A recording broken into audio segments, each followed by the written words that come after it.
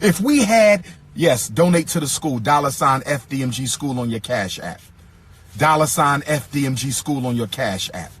$ FDMG school on your Cash App. $ FDMG school on your Cash App. If you need to mail in your donation, make it payable to the FDMG Academy, P.O. Box 9634. P.O. Box 9634. P.O. Box 9634, Wilmington, Delaware.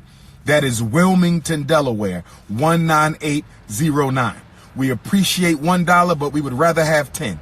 We appreciate $20, but we would rather have 50. We appreciate $50, but we would rather have 100. We appreciate $100, but we would rather have 200. We're trying to renovate a school, brothers and sisters. We're trying to renovate a school. We're not fixing a flat tire. We're not fixing a flat tire. We're not opening up a penny candy shop. We're not selling water ices, okay? We're not selling hot dogs. We're renovating a school. Do you understand? Do you understand? So please, brothers and sisters, give what you can. We're building an institution, okay? We're trying to give our children a chance that we didn't have. That's what we're doing. I don't have to pin it because I done already told you what it is. Don't be lazy. $ FDMG school. Don't be lazy. $ FDMG school. Before I continue with my message, thank you, Sister Avanti, $10 coming on the Cash App. Thank you, sister. Next time, make it 20, but thank you for that 10. I know you barely had that. Thank you, sister. All right, everyone in Cook Fresh Chat, thank you guys so much for tuning on in. I appreciate your presence. We've got a lot to get into during this live stream. I want to thank each and every one of y'all. Appreciate y'all. The chat undefeated. Let us go.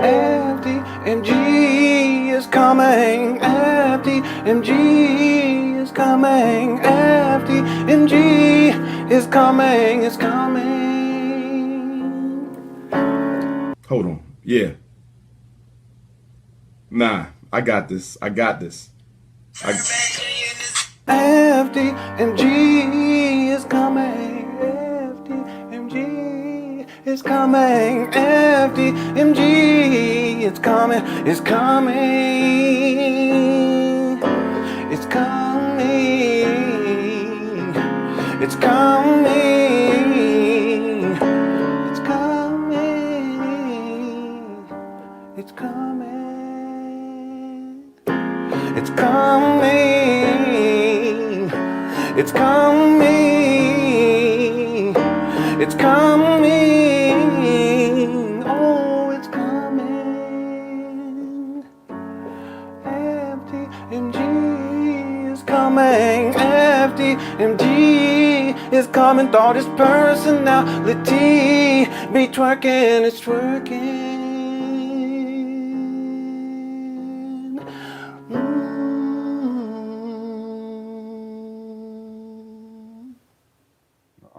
Yeah, this is video from the block party. One of the block parties that Umar did quite a few years ago. He was actually supposed to have one in 2025 as well, but he didn't do that. But that is to expected. Most of the things, and welcome. Most of the things that Umar Johnson says he's going to do, 99% of the time he doesn't do it. He doesn't do them. In fact, the video that we're getting into today, we're doing the second half of Umar's school announcement video from February 9th of 2019. February 9th of 2019. He acquires abandoned buildings on February 6th of 2019. He does 3 videos, or he releases 3 videos on February 9th of 2013. We covered the other 2 already, and we're going to do the second half of the main video where Umar is giving the school announcement. He's talking about all the different things that he's going to do. 99% of those things he has not done. Okay. That is to be expected. Thank you guys so much. Everyone inside the Cook Fresh Chat, thank you guys so much for tuning on in. I appreciate it. I did get a communication from Marianne Laurent. There are some things going on behind the scenes. I won't be speaking on those things here, but she does plan on speaking on some of those things very soon. I'll just leave it at that. Okay. I also want to make mention, as always, we have a poll set up here. And when you have some time, make sure you answer or at least vote on the poll. We have 310 votes already. Did Umar Johnson finish renovations? That's the big question. We're going to stay on that moving forward. Okay. We should be able to get through this video, the rest of this video today. If we don't, we'll finish it up tomorrow. We also have a video that Umar Johnson did 2 days ago. We'll get into that video either tomorrow or on Thursday. Okay, we've had a wonderful month already. Really, over the last, I don't know, 6 or 7 months, it's been phenomenal. I want to thank everyone for all your support here on my YouTube page, and shout out to everyone inside the Cougar Chats on the video.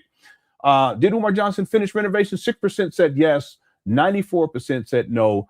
Umar never provided any proof that renovations were completed. Obviously, we've talked about this, and I put together a video about this. I need to re-upload the updated version.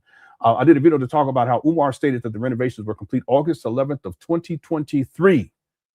All right. He also said in 2025 that renovations were complete. Well, you already stated that before. And then now he's saying in 2026 that he just finished renovations. The math is not mathing. You know, I was thinking about this today. Because we have to stay on this issue of renovations. I was thinking about this today. Umar, when he does the video last week, where he does he shows three rooms. Okay, he doesn't do a full tour, and he says that renovations were completed. Well, the same thing applies if we go back to August 11th of 2023. He's outside begging for money, looking smoked out. If renovations were completed back in 2023, why didn't Umar go inside and do a full tour to show that renovations were complete? Make sense? Same thing in 2025. And then now here we are in 2026. What I was thinking about, and I'm going to do this just to kind of get things warmed up here. I was thinking about one of the most important videos that has been produced, and Umar didn't record the video. This is the most important video when it comes to evidence of whether or not the school was completely renovated. Let me see here. I'm trying to remember what the title of the school. Yeah, I think it's this. No, that's not it. Give me 1 second. Yeah, still not coming up. All right, let me backtrack here because this was in 2024. I'll look for it this way. And this was when the Latina sister, oh wait, I know why it's not coming up. Hold on 1 second. I'm in the wrong, yeah, this was in 2024. Sister Maria, the Latina sister, she was up there and she had a film crew or someone recording, and then she had 2 other brothers with her too at the same time. And that was the only real walkthrough that I've seen of most of, if not all of the, it's still not coming up, of if not all of the rooms that I've seen, including the server room in the back. Yeah, give me 1 second. Oh, maybe it's under. Yeah, I was putting in the wrong terminology. So let me show you guys what I mean right quick. This is from December 17th. Yeah, that's why it's in 2023, the end of 2023. I think of 2024.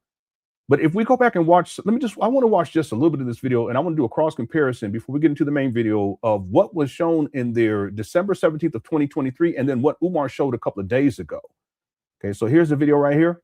That height over there is 4 times the size of this here. They both one level. But that is 4 times the size. We got 4 bathrooms in here. We might got 16 over there. Okay, and I did a video to cover this where I show and I break down the renovations not being completed and why that is the case. But I want to go back to this video, and then let me pull up the video that Umar Johnson did a couple of days ago, where he kind of suggests that renovations were complete, but he didn't give a full tour. So in other words, there's no real evidence to show that renovations were completed. So let me pull that video up right here. All right, so this is a side room from the entrance. Okay, that has a blue wall. Okay, this is supposed to be the office. He didn't show this because I would remember that the sliding window thing here.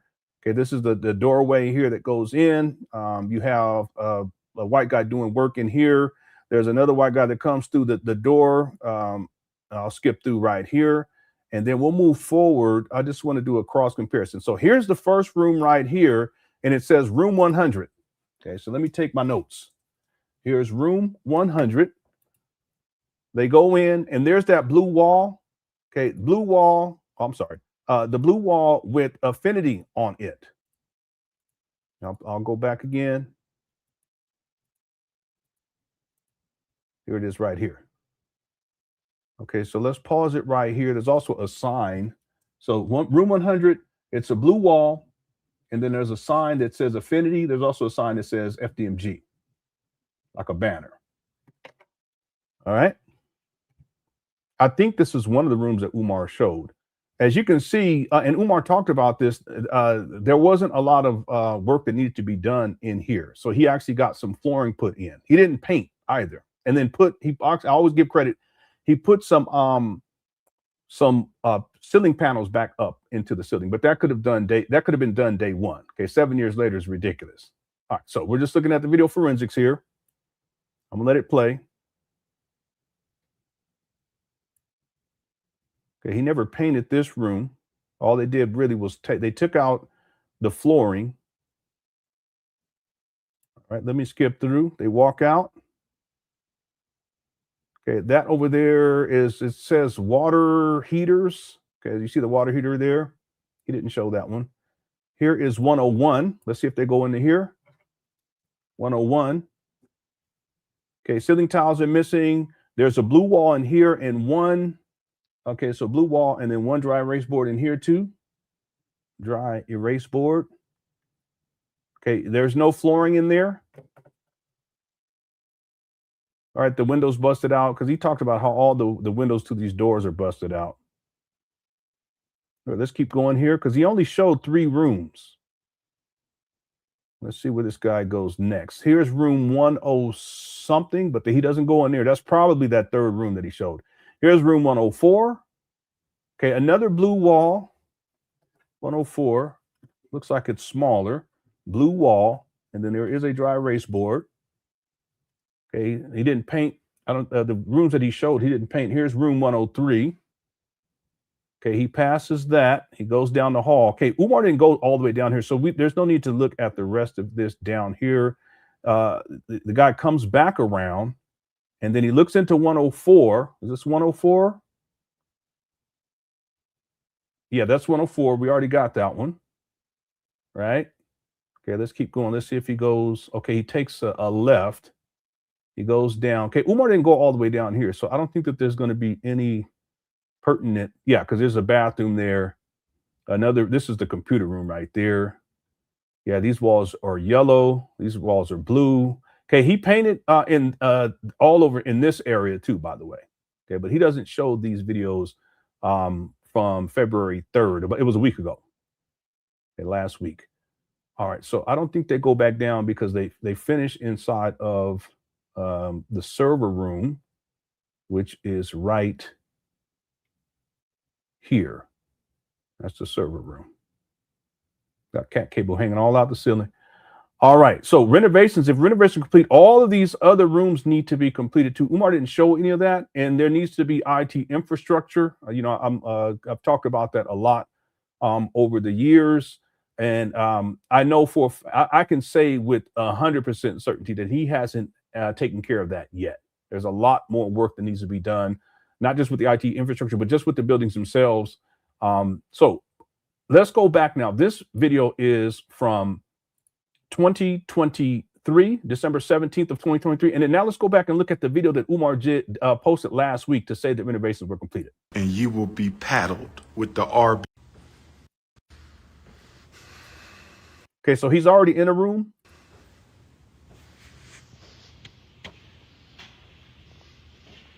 There's a window to the right. This is a smaller room. It's kind of hard to tell. There is a dry erase board there. Welcome to the principal's office. Yeah, I don't think that this room was shown inside of the other video. Y'all correct me if I'm wrong. Welcome to the principal's office. Welcome to the principal's office. Yeah, so the wall back there outside of this room. Ladies, you must behave like a in tealish this school, kind of color, I guess. or you will be called to the principal's office. And you will be paddled with the Okay, so he walks RBG out. paddle. There's an exit Welcome sign. to the principal's conference room. Here's the conference room. Welcome to the principal's conference room. Welcome to the principal's conference room. This is where we have our strategy sessions. Yeah, this to reconstruct. Yeah, neither one of these rooms are those other rooms. So the psyche of African children, brothers and sisters. The walls aren't painted. blue, We unless not playing. he painted over them. Well, that's possible. We not playing with I y'all. didn't think about that. No more games. No more games. It's time to educate the babies. No more games. Yeah, I would have to do a Hit your side-by-side PayPal. comparison from when he comes in. PayPal.me/FDMG Because I actually think he's walking back the other direction. Academy. Hit your PayPal. Welcome to the Parent Center. This is the Parent Center. If you are the parent of an FDMG Pan Africanist, if you are the parent of an FDMG Yeah, I think he did paint. I think he painted over that wall, Pan Africanist, so this you don't feel like going home to be bothered with your there's a window there too. Nagging husband or nagging wife, you can come hang out in the parents. Okay, so to the left is the dry erase board and then a window right there. Okay, and y'all just bear with me. I'm gonna go. Let me just give me like 2 more minutes on this. I just want to go back here one more time. Yeah, there's an exit sign way down there. Yeah, so I actually think he was on the other side of the building when he was showing those 3 rooms. I could be wrong though. There's the main office. They do kind of go in there, so I don't think that he showed that. That couldn't be it, because it's so small in there. We would have noticed. Yeah, they walk in there. There's a blue wall there. Yeah, that's too small. Actually, that could be no. That's way too small. Okay, so that can't be it. Let's see. Let me just look here one more time. Yeah, one of the problems with Umar is there's never any transparency. See, there would have to have been a window over there on the left, and there is no window. So I don't think it's any of these rooms. That's room 100. There's a fire alarm thing there. It's going to be a television. It's going to be welcome.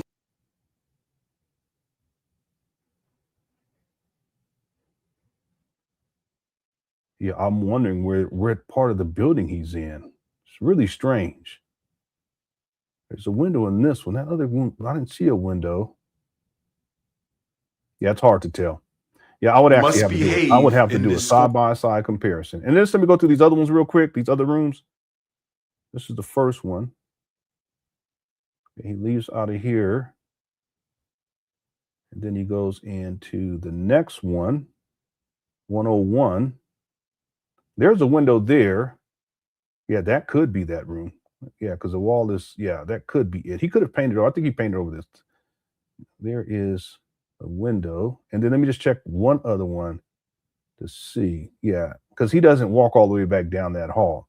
Yeah, it's hard to tell. The thing is, and this is a big issue with Umar, there's never any real transparency. It's all about deception.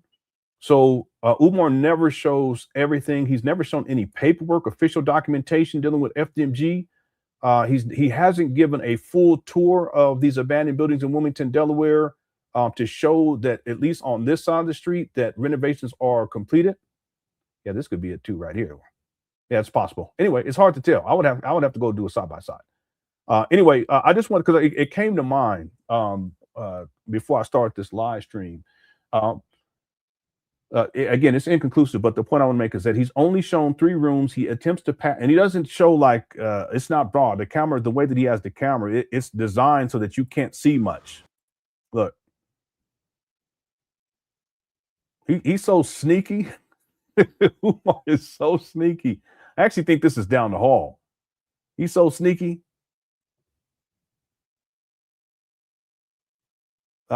He has not proven that renovations are completed. But again, he's doing this in anticipation of the court case going. If it goes to court, the class action lawsuit, if that goes to court, he wants to be in a position to be able to say, hey, listen, I did open up something, right? That way he can get off on it. If you guys understand what I mean. Anyway, those 2 classrooms are right there. All right, let's move on. Yeah, I will have to do a side-by-side comparison. In fact, let me just take a note of that. Side-by-side comparison, and I can sync it up in Premiere Pro, and then I can see whether or not the video forensics can give me a little more information. It's hard to tell right now. Okay, I will do that. Okay, real quick before we get going here, I just want to make a quick announcement too, and then I'll get the super chats, and then we'll get going here. I want to. I'm about an hour and 40 minutes in, hour and 35 minutes into the next segment of the documentary, and all I have to do now at this point is I have 2 more pages of the script that I need to read, and then dump those audio files into the timeline, and then I'll start going through the timeline to just edit things down so that everything is synced up properly. My plan is to premiere the next segment on Thursday for members only. So I want to shout out to all the members, and if you would like to see the next segment, just go ahead and sign up as a member. That also give you access to hundreds of other Umar Johnson videos and other videos as well. And then you can also view the other segments. We're in chapter 13 right now, and we're in 2011. So I still have a lot of work ahead of me. I want to thank the everyone who has been a member, who's been supportive of the YouTube page through membership, because it helps a lot, especially as I'm working on this documentary. Okay, that being said, thank you all again for tuning on in. Let's get going here, everyone. TJ says, we not fisking a flat tire. We ain't selling water ices. We are trying to renovate a school. Yeah, no, I've never met anyone who's fisking a tire. Okay, I've met a couple of people over the years, over the decades, that they were selling water ices. Umar said ices. 6 degrees and counting. That's Umar. Okay. Yeah, Umar. Wow. Thank you, TJ, for the super chat. Kogo gifted a membership. Thank you so much, Kogo. And shout out to Kogo. All right. And Natasha sent in a super sticker. Thank you so much, Natasha. I appreciate it. All right, let's get going here. We're going to pick up at the 57-minute and 17-minute mark. And this is about halfway through the video, and we should be able to get through everything during this live stream. Okay, thank you all again, everyone, for tuning on in. Quick Crush Chat's undefeated. Let's go. For right now, brothers and sisters, I need someone who can drop ship my merchandise for me. Is there anybody black within the Mid-Atlantic Marcus Garvey movement that has a drop ship company? In other words, when somebody orders a book from Dr. Umar, I need to send you their name and address, and you can ship it for me. When somebody orders a Nat Turner hoodie, I need to send you their name and address, and you can ship it for me. Okay, all of this would be automated, Umar. Okay, again, this video is from February 9th of 2019. All this would be automated. You would simply get an email with all of their information, Umar. Somebody orders an official FDMG Team Pan African shirt like the one I'm wearing, I need to be able to send you their name and address. That's an official shirt. Cut it out. And you can ship it for me. If there's anyone within the Mid-Atlantic movement, listen, Umar, again, this would all be digitized. And let's say if you're using PayPal for the transactions, you can get all of their personal information, not all of it, but I'm talking about in terms of for shipping purposes on PayPal, but all of this would be emailed to you automatically. He's so behind. Is anyone within those 6 states who can help Dr. Umar drop ship my merchandise? Send me a text message, please. Better yet, show up in the Bronx or Connecticut. I need help. I cannot do this on my own, but I need people I can trust because I don't have any friends. I cannot do this on my own, but I need people I can trust because I don't have any friends. I don't have any. No, you don't have any friends because you're a sociopath and you screwed over so many people over the years. Okay, men, women, and children for that matter, because this whole school scam. Friends. I have associates. I have fellow organizers, fellow revolutionaries, but a friend, I have my mother. Again, that's enmeshment issues. Okay. And he has his mother held hostage. We talked about that yesterday. We're not going to get into it. Let's keep going. Okay. And I don't want pity either, because I think having no friends had helped me save my life. Okay. I need some people I can trust. So don't come to me on no friend shit, because I ain't got no friends. Okay. When I was up in Harrisburg, almost none of you came to support me. This fundraiser, this money was raised by the same people donating over and over again. A lot of you never gave a penny, but now you want to jump all in my face to be part of my movement. Some of you was co-signing my haters. Some of you were co-signing. You do drop ship, Lori Cozart? Send me a text, Lori. Lori, send me a text if you can drop ship, baby. 215-989-985. I need some drop ship. Everything is what I need in this video. I need to send you all my merchandise and you drop ship. At this point, this guy collected millions. He had collected at least $1 million by summer of 2016. He takes $400,000. He keeps collecting donations 2017, 2018, and then in February 2019, he takes $400,000 of all the money he collected, and then he purchases these trap bandos in Wilmington, Delaware. And then he gets on here, and it's all I need. Where the rest of the money go? Okay, there should be about, Umar should have been sitting on about $800,000 after acquiring these trap bandos. Real talk. you charge me what you charge me. Dr. Umar, I'm going to charge you $100 a month plus $1 for every product or whatever you want to do. Also, the African Guards of Garvey. If you are serious about security, we need a security force for Team Pan African. When we have the grand opening of the Frederick Douglass Marcus Garvey Academy, Team Pan African headquarters, we need a suited and booted. We need a suited and booted security team. So if there's any brothers and sisters who are serious about security for Team Pan African, NIBPA, FDMG, and the Mid-Atlantic Marcus Garvey movement, please get at me. Please get at me. The date and location for Connecticut is Saturday, February the 23rd at the Whitneyville Common Sanctuary. At the Whitneyville Common Sanctuary for... Again, 2016, Umar was at $1 million. 2 more years of donations collected. That'd be 2017, 2018, and then 2019. He pays $400,000 for these trap banners in Wilmington, Delaware. Where'd the rest of the money go? If you take the $400,000 out of the $1 million, that he should have been sitting on about $600,000, and then whatever money he collected in 2017, 2018, I'll propose that it was over $100,000 per year. One time he says on average he brings in 125. Let's say $100,000 per year. Okay, well, Umar should have been sitting on about $800,000 in 2019 to start 2019. This makes sense at the one. About $800,000. Where'd the rest of this money go? Okay, keep this in mind because we're going to come back to this in a little bit. All right. What's up, Smart Barbie says he's so sassy. Hey, girl. Hey, sweetie poo. Hey, sweetie pie. Yeah, he is. He's so sassy. Especially after Room 130, it's a sassafras. Sitting up here, stop his hand movements and everything. We gonna get into this. Y'all gonna trip because what he was saying in the video that I covered from 2011, the next segment of the documentary. You guys are gonna trip at what Umar's the types of stuff that's coming out of his mouth. It's pure projection. All right, we'll get into that on Thursday.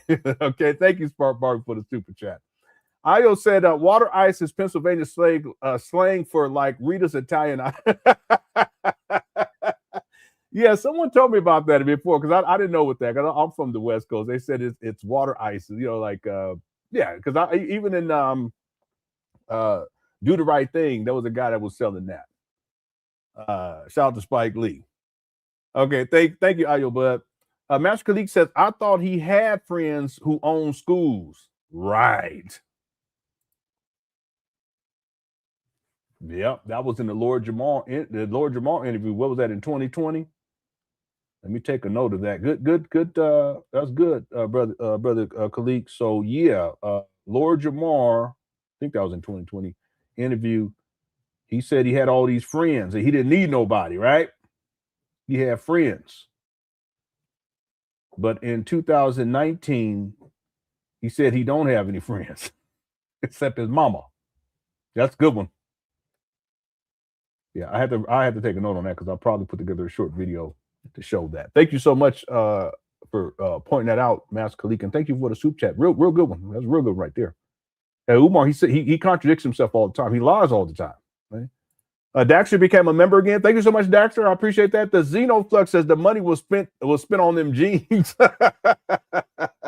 Umar spent money on a whole lot of different things: clothes, food. He was spending money on women that he was dealing with. Hotel rooms, motel rooms, traveling around the world, rental cars, turn the heat down. The list goes on and on. Gambling. The list goes on and on with this guy. So yeah, a lot of that money, it's gone. FDMG family, the money gone. Again, he should have, based upon what he was saying, he should have been sitting on about $800,000 after acquiring these trap banners in Wilmington, Delaware. Because if he said that by the summer of 2016 he would be at $1 million, then 2 more years of collecting donations, 2017 and 2018, and on average he said he collected about 125. We'll just say $100,000 per year. Okay, so yeah, $1 million, 1.2 million, and then he gets to February of 2019, and he purchased trap banners for $400,000. We take 1.2 million and we subtract 400,000. That's $800,000. Where'd the rest of this money go? He's a con man. Again, most of the money that Umar Johnson has collected has gone towards Umar Johnson. All right. Thank you, Xenoflux. Seth says Garvey did the same thing as Umar, purchased old, janky, unseaworthy ships. He sure did. He did. Bandos from the white man, and never sailed one Jamaican or one black American to Africa. Scammers. Yeah, and the other thing too is Marcus Garvey never went to Africa.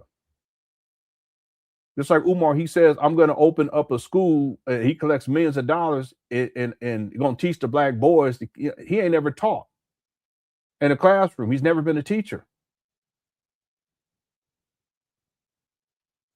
So again, Umar's all smoke and mirrors. If people think about this rationally, Umar's not even fit. He's not even qualified to teach children, but he's going to open up a school.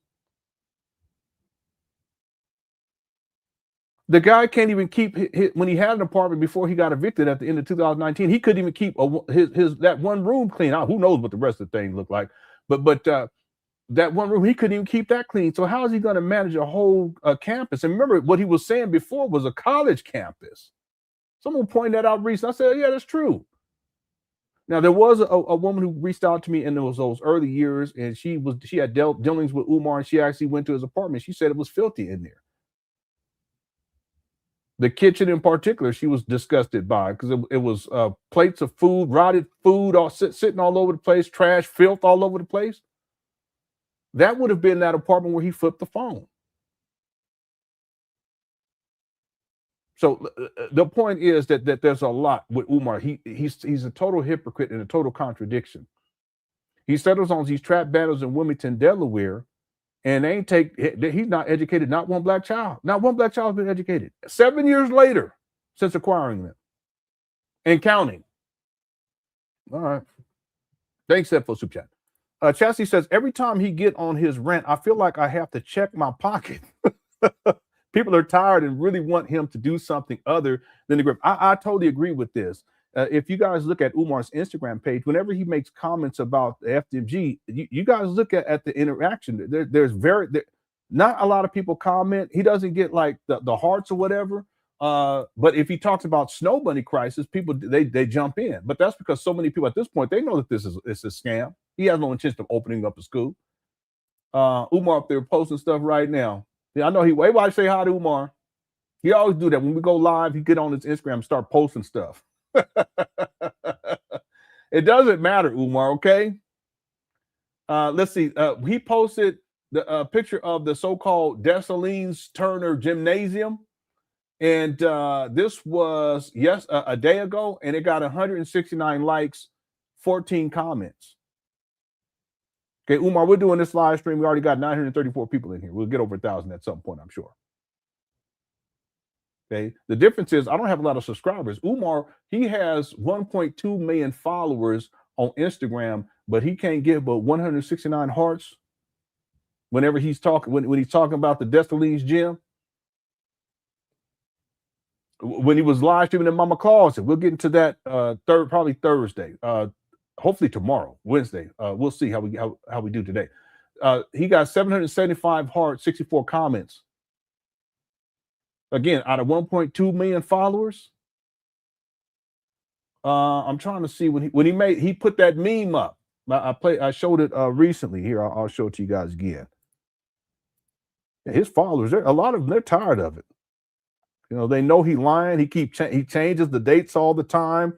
He says stuff that contradicts what he was saying before, and more people are waking up. More people are realizing the truth about this guy. Let's see here, pictures. Yeah, this one right here. He posted this while he was live streaming. This is Umar in his own little way crashing out. See this? He's talking about FDMG, support truly independent Pan-Africanist. Pan-Africanist academies. He don't even bother to take it down. He's so goofy. He got an office outside, which makes sense, right? He got 68 hearts on this, no comments. People are tired of it. His followers are tired of it. But if he posts something about Snow Bunny crisis, then that's when people engage. It just goes to show you. He also put the FDMG is ready. when he was going to do the Black Parent teleconference, that got 166 hearts, 14 comments, and that's out of 1.2 million followers. Yeah. So yeah, Chastity, people are tired of it, right? Thank you for the super chat. Okay, Daxter sent in the super sticker. Thank you so much, Daxter. The Spike Siegel says, I'm an IT team lead now. Congratulations. Zebra cakes are on me. Yeah, everybody rolling in now. He said you get zebra cakes on me after you just knocked up. Well, congratulations. Let's send congratulations to Spike Spiegel, IT team lead. Congratulations. That's awesome. All right. All right. We always celebrate success up over here. Thank you for being a member too as well for 38 months. Chastity says Cookie Chat blowing up on a Tuesday. Yeah, on a Tuesday. Yeah, we've been doing fantastic numbers all last year, really, and then so far this year has been fantastic. So thank you guys so much. I appreciate it. Thank you for the super chat. Daxter also says, hey, sassy Jermaine, a.k.a. Umar.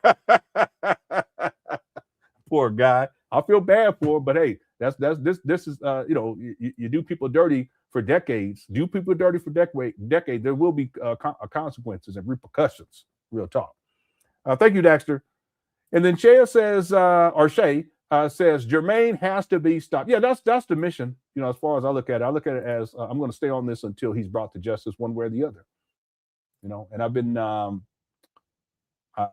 very much focused over the years. Very much focused. Okay. So thank you, Shay, for the super chat. It could be Shaya. So Shaya or Shay. Also, someone just sent me a cash app. Thank you so much, JS. I appreciate it. Okay. All right. Let's keep going here. We need to start making some progress. Everyone in Cooper Chat's on the feed. Make sure you hit that like button if you're enjoying the show and get your vote in on the poll when you can. All right, let's continue. Here we go. I'm going. I'm excited. I'm excited, brothers and sisters. I'm excited because I believe that the Nat Turner eclipse of August the 21st, 2017, along with the energy of the Haitian Revolution and visiting the hometown of Toussaint Louverture in Benin, and I believe visiting Kemet in Ethiopia this past summer, I believe all of those ancestral energies came together in 2019. This is not a coincidence to deliver us our first totally Black-owned, totally Black-bought, totally Black-controlled independent school. And he's so hype. He's so hype and unnecessarily hype because none of what he was talking about, none of that has to do with anything. Because I visited someone's house. That's what does that have to do with anything? It has absolutely nothing to do with anything. It has nothing to do with the purge of these trap bandos.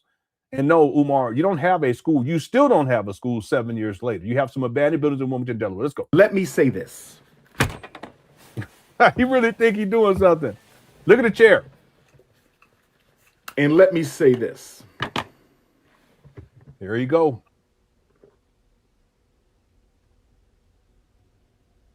Got on jeans and his shirt not tucked in. Let me say this.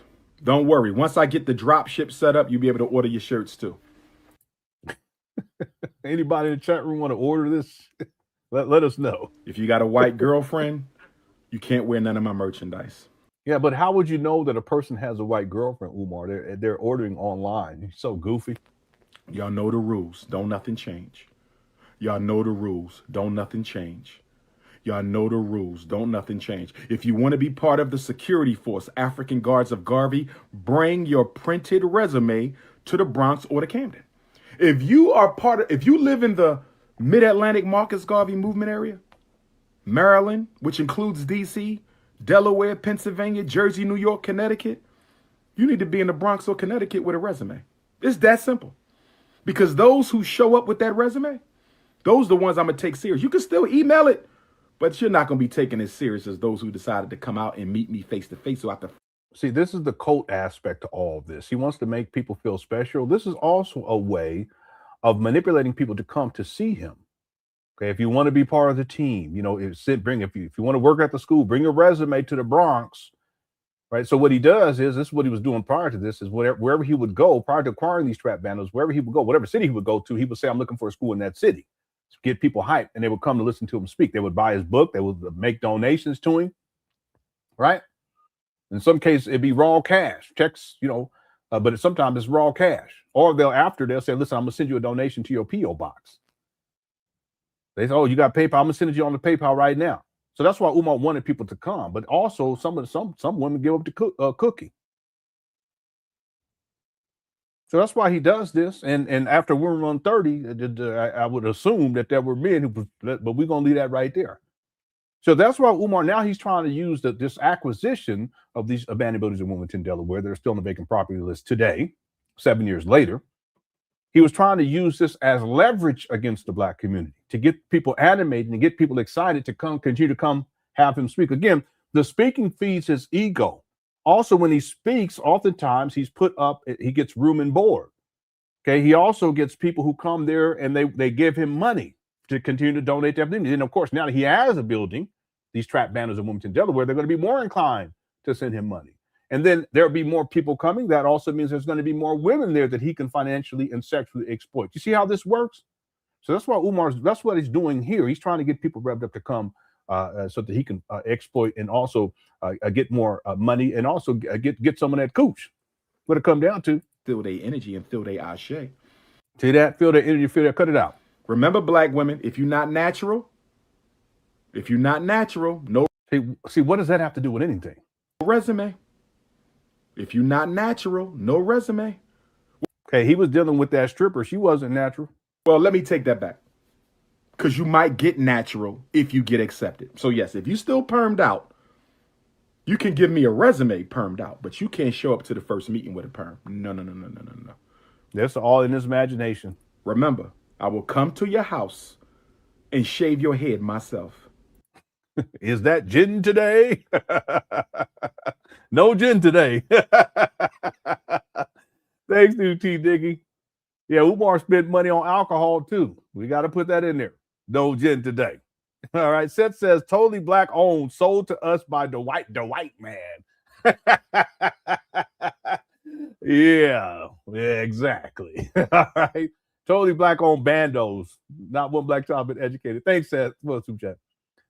Lewis, how's it going? Says he should just pivot to ministry.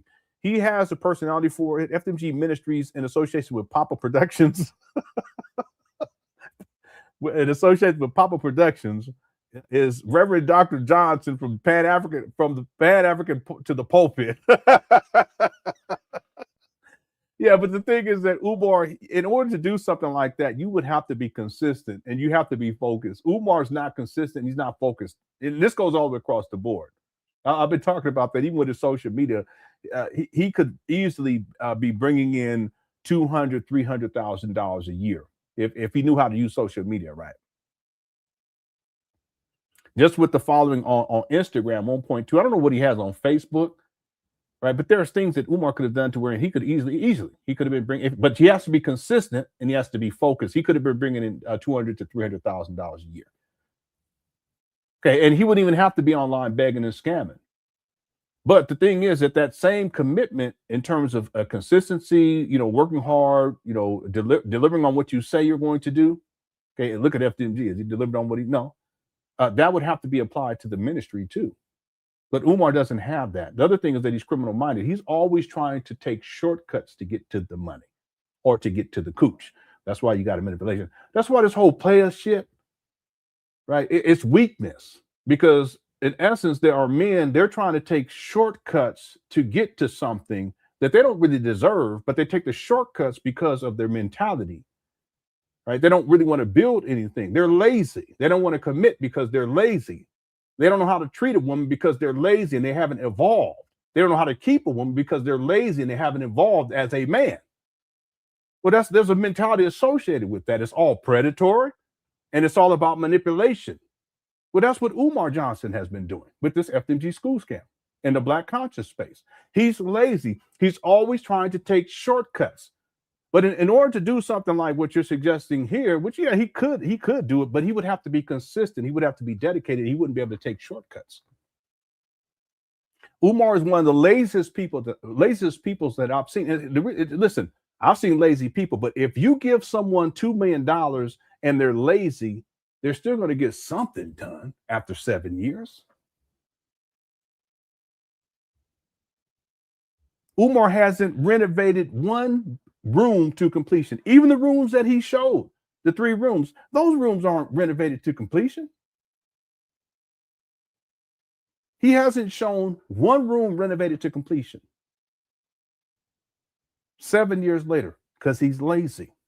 He's always trying to take shortcuts. He's always trying to get the hookup. Pookie and Ray Ray come through to do things. Plus, the way for Umar, let me just keep extending this indefinitely because people keep sending me money. That's all this is. He done added a whole, and you know this little stuff. He done added a whole new phase now.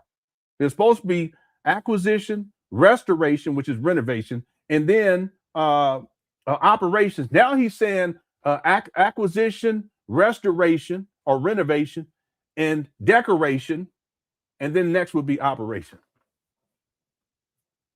Who knows? Another 6 years from now, when one child be educated, 8 and 1 child be taught, he may say, okay, now we need this next phase. We already done completed acquisition. We already completed restoration, renovation.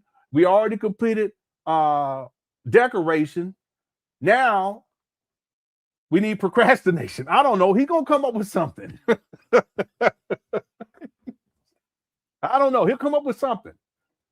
Anyway, thank you, Louis Luck. Umar doesn't have the focus. He doesn't have the discipline. He doesn't have the consistency to see anything to its logical completion. Right? And if you're going to get into the ministry, you have to be on top of a living or at least attempting to live a righteous life. You also have to have consistency, dedication, and you can't be lazy. All right. Thanks, Louis Luck. Io says FD, Frederick Douglass had a white wife, yes, and he was a slave. Isn't that worse according to Umar logic? Yeah, but Umar doesn't talk about that. Let me tell you what I think. I think that Umar learned about Frederick Douglass and Frederick Douglass's, because he didn't even learn that he's not related to Frederick Douglass. That is a lie. But his dad didn't tell him that, I think, until he was, how old was he? I want to say 11. But just because he learned about that doesn't mean that he did extensive research at that age. He was told, at 1985, in around 1985, he was around 11 years old. He was told that he was related to Frederick Douglass. They're not related to Frederick Douglass. Okay, his daddy already admitted that. They did a DNA test. So, but the point that I want to make here, Io, is that just because he was told that doesn't mean that he did research into Frederick Douglass. What I think is that it wasn't until much later, after Umar already gotten into this mode of, you shouldn't dead outside the race, and then now it's evolved into snow bunnies, black queens forever, snow bunnies never. That's what he's reduced himself to, just like that little saying. He's already painted himself in a hole because he's been talking about how black people shouldn't be dating outside the race for decades now. Come to find out, his alleged great grand cousin married a white woman. And so what Umar does is he deflects. Well, people don't want to talk about how he was married to a blue black sister and she gave him all these kids and she held him down. No, that's not what we're talking about. He married a white woman. And so what? But Umar doesn't want to address that directly. See, if you all about this idea and notion that black people shouldn't be dating outside the race, then why would you name the school Frederick Douglass? The Frederick Douglass Marcus Garvey Pan African School for black boys. If bunny hopping is so bad, why would you name your school after a bunny hopper? All right, I believe right there. And again, that's Umar. We're using Umar's logic because, truth be told, y'all do what you want to do. You men, a woman is a woman. Assuming you're heterosexual, a woman is a woman. And if you don't see that, regardless of the skin color, that's a problem. But that's fine. You have your preferences, but if you're gonna dismiss, that whatever. It don't matter to Umar anyway, room 130. But let's go. Thank you, Io Buffalo Super Chat. James says the young people here in Africa is calling I Show Speed the real Pan Africanism. I know he went over there. I don't know much about him. I know he's real popular. He's a young guy. He's doing really, really good on social media. But James is saying that the young people, they're calling I Show Speed the real Pan Africanist now. All right. Yeah, Umar is not a Pan Africanist. He just uses the title because it connects him to Marcus Garvey. He's not a true Pan-Africanist. Pan-Africans, they build bridges with other people. They maintain relationships around the world. Umar doesn't. Umar burns bridges consistently, and he don't have relationships with other people. He's a sociopath. That's why he can legitimately say, I don't have any friends. I have my mama. Okay. In 2019, before we move on, not to get blowed off, in 2019, Umar was 45 years old, and he tells everyone, James, shout out to James, that he ain't got no friends. He got his mama. All right. Thanks, James, for the super chat. The Xenoflux says, bring your resumes to 1:30. Okay. All right. Thank you, Xenoflux. Live long and prosper. Deuce says, hey, Lenon, with all the things in politics that's going on, why do you think Umar is not out freedom fighting for the protection of children? Well, because Umar's never done things outwardly for the community that he claims that he's dedicated to. He's never, let's use Wilmington. He's been out there. He has these trap banners now for 7 years. Has Umar ever did any community activism out there? He's thrown 2 parties, but P. Diddy could throw some parties. Come on. Has he done any activism out there? When it gets time around the time where children have to go to school, has he done a book bag drive for the children up in that area? Has he done a shoe drive so they want to have some new shoes to go to school with? Come on. What about, does he have a pantry, an FDMG Pan Africanist pantry? 7 years later, so that people who in that area, if they need food and they're hungry, they can go and no, he hasn't done any of that. What about for Thanksgiving? Has he done a turkey drive so that people can have food and, canned foods too? You know what I'm talking about? You can have pies, all that stuff for families who do not have food when Thanksgiving rolls around. We haven't seen that. What about for Christmas? A toy drive for the kids up over there. Has he done any of that? No. And listen, the year prior to Umar acquiring these trap bandos, I think, it might have been 2 years prior. I'm going to go a year prior. Wilmington, Delaware was ranked 6th in the nation per capita for violent crime. They called it Murder Town, USA. Has Umar done anything out there to stave off violence? He's been out there for 7 years collecting millions of dollars. Has he marched against anything out there? Listen, I have video footage of Umar marching at the Philadelphia Eagle game when they won the Super Bowl. Not the last Super Bowl, but the one before that. I should say not the last to the last, if that makes sense. But the one before that. Let me rephrase it. Not the most recent time they won the Super Bowl, but the one before that. Now, I've also seen Umar where there were marching. I can't remember what city it was. He just shows up. He didn't organize anything. He just shows up with his cell phone and acts like he's part of it, and bum rushes the stage as if that's his event. So the short answer, Deuce, is that Umar does not do community grassroots work. He never has. He's never done community grassroots work. He's never given to any community. Everything is about I need. Give me. I need donations. I need this. I need that. Give me. Umar is not a giver. Umar is a taker. That's why, with everything that's going on with politics, you don't see Umar freedom fighting. See, it'd be different if he didn't talk like he was this big, black leader. But he claims to be this, super important black leader. But where's the activism in Umar? Now, let me be clear about something. Leonard, you ain't marching either. You damn right I'm not marching, but I'm not out here saying that I'm this great black leader on par with Malcolm X and Marcus Garvey and Frederick Douglass and everybody else, Louis Farrakhan. I'm a family man in essence. That's what I do. But Umar, he claims that he's all of these things. But what has he done, really, while he's collecting millions of dollars? All right. Thanks, Deuces. Miranda says, cracking up at the comments from the Cook Crush channel. Yeah, I have to stay out of there. I'll tell you, if I get into the Cook Course chat, we won't get no work done. Thank you, Miranda, for the super chat. I appreciate it. Mo Cherie became a member. Thank you so much, Mo Cherie. Appreciate your membership. We will be on Thursday is the plan. Thursday, we will be doing the next segment of the documentary. It's about an hour and 40 minutes. If for any reason I don't get it done by then, we'll just do it on Friday. Okay, I normally don't live stream on weekends, but we can just do it on Friday. But I'm working hard. I'm doing my best to get this done. We could do it on Thursday. Okay. What's up, Estevada? Says part of the reason why there's few comments on the FDMG related post is because he deletes negative comments. That's true too. I've seen that. There's people in the chat room, they've mentioned that, where they've made comments about FDMG and he just deletes their comments and block them. You know, again, you don't see a lot of interaction anyway. You don't see a lot of hearts going up. You know, if you got 1.2 million, the way I look at it is if your social media, it's healthy. If you take the amount of followers, you take the amount of subscribers, and then you divide that by 10.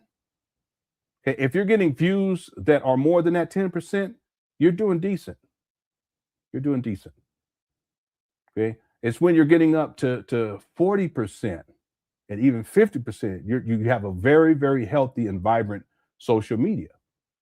But Umar, if he has 1.2 million followers on Instagram, but he's getting 60 interactions on a post, so it doesn't matter how much he's posting; it's irrelevant. The interaction's not there. Okay, in essence, real talk, his social media is dead, and that's crazy because if you have 1.2 million, you should followers on Instagram, and you add in Facebook. And there's other things he could do too. He should be bringing in $200,000 to $300,000 a year easy. Yeah.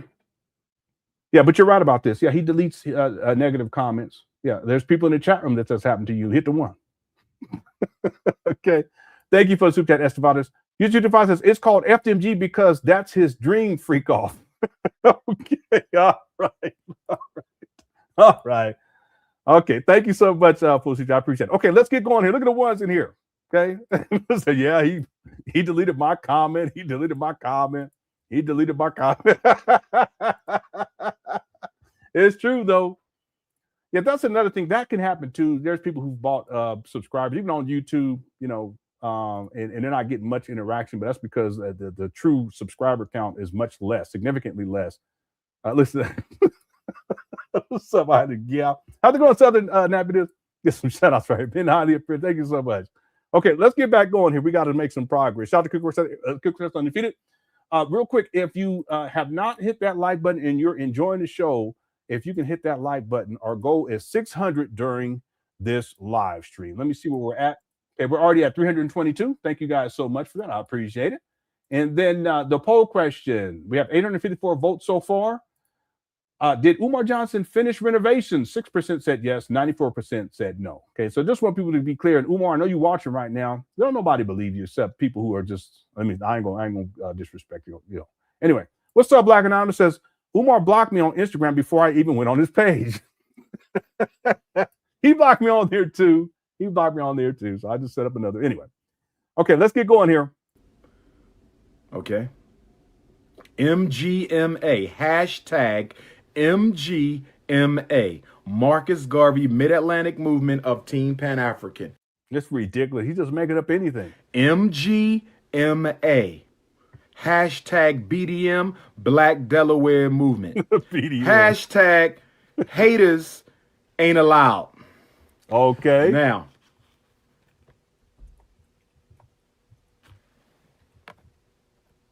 let me get Instagram back up. Couple other things. And I will be loading up the video right after we talk. We're going to be hosting multiple programs. If you have an idea of a conference, a workshop, a seminar, an initiative that we need at the Frederick Douglass Marcus Garvey Academy / Team Pan African International Headquarters. Hold on. Oops. Okay, I'll be there soon. I'm almost done. Okay, she said Umar, that's his mom again, calling him again. She said he never came. I don't know what's going on. This tied to what we were talking about yesterday. It's sad.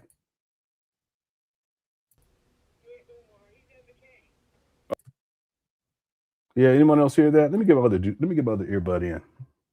Video right after we talk.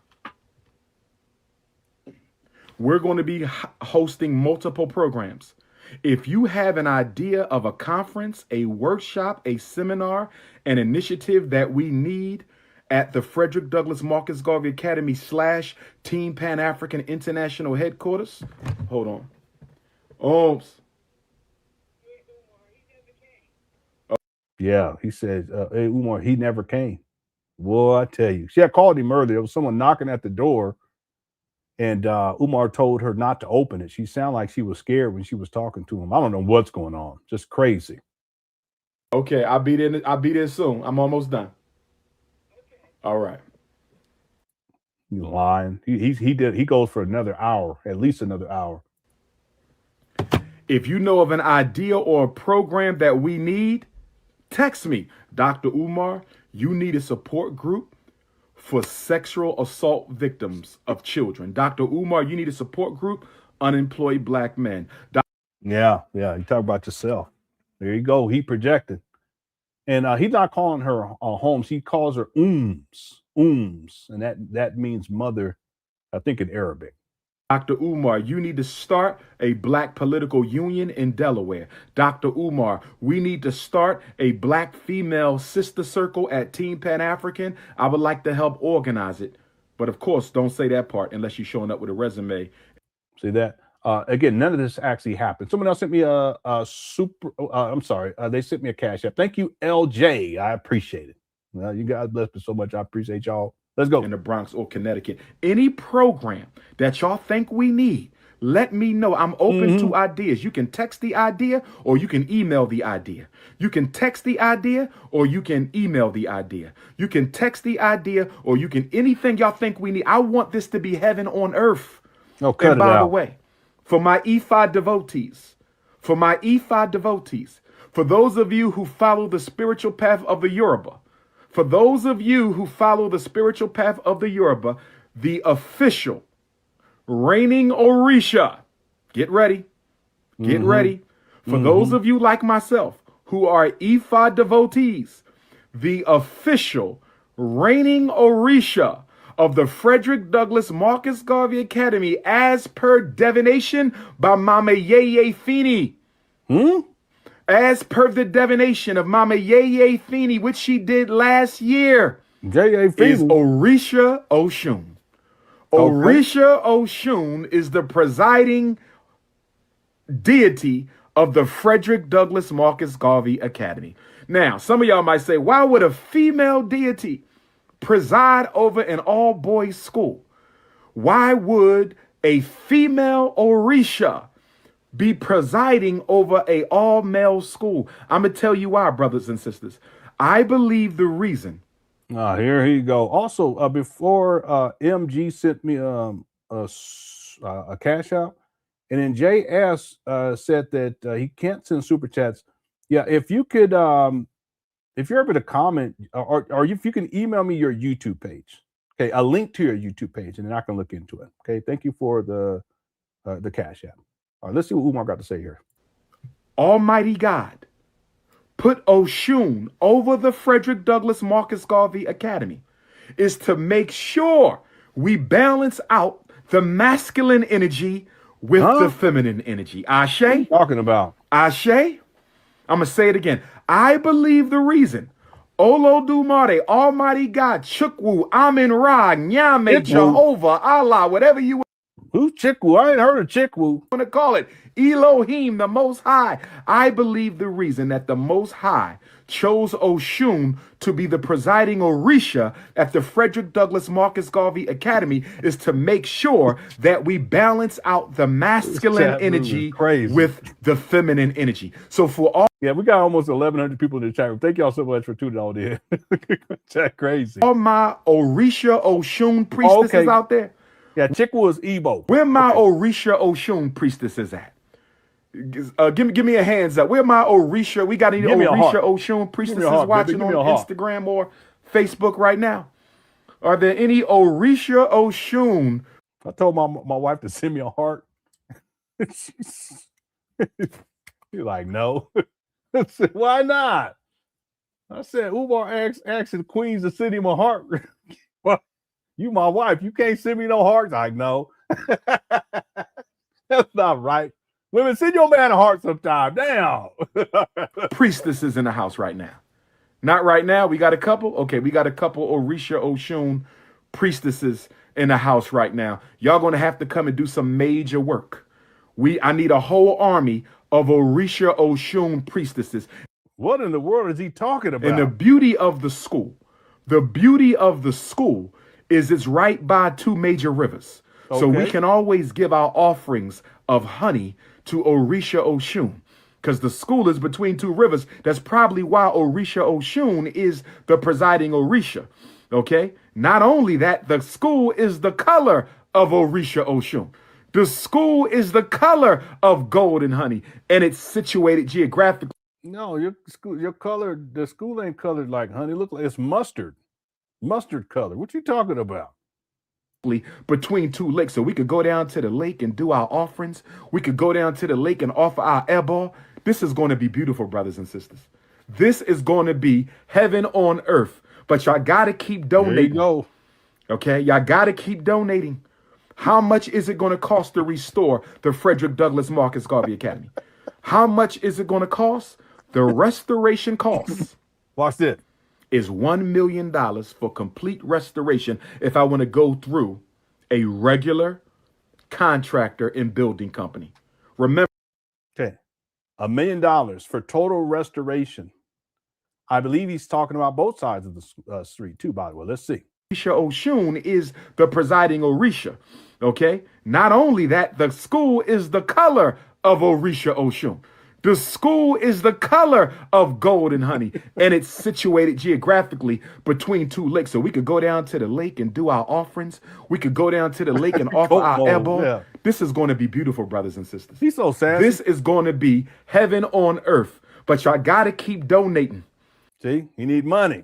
Okay, y'all got to keep donating. Okay. Again, he should have been sitting on about $800,000 after he purchased these trap banners for $400. Okay. How much is it going to cost to restore the Frederick Douglass Marcus Garvey Academy? He's saying the academy, it's the whole school. The whole school. He's saying $1 million to do the whole school. Let's go back. In 2016, Umar stated that by the summer of 2016, he would have reached $1 million. He collects money in 2017, 2018. I have him on record saying on average he collects $125,000 a year. So let's just bump that down to $100,000 a year. We can add another $200,000 to that. That gets us to $1,200,000, $1.2 million. In 2019, he pays for these trap banners for $400,000, even though he says it's around $700,000. Online records say $400,000. What he reported to the IRS is around $400,000. So if we take $400,000, we take the $1.2 million, we subtract the $400,000. Umar should have been sitting on $800,000 starting in, after February 6th of 2019, $800,000. And now he's saying, and what he said in the video was that it's going to cost $1 million to do both sides of the street. Well, should renovations have been done in 2020, 2021, 2022, 2023, 2024, 2025. Now he's saying 2026 with no evidence to prove it because they're not completed. Renovations are not complete. $800,000 is what he said. He said $1 million. He should be sitting on $800,000. How much is it going to cost? The restoration costs is $1 million for complete restoration if I want to go through a regular contractor and building company. Remember, we got 4 buildings. We have 2 schools. Let me be clear. We have 2 schools. We have there are no schools. They're abandoned buildings. They're not 4 buildings. Here's the receipt. How many buildings do we see here, ladies and gentlemen? Right down the middle is the East 17th Street. You got Pine Street as a cross street. You got North Spruce as a cross street. On the back side of the larger building, that's the Boys and Girls Club. How many buildings do we see? There are 3 buildings, no schools. 3 buildings. That's it. I rest my case. The EPA stated that there are only 3 buildings. That's the Environmental Protection Agency. That's a government agency. Anyone who looks at this screenshot of an aerial view of these trap banners in Wilmington, look, believe what your eyes tell you, not what Umar says. There are 3 buildings. There's a large building on one side of the street. That's one parcel. And then 2 smaller buildings on the other side of the street. 3 in total. But Umar always got to lie. He always had to exaggerate things. Frederick Douglass building, and we have the Marcus Garvey building. We have the Frederick Douglass building, and we have the Marcus Garvey building.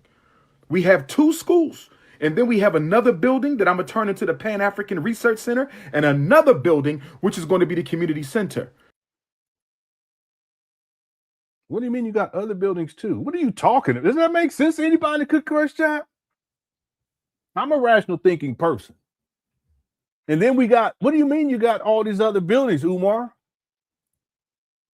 I don't even understand. Does that make sense to anybody, what he just said? Maybe I misinterpreted. I don't know. He's starting to get on my nerve already. We're just getting started. We got almost 1,100 people in the building. All right. Totally black. Oh, I got that one over here. You crazy. Let me get caught up in here right quick. Let's see. It's called FDMG because that's his dream freedom. Okay. All right. Did he say mama sa casa? Did he say mama say mama casa? I don't know what he said, TJ. I have no idea. Thank you for that. Dr. Easy Drummer or Dreezy Drummer on something like that. Y'all know I can't read. Where's the school? This school doesn't exist. Exactly. That's my point. Okay. Millions of dollars raised. I'm going to black child be educated. There ain't no school, family. All right. Thank you for that. Let's go. Okay. But guess what? I'm hoping somebody is watching this today. Yeah, I'm hoping we have an electrician or someone who knows an electrician.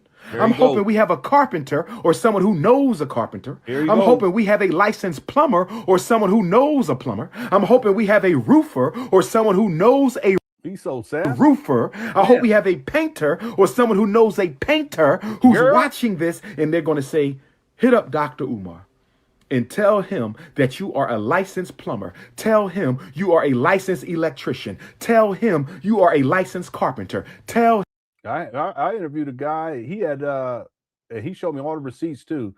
I had this in the first documentary back in 2020, and he was going to put together a whole team with people to do the to do the HVAC and also to do, I think, the plumbing, if memory serves me correctly. And once it got time to where they were, it was time to like really organize to get things started, Umar stopped responding to the guy. I remember that hit the one. So there's plenty of people that have offered services, free services to Umar, but really what he really wants is money.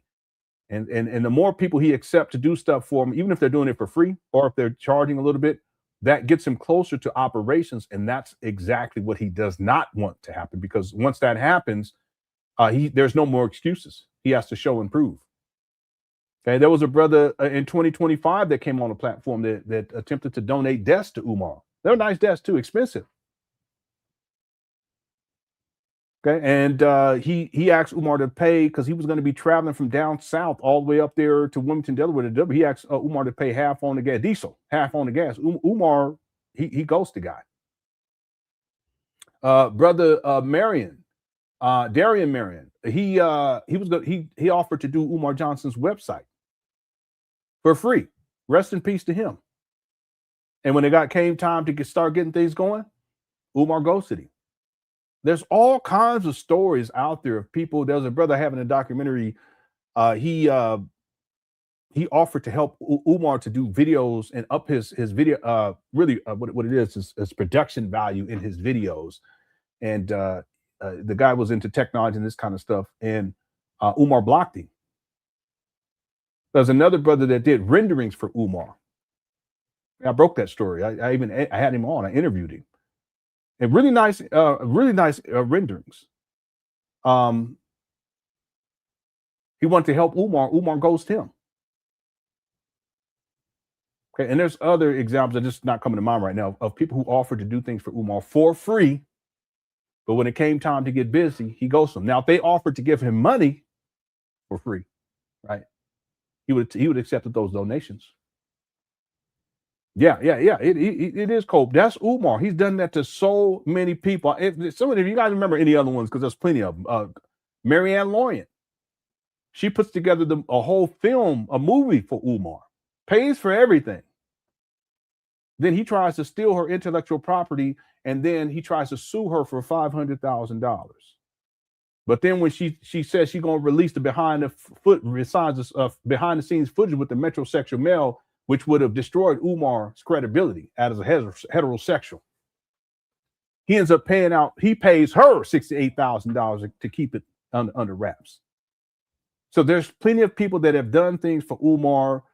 James Coward, yep, the HVAC guy, yep. Yeah, he did fantastic work too. Anyway, we can go on and on. All right, let's keep going. Here we go.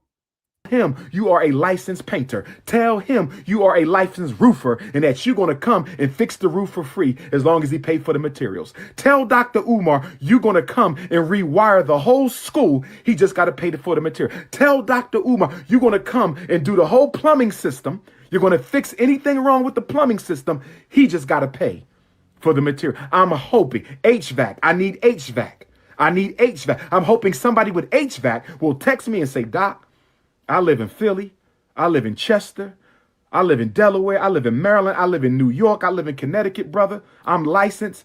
I will come down there and do your HVAC work. When can we get in the building, Doc? I got the keys. There you go. I got the keys. What they say? They said, they said I was flashing keys, huh? Oh, we got the keys. Oh, we got the keys, brothers and sisters. We got the keys. Okay. He did that because I was saying he didn't have no keys back then. He's so easily influenced. Y'all remember that hit the one? Because I was clowning him about that fake key. I was clowning Umar about that fake key in the school promo video. Even back then, I was deep into the video forensics. I'll analyze stuff. I'll be analyzing stuff too much sometimes. But let me show you something. Yeah, that's why he did the whole key thing. So if we go back to 2019, oh, hold on, I'm in the wrong folder. Give me 1 second. If we go to back to 2019 and the school promo video right here, I extracted the music in the background. See, we were clowning him about this. So let me show you what I mean. So he walks up these steps looking like a penguin. And he walks up to the door, and then he acts like he's putting in this key, right? But if you guys look carefully, the key's upside down. I mean, he needs to put the key in horizontally. He has the key vertical. Y'all see this? I notice stuff like that. I'm a weirdo. See that? So that key didn't open that door. We are so stupid. So we were clowning for a long time about that. And so that's why when he does this video right here, he has to bring up the key. So we clowned him. Since I will come down there and do your HVAC work. When can we get in the building, Doc? I got the keys. What they say? They said, they said I was flashing keys, huh? Oh, we got the keys. Oh, we got the keys, brothers and sisters. He's so silly. We got the keys. Okay. It's ours. We have succeeded. Thank God. We have succeeded. Thank God. We have succeeded. Let me keep on going. Yes, I need buses. If you offer, I need a black-owned building sign company. I need a company that makes building signs. We need the FDMG sign, very large, on all 4 buildings. I want to put the big logo in glass. I want it to light up at night. So when somebody drives down Ifatunde Boulevard, when somebody drives down Ifatunde Boulevard, they will see the FDMG sign lit up at night. Do we have a black-owned sign Why are you grabbing your breasts, homeboy? What's the world going on? company? Do we have a black company that can make the FDMG signs? I need 4 big ones made out of glass, large, that light up at night. Okay. Where'd you get that idea from? Well, here's the receipt.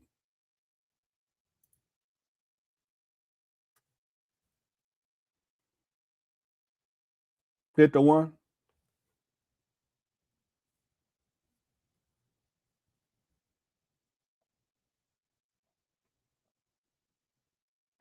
Maurice J. Moyer Academic Institute.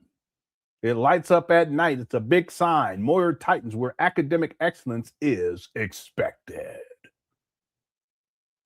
A lot of stuff. He sources a lot of stuff from the Moyer Academy. But that's where he gets this whole idea from. And I wonder where this went. Where did this sign? Because it ain't up there anymore. You guys notice that? You know what I mean? When Umar Percy trap battled them dope fiends, they just stripped this. They took all this. they said, I'm getting that. You don't want the copper? Nah, man, I'm getting that. He said, why? I'm gonna put it, I'm gonna connect it at the house, see if I can get it to light up.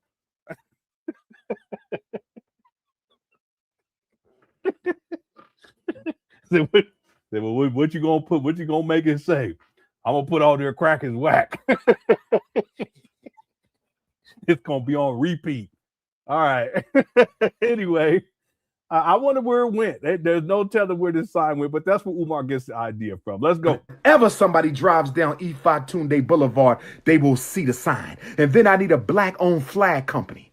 Does anybody know a black-owned flag company? Does anybody know a black-owned flag company? Because we need big 20 by 20 red, black, and green flags. We need 4, 1 for each building. We need a big FDMG flag, the logo on a flag. We need 4 of them, 20 by 20. We need 4 Team Pan African flags. We want the symbol of Team Pan African. We need 4 big ones. And yes, none of that happened. 7 years later, we are required by law to fly the red, white, and blue. There's nothing we can do. We are required by law to fly the red, white, and blue. There's nothing we can do. So unfortunately, we need 4 of those as well. I need a black-owned stucco company. I want to paint one of the buildings red. I want another building black. I want another building green. And the last building gold. I said I want one of the buildings red. I need one of the buildings black. I need the 3rd building green. And I need the 4th building gold. Oh, yeah. And did he ever do that? I mean, so much of this stuff he just didn't do. Did he paint red, black, and green? No. He used the old Moyer paint and repainted with the old Moyer paint. Yes.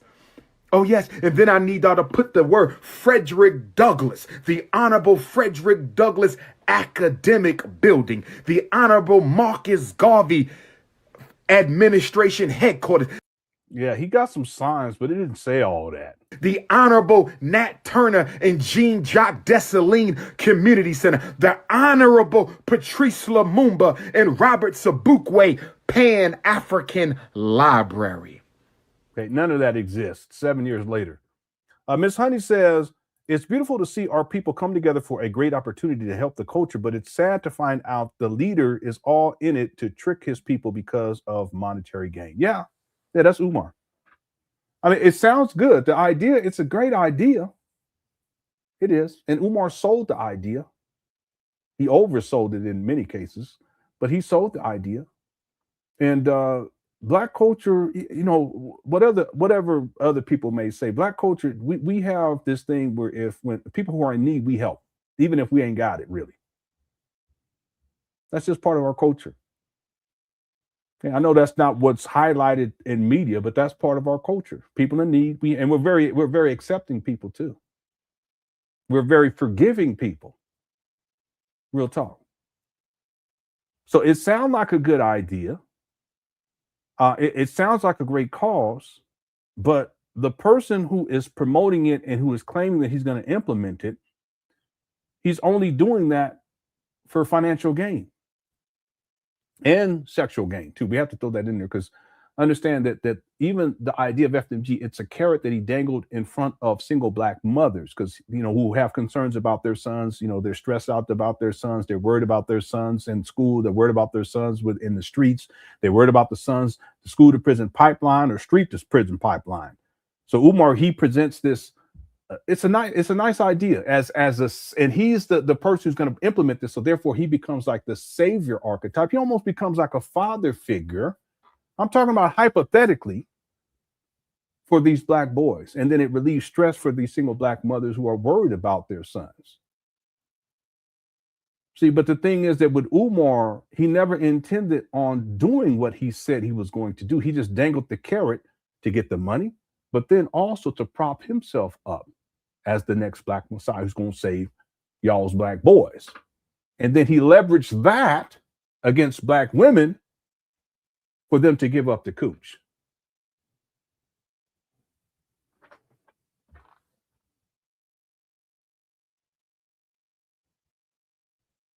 Diabolical. And what's crazy, Miss Honey, is he's still doing it to this day. Ain't nothing changed. The next segment of the documentary, again, I covered this video from 2011. It is crazy and again, I do a full analysis of the video. I won't really do that much, like a full analysis of a whole video, but that video is so important and salient. It's important for people to see what he was doing. Even back then, it shows you it wasn't just about the financial gain, it was about the sexual exploitation of black women. FDMG is part of that. That's what his intentions are, is a sexual exploit, financially exploit. He just uses FDMG to do the financial, but also because he props himself up as this, I'm gonna save your black boys. He becomes this fatherhood type of archetype, almost like a messiah. This is what he creates, the smoke and mirrors, as the great deceiver of our time. And yes, there are women, they see that and they give up the cooch. All right. Thanks, Miss Honey. TJ said, Lenon, how was he able to deceive so many folks? There's a lot of different reasons. Again, earlier on, I think it was his ability to orate. He doesn't really have that as much these days. I mean, he can't say a whole paragraph without repeating shit over and over again. It's hard for him to talk and without bringing up sex or crushing cookies. He's sniffing and blinking. He's paranoid, looking all this kind of stuff. So it's different these days, but I think fundamentally that was his gift back in the day. All right. And then, of course, he's in the black conscious space where a lot of black males who are of low character, they're given wings. Let's be real about it. They're platformed. Their behaviors are excused. Their negative behaviors, their predatory ways towards the black community, towards black women are excused. Black children, polite, excused. But they're platformed. In Umar's case, not only has he been platformed within the black conscious space, but there are a lot of platforms online, podcasts that have big time podcasts that have platformed Umar over the years. So that's contributed to his ability to deceive, because that pushes his reach even further.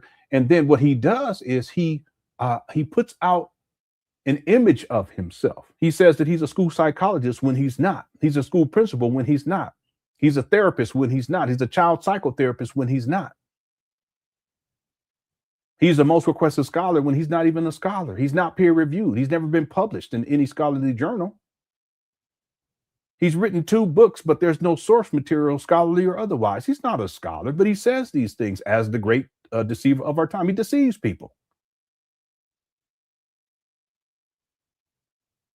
Yeah, so there's a lot of reasons why Umar has been able to deceive. Another thing is that he's used people's beliefs against them.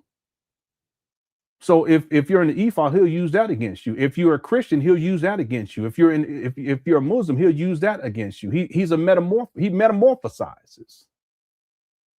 Depending on where he's at. When he's speaking at a church, there's a certain delivery that he gives.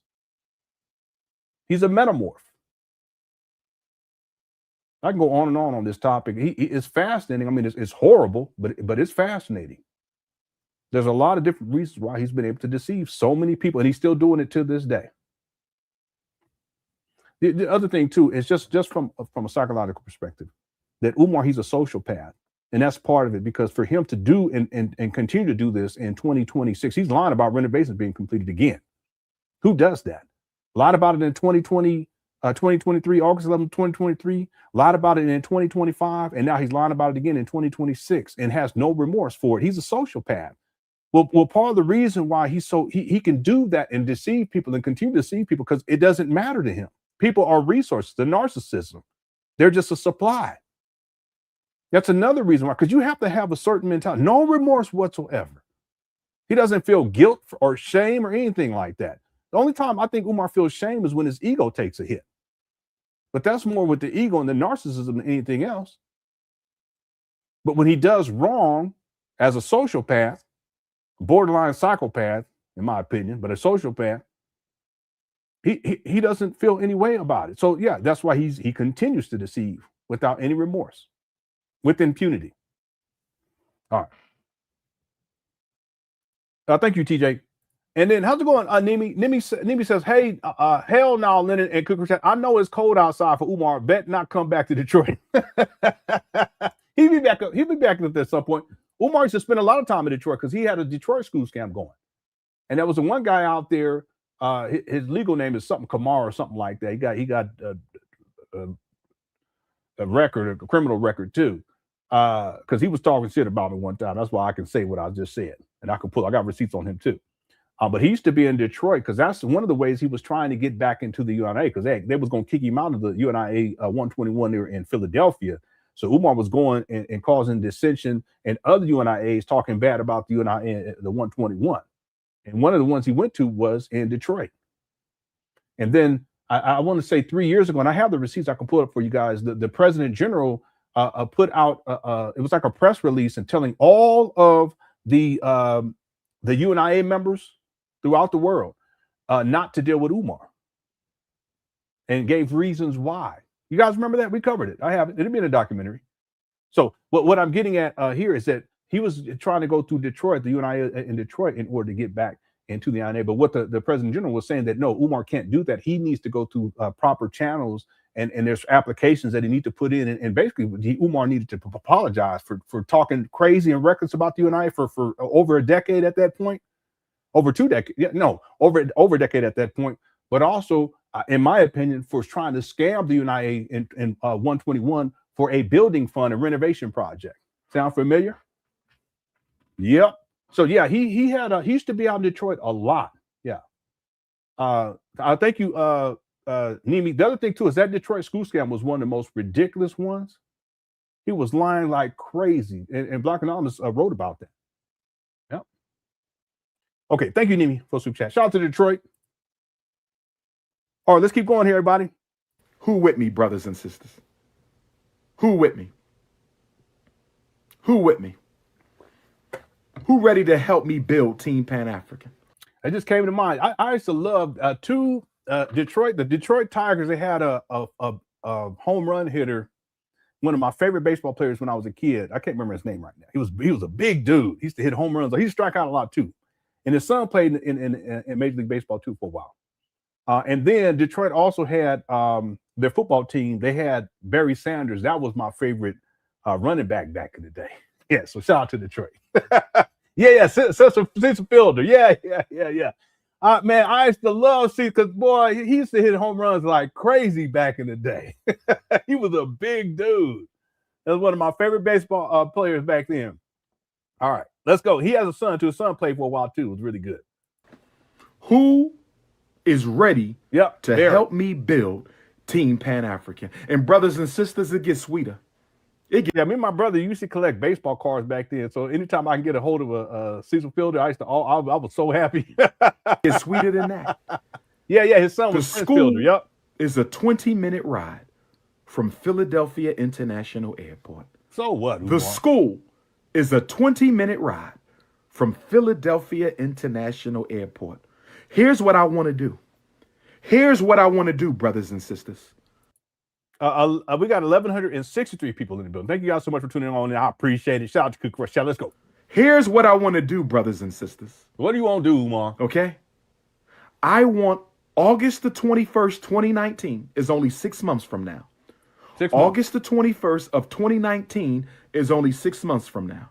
6 months. August the 21st of 2019 is only 6 months from now.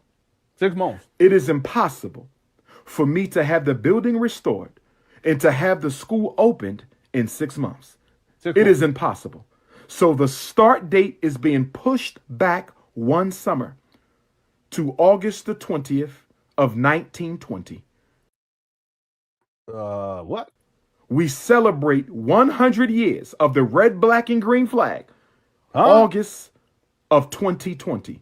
August of 1920, that's when the Honorable Marcus Messiah Garvey chose the red, black, and green. August of 2020. So what? They ain't got nothing to do with nothing. Stop. Man, this guy can get on my nerves with that shit. That help me.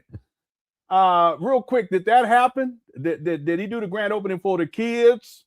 August 21st of 2020? See, so much of what he said in this video, one time we did a live stream and we just counted all the stuff he said he was going to do. It was over 100 things. I can't remember how many, but it was over 100 things. And he had fulfilled maybe 2 of them. At this point, I think maybe he probably fulfilled, given the benefit of the doubt, probably about 5 of those things at this point. Somebody said, call Brother Jose. Yeah, he just lying. None of this happened. There's so much that he says in here that he gonna do, but nothing. Yeah, exactly. Where's the FDMG airport? He just be lying. Umar be lying all the time. What's up, Rosetta? Let's go. I'm getting caught up in this chat room. The red, black, and green flag turns 100 years old. That's when we're going to open the school. That's when we're going to open the school. But this is what I want to do. I want to open the building for you to come and see it. A grand opening on the quadricentennial of African struggle in America on August the 21st of 2019, this summer. On August the 21st of 2019, this summer. On August the 21st of 2019, this summer, I want to have a grand opening of the FDMG building, Team Pan African headquarters. I want to have a conference. I want music. I want fashion show. I want seminar. I want yoga class. I want African language. I want a musical concert. Right across the street, we got a big park. We want to rent that out and do a big park, a big celebration with food and festivals and activities for the children with over 100 vendors. Man, this guy is so over the top, is crazy.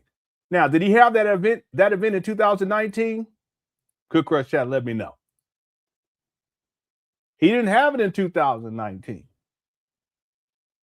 Then he said he was going to do it in 2020. He didn't do it in 2020. I think he did it in 2021. It might have been 2022. I can't remember. I could find out. I'm about to find out right now. Give me a second. Block party. Yeah, he did a block party. Let's see. In 2021. He did a block party in 2022. He said he was going to do one in 2023. He also said he was going to do one in 2025. He didn't do it. He didn't do it in 2019. He didn't do it in 2020. Yeah, I have all the receipts. I'm looking at it right now. The first block party, it was good. I always give Umar credit. Got a good turnout. People looked like they was having a good time. They even had Michael Jackson show up before. Rico Jackson showed up for one of them. Yeah, here you go right here. Damn, look at all that mold shit. This is ridiculous now that I see this shit. Umar, you ain't got no... Yeah, that's Rico. That's Rico Jackson. Yeah. He did a good job. I mean, you can't do Mike is Mike, right? But so no matter what, you're not going to be on that level. But he did a decent job. He did. But look at the filth. I haven't looked at this in so long, but I'm looking at it now, and I'm like, man, Umar, why would you do this? She got her dashiki on, don't you? I used to have that same one. I got it off of Amazon for $12. I think that's the one I used when I did the song when I'm playing the piano. Look at little boy. He's like, yeah, here you go. I don't know why that pole is crooked like that. Umar, you need to fix that too while you're at it, homeboy. Yeah, people had a good time. Here you go. Yeah, get it. Get it. Get it, Rico. All right. Anyway, Umar didn't do this block party like he said he was in 2019. That's Umar. All right, here we go. We got room for 100 vendors. We have 20 classrooms in one building. We got another 16 classrooms in the other building. We got 20 classrooms in one building. We got over 16 classrooms in the other building. Please stop saying where, because I told you. Here you I'm go. uploading a video once I'm done talking. Okay? We have to follow directions. Also, brothers and sisters, do me a favor. The trolls, Here you go. screenshot their face. Try to get their real name if you can. I need all Dr. Umar and This is so FDMG supporters Umar's so to stupid. keep a database of haters, trolls, and coons. What in the Take world, their Umar? face, Cut it get out. their name. At some point soon, I'm going to give you an email address. You're going to send all the pictures and all the names of the haters to the email list, because we're going to create a master list. Here When you go. come to the grand opening of FDMG on August the 21st of 2019, you will have to show photo ID. We will have a master list of haters. So when we look at your driver's license, we could type your name into the database. And if you pop up as a hater, your ass don't get in. Don't let these haters get away, brothers and sisters. Get their face. Most of them had a face. Screen load the face. Screenshot the face and take the name. Screen load? Hold it for me. Keep it in your phone. Keep it on your laptop. Just hold it. Don't Hold send it it. to me right now. Just hold it. And I'm going Okay. to ask, and you're going to send that, because I already got 100 trolls already who can't come to the school. Damn. And they not getting forewarned. Y'all think I'm part? You think I'm part of it? He always cracked up when he said that. Just hold it. Just hold it. Don't send it to me. Just hold it. Screen load it. Screen load it, family. That's Umar. No, real talk. Y'all think I'm on the list? He gonna put a database. Umar, we always talking about you gonna do a database. Stop playing. He said gonna do a database for the donors. He wrote all of their names inside of a notebook paper with a pencil. Who does that? In 2014, 15, 16, cut it out. 17, 18, 19, stop. Now anyway. Yeah, I know. I know everything. I'm in there. You ain't even got to see my ID. He gonna say, go that big old head. Yeah, you see that big old head? Yeah. That's Lenon. You can't let him in. Yeah, I'm probably number one. Yeah, all y'all in it too. So no, y'all what y'all talking about. All y'all. Each and every one.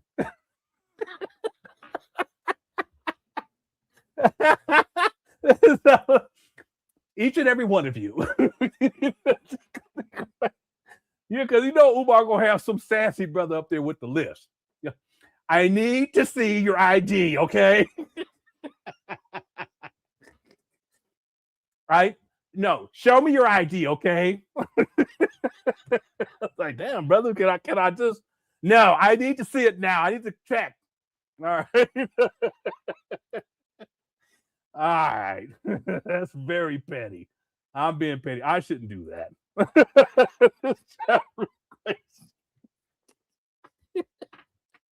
What about the kids, though? Okay, no, I need to see the kids' ID, but they don't have IDs. Listen, sir. All right, let's keep going. All right. Do you have any sponges? Do you have shampoo and conditioner? No, I ain't got that, oh boy. Well, you can't come in then. All right. Yeah, he a Karen. Who am I gonna have a Karen? Let me stop. I took it too far.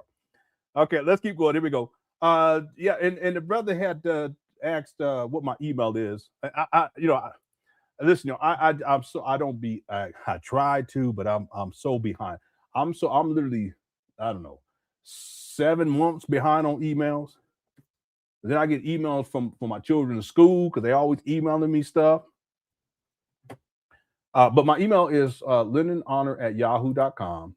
So the brother that I said to send me a link to your YouTube page, you can send me the link there. It has to be an actual URL. Send that to me, and I'll look into it. Anyone else, if you've been blocked and you feel as if it was unjust, you can email me, and I will look into it. Okay.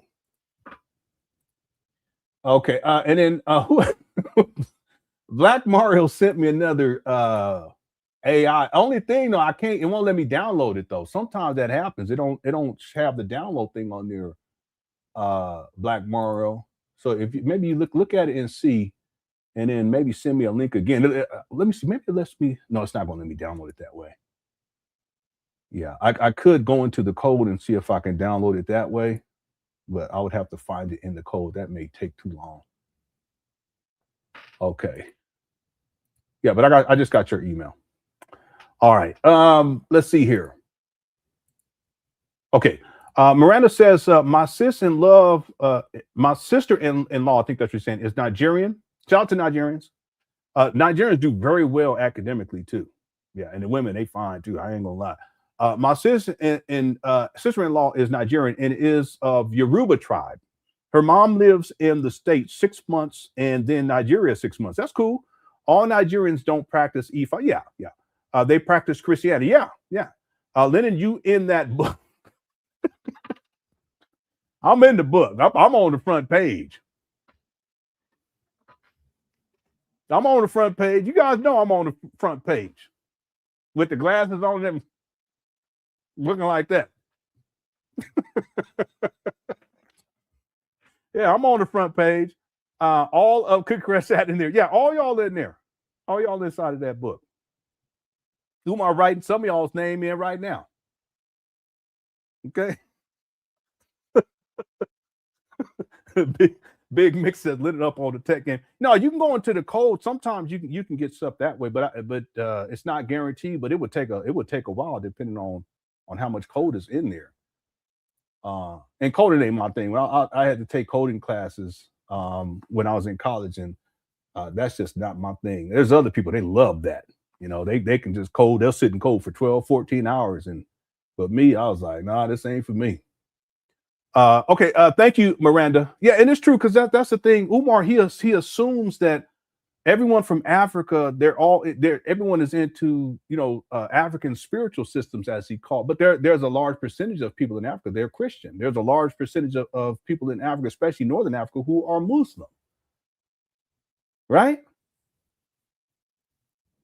But he throws that out there, and because he says that the boys have to learn the spiritual systems of Africa as if that's one thing, or as if everyone in Africa. That's not how that works, Umar. That's the thing. Umar romanticizes Africa, and then he understates and underestimates the complexities of a whole continent as if it's a monolith. And the other thing is that here in the West, we tend not to understand how massive as a landmass Africa is. Because they have different maps, a Mercator map. But if you go and look at it, there's different where they do proportionalities. It's massive. You can put the United States in there easily. You can put other countries in there easily. So you got all these people up in Africa, different cultural backgrounds. They speak different languages, different dialects with the different cultural backgrounds. But Umar, he reduces it down to some fundamentals, and then he throws it out there as if he knows everything that's going on up over there. Let me watch this. What large countries can you fit into Africa? Because it always blows my mind, because I'm into sci-fi. I like to think from time to time, not all the time, but I like to, or often, but I like from time to time, I like to think about how far is it from the Earth to the moon? How far is it from the Earth to Pluto? How far is it from the Earth to the sun? How far is it, from Earth to Saturn? Okay, how far is it from our sun to the next sun? And, you start in your own mind trying to figure, massive. Okay, but just here on planet Earth, most of us, we don't have an accurate conceptualization of how huge Africa is and the levels of diversity in Africa. So Africa is vast enough to fit the United States, China, India, Japan, and most of Europe.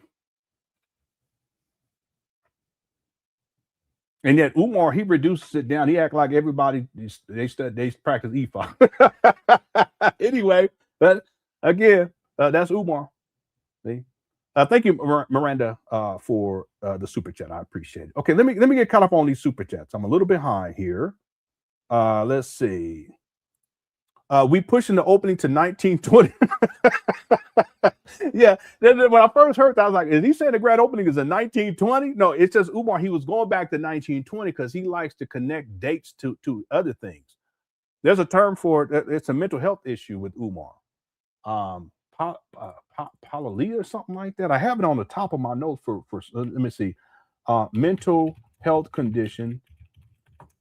And it's also associated with schizophrenia too, by the way. Mental health condition where a person associates dates and events with other dates and events when there is no correlation between the two. It's apophenia. So that's what he's doing there. And this is something you'll see with Umar. If you guys like watch Umar videos and you do the research, he's been doing this for decades. He'll take, because he's proposing that in 2020, that's when the grand opening is going to take, and that would be for the actual children. And in 2019, the grand opening was supposed to be for the community, I guess.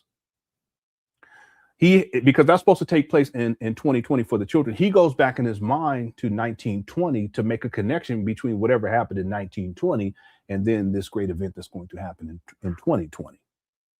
It's called apophenia. It's the human tendency to perceive meaningful connections or patterns between unrelated things, dates, and events. It involves the unmotivated seeing of connections, often creating false correlations in random information. This phenomenon is distinct from delusions of reference, where individuals believe external events have specific personal significance.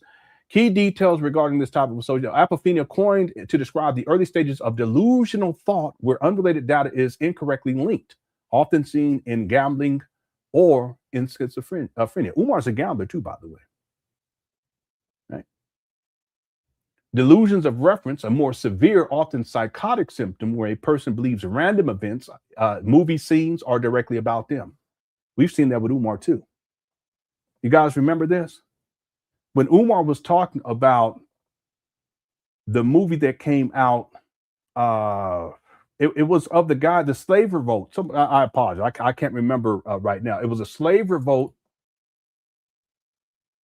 in the Caribbean. There was a movie that I downloaded the movie. I never watched it though. Y'all know what I'm talking about? Help me out here. Slave revolt in, because my wife has a friend who's from up over there. Yeah, Nat Turner. I'm sorry, Nat Turner. My apologies. Okay, I'm getting old. That's gonna happen. 5 years from now, I'll be like, what's my name? I hope not. So yeah, the Nat Turner revolt. So Umar went to go see that movie about Nat Turner. I can't remember what the movie was called.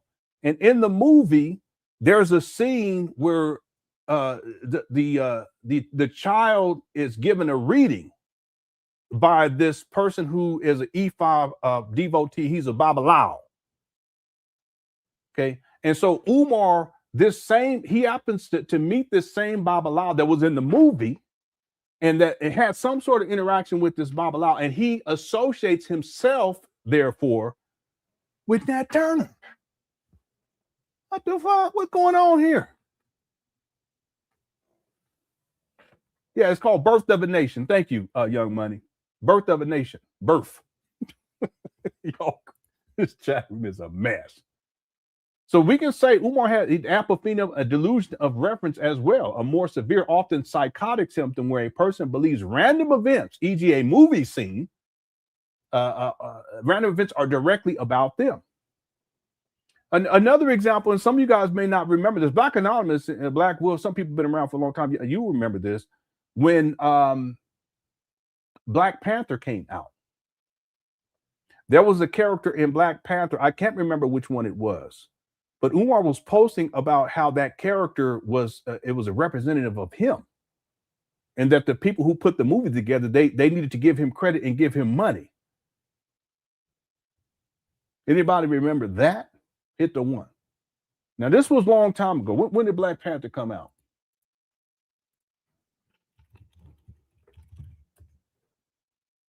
(2018). Yeah, it was a great movie. Yeah, it was. Was it it was Killmonger. That's why Umar, someone said it was Uncle Nancy.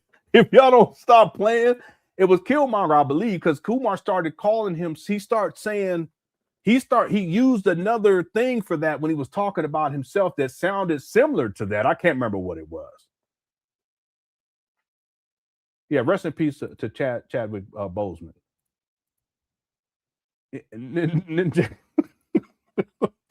I can't remember if it was Killmonger or whoever it was, whatever it was. Yeah, you remember that? Yeah, Umar, he wild with it. So he said to the chat room. What's up, Laura? What's up, Mia?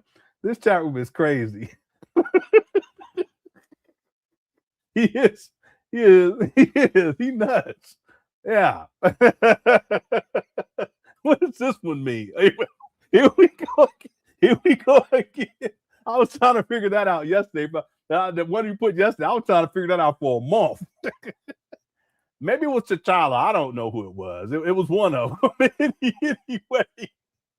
No, I'm gonna get to it. I'm behind the super. Give me a second. I apologize. Hold on 1 second. So, delusion of reference, a more severe, often psychotic symptom where a person believes random events, e.g., a movie scene, are directly about them. I've seen Umar do that many times. In fact, even the idea of him being a school principal is sourced from Lean on Me with Principal Joe Clark. He drew from that. He does that a lot, though, even with Frederick Douglass and Marcus Garvey.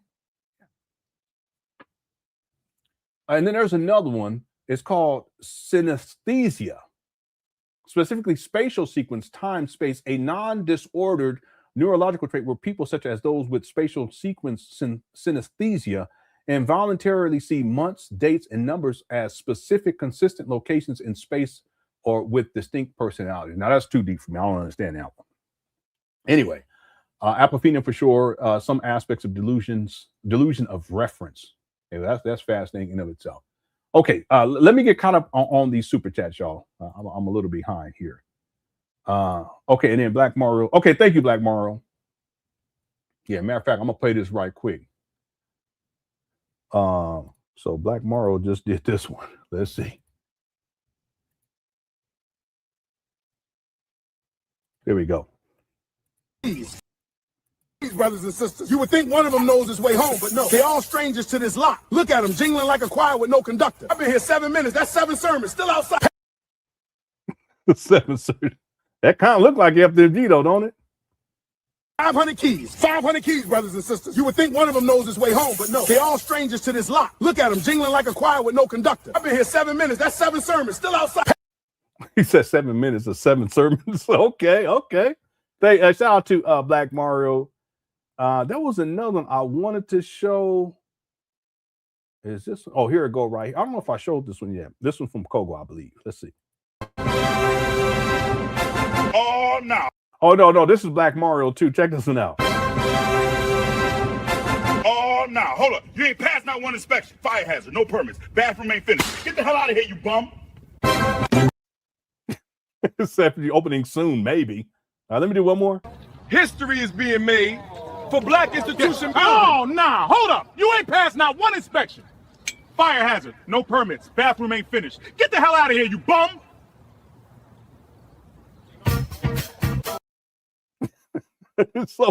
It's so true though. Yeah, shout out to Black Mario Kogo. Someone else sent me one too. I can't play it because I watched it and it's a little too far. The end part is a little too far. It is a little too far. Let me see if I just play just the first part. We moved to Wilmington so that my boys can attend FDMG. These poor kids. Where's the school? Man. Umar, I donated $9,000 for FDMG and paid for a school bus. Where's the school? Hey, Big Pop. All right, that's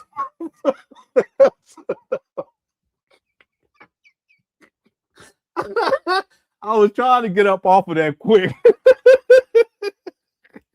Y'all be going too far with it. We ain't gonna do that. We're not gonna do that.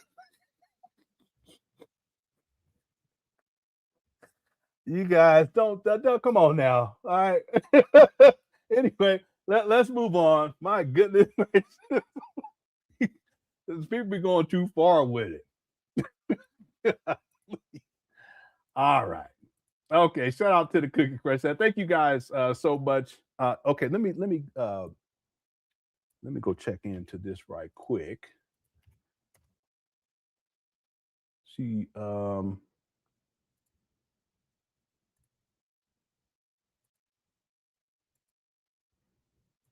okay.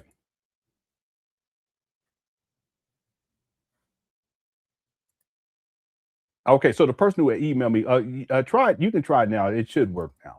Looks like you were blocked. Again, if you've been blocked and you feel that it was unjust, you can always email me and I'll unblock you. Again, I'm so behind on emails, y'all. I try my best. It's no way, especially after Lenon came out and spilled the beans on Umar. No. I can't do that. That's too far. I can't. I can't. Okay. You didn't call me back. All right. All right. That's it. That's it. I haven't even watched the rest of it. I put it on. I said no. Okay, we're gonna leave it right there. What in the world? The person who sent me that, I ain't gonna tell you who it is. You know you wrong for that one. Okay, let's get refocused, everybody. We got about 1,200 people in the building. So shout out to the Cookie Crush chat.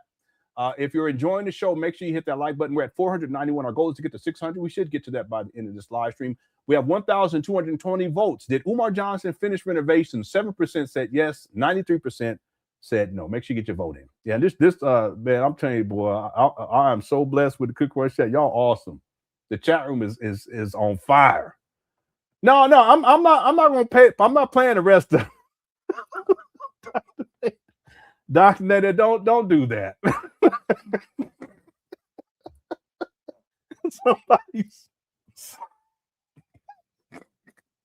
Somebody said it's Uncle. Somebody said that's Uncle Nancy.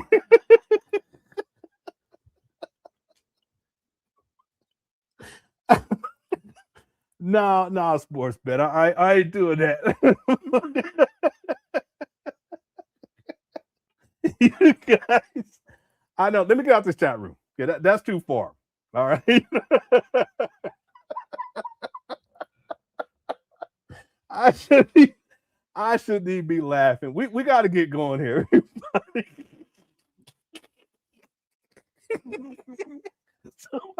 Somebody, y'all keep saying that's Uncle Nancy. Oh my God.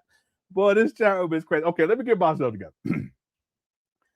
All right, where we at? Thanks again, Piers Land. Candid Candy says he ain't got no friends, so he wants events for baby for his birthday. Yeah. That's the thing. A lot of for Umar, social media is his way to connect with people. He's a sociopath in the real world, so he uses social media to kind of bridge the gap. But it's all for exploitation, financial or sexual exploitation. That's how that works. Okay.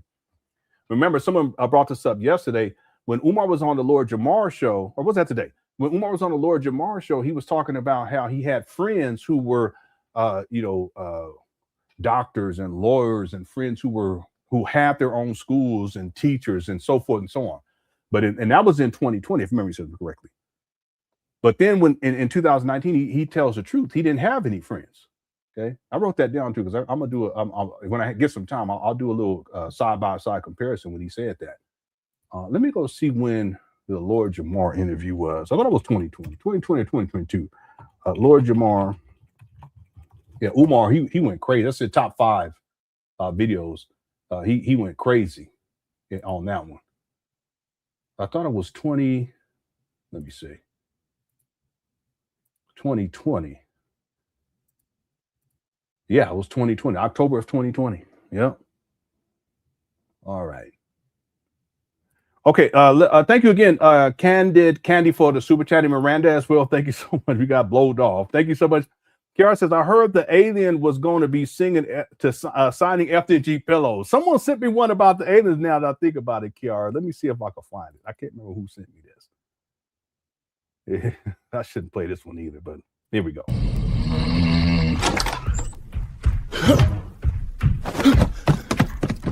Mommy! Mommy! It hit me! Mommy! Oh, man. Yeah, I think that's too far, too. Because they're supposed to be one when he's a kid. Yeah. I'm going to have to screen these from now on in advance. That's part of Umar's alien story, as you guys know. Thank you, Kara, for the super chat. Y. Gordon says, Lenon, Umar problem is he's not facing reality. Yeah, he lives in an alternate reality. He's delusional, completely delusional. Sister Lene, shout out to Sister Lene. She talked about that Umar, it's almost as if he doesn't deal with the reality until it gets to the extreme where he has to deal with it. Right? He has no other option at that point. But he'll let things just sit and just build up over time. I think that's part of the hoarding aspect too. Now to think about it. So the hoarding is not just the trash in the field, building that up over time. It's also responsibilities building up over time. And Umar lives in a separate reality from all of that. That's why he says he's the most requested, and he's a scholar, and he's a school psychologist. None of that's true. He's a school psychologist, and I diagnose kids. No, you don't. Cut it out. So she talked about, Sister Lene talked about how Umar, he would let things just build up and not handle business, as an example. And then he lived in this whole separate reality. Well, that's what happened with these trap bandos last year. They were going to sell them as a sheriff auction for non-payment of past due bills. And Umar lets it sit for, at that point, about 6.5 years, a little less than 6.5 years.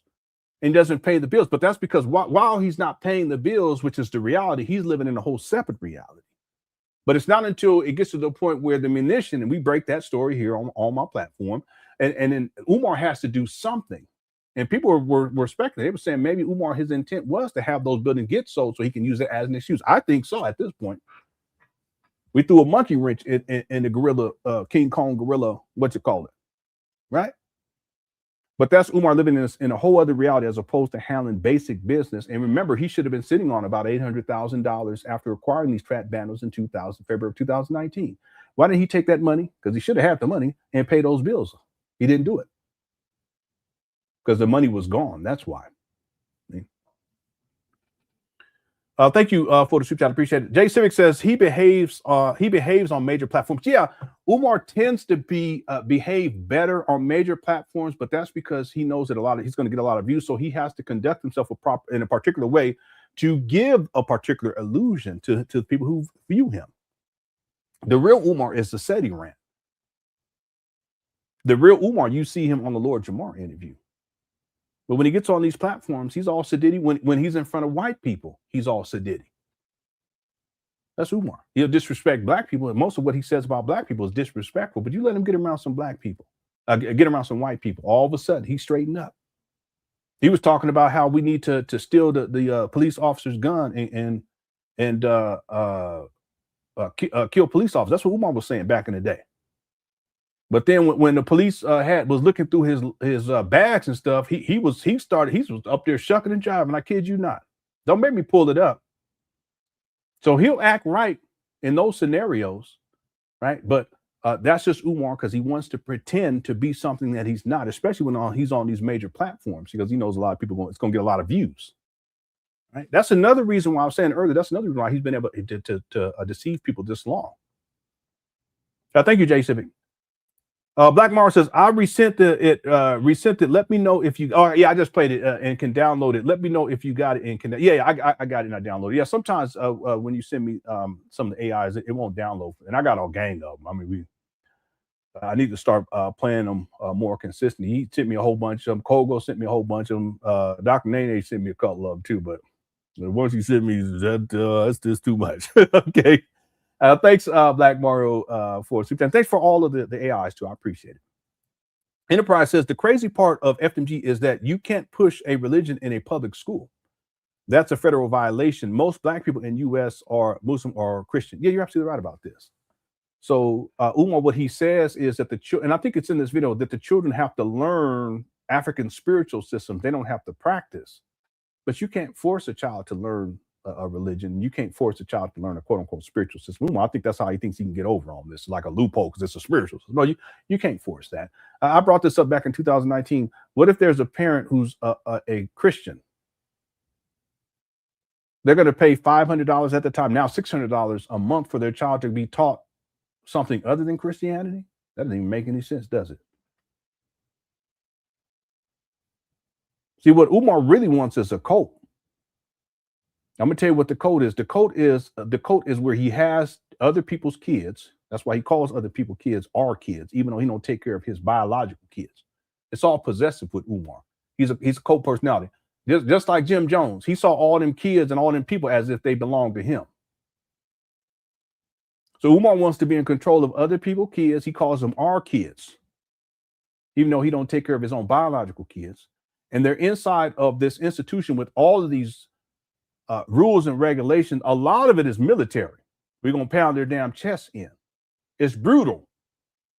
They're going to be up here, for 12 hours because he's going to be bringing the kids back. They're going to get dressed in suits and they're going to have dinner. And he said that he was going to cuddle with them by the fireside. That's what Umar said in Big Papa Podcast. You talking about you going to cuddle with the kids. He wanted a cult where he's in control of other people's children. And then the mothers of these children, the single Black mothers, his main target demographic, they're there for his sexual perversion. That's why when he talks about his principles, often he talk about, women behave. If you don't behave, you're going to get that paddle. Okay, this is getting into Umar with the freak off shit. That's what that is. But the masochism or whatever, the sadomasochism, that's what that is. That's what Umar, that's how he conceptualized all of this. That's why when he talks about FDMG, he got to bring up sex. Well, that he shouldn't be bringing that up anyway. He's supposed to be a principal. He's supposed to be a school psychologist. He talks more about sex and cookies and all this other stuff. He called it candy one time. And y'all see, for you members, 2011 talking about candy. What are you talking about? But you're supposed to be a school. You're supposed to open up a school for Black kids and Black boys? Who talks like that? Unless how you conceptualize this, it's about that. Because if it wasn't, you wouldn't be bringing it up, right? He talks more about sex and crushing cookies than he does about educating Black boys or Black girls for that matter.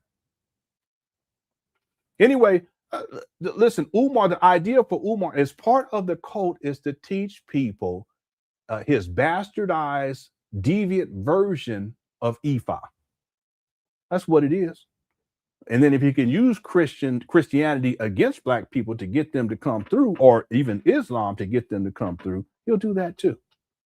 He's a master manipulator, great deceiver of our time. Sith Lord level. See, I specialize in dealing with Sith Lords. You remember that scene in Star Wars? Yeah. Sith Lord, that's my specialty. I punk them. They be trying to punk me. I'll punk the shit. Let me stop. Thanks, Enterprise.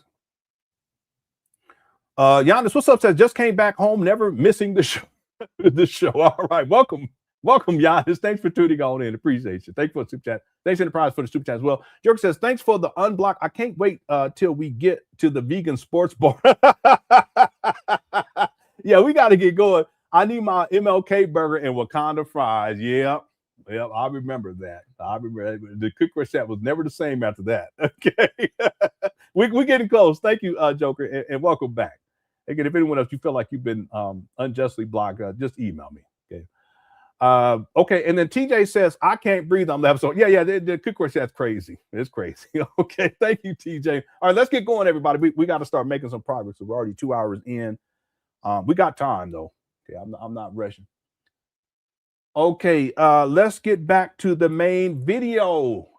Real quick, did Umar Johnson finish renovation? 7% said yes, 93% said no. So overwhelmingly, we have 1,287 votes. Make sure you get your vote in. We're at 532 likes. Our goal is 600.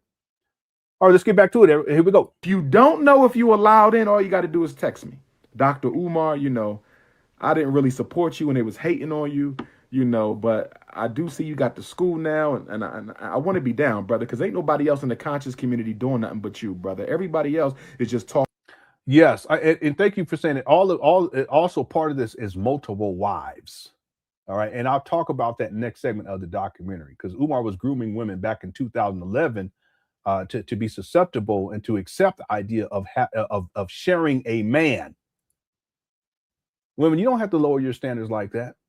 What kind of P. Diddy freak off shit is that anyway? Now, in other cultures around the world, it may work, but there's cultural infrastructure in place to keep women safe from certain situations. We don't have that up over here as Black people. We have generations raised on pimp culture. My father's generation, then my generation raised on hip hop. Everything's about the exploitation of Black women, misogyny.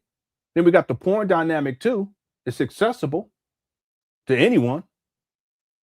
But Umar, he's been grooming women since at least 2011 for sexual exploitation. It's just freak off shit.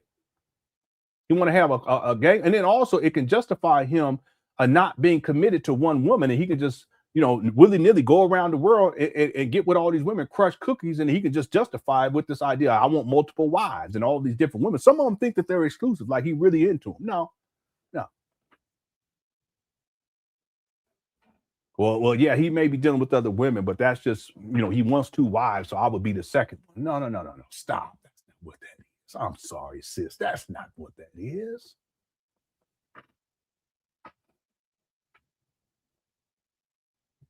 Anyway, let's keep going. Here we go.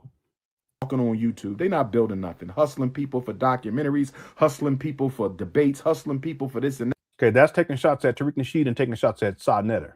You're the only one building something, brother. So I want to get down with you. You still ain't built nothing. 7 years later, cut it out. I'm going to ask you to send me your face. Let me see your face, brother, because I don't know names, but I know faces. And I can say, nah, yep, you the same nigga. Yep, that's it right there, T. Jones. Grooming and consuming. Yep, absolutely. Bro, that was standing right next to that hater named so-and-so when he was on YouTube talking that dumb shit, and you didn't say one word in my defense. Sorry, brother, you can't come. And I want to be clear about something. Brother. What, Umar? Guilty by association. Here he goes. Is still guilty. I want to be clear. Guilty by association is still guilty. Let me say it one more time. Guilty by association is still guilty. What do you mean, Dr. Umar? I mean, you may have not said anything out of your own mouth, but if you are friends and associates with a known hater, yeah, but how would you know that though? Then you a hater too, as far as I'm concerned. Yeah, he was. No disrespect. Yeah, he really was. No disrespect. I'm gonna say it again. Yeah, he really was. He was on a high after acquiring these trap banners because he thought that it would prove, you know, all of his quote unquote haters, his critics wrong. But here we are 7 years later, and you know, time always tells the truth. Yeah. You may have never hated on me or the school yourself, but if you are cool, if you associate with a known hater, then you are banned from attending all events as well. Mm-hmm. Okay? I'm just keeping it gangster. We will also be building a council of elders for FDMG and a separate council of elders for Team Pan African. Didn't happen. We will be building a council of elders for FDMG and another council of elders for Team Pan African. If there's any elders watching me, I want you to know I'm not leaving you out. If there's any elders watching me, I'm not leaving you out. Bring your resume to New York City next Sunday or Connecticut the following Saturday. Bring your resume, elders, to New York City Sunday or to Connecticut the following Saturday, okay? Because I want to look at your resume because I might select you to be part of the Council of Elders. Can you believe this guy? I did not catch that. All the times we've seen this, I never caught that. All right, here's one of the elders right here. A Equinox presentation at the Hilton Garden Stonecrest Mall, the conscious path, be introduced and have a formal audience. Please call me at the same number, 800-847-1291. Now, there has been, and that's the problem with a lot of our brothers and sisters, we don't see what's been happening here on our platform. I said that I was your father, but guess what? You have many fathers and many mothers. Those of you who came later or after us at the conscious community, grandmothers and great-grandmothers. They are the ones that cut the conscious path. They tilled the soil, sowed the seeds, and laid the foundations upon which we all now stand.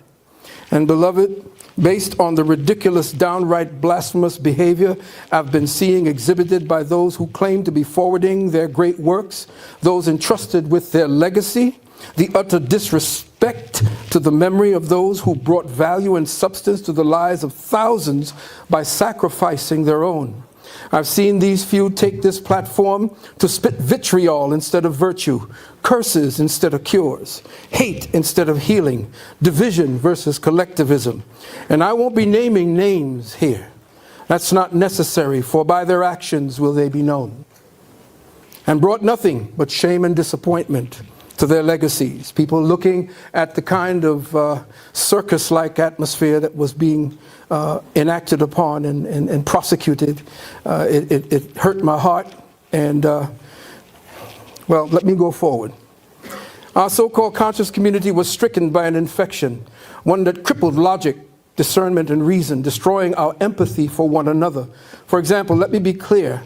Having sat with true warriors in the fight to bring us closer to the African continent, I have never once heard my brother, for instance, Kwame Ture, who I sat in audience right before he made his transition, ever call himself a prince of Pan Africanism.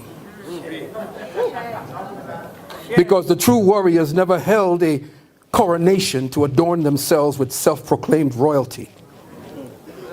I've never heard a founding father of that became, or what became known as the conscious community, refer to themselves as a Hollywood ape that hung from the Empire State Building when referring to their contributions and participation in the conscious community.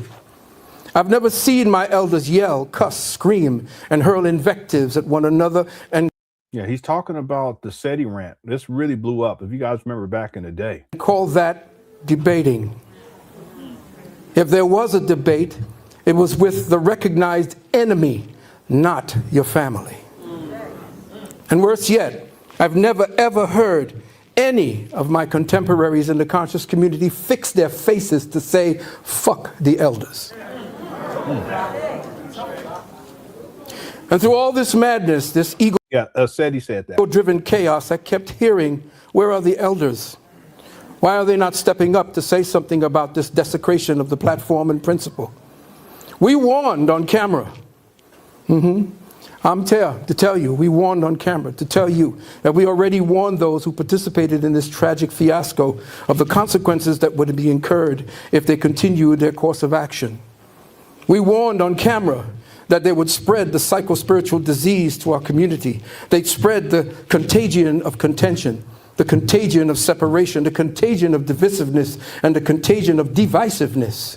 But the public never got to see that tape, that DVD.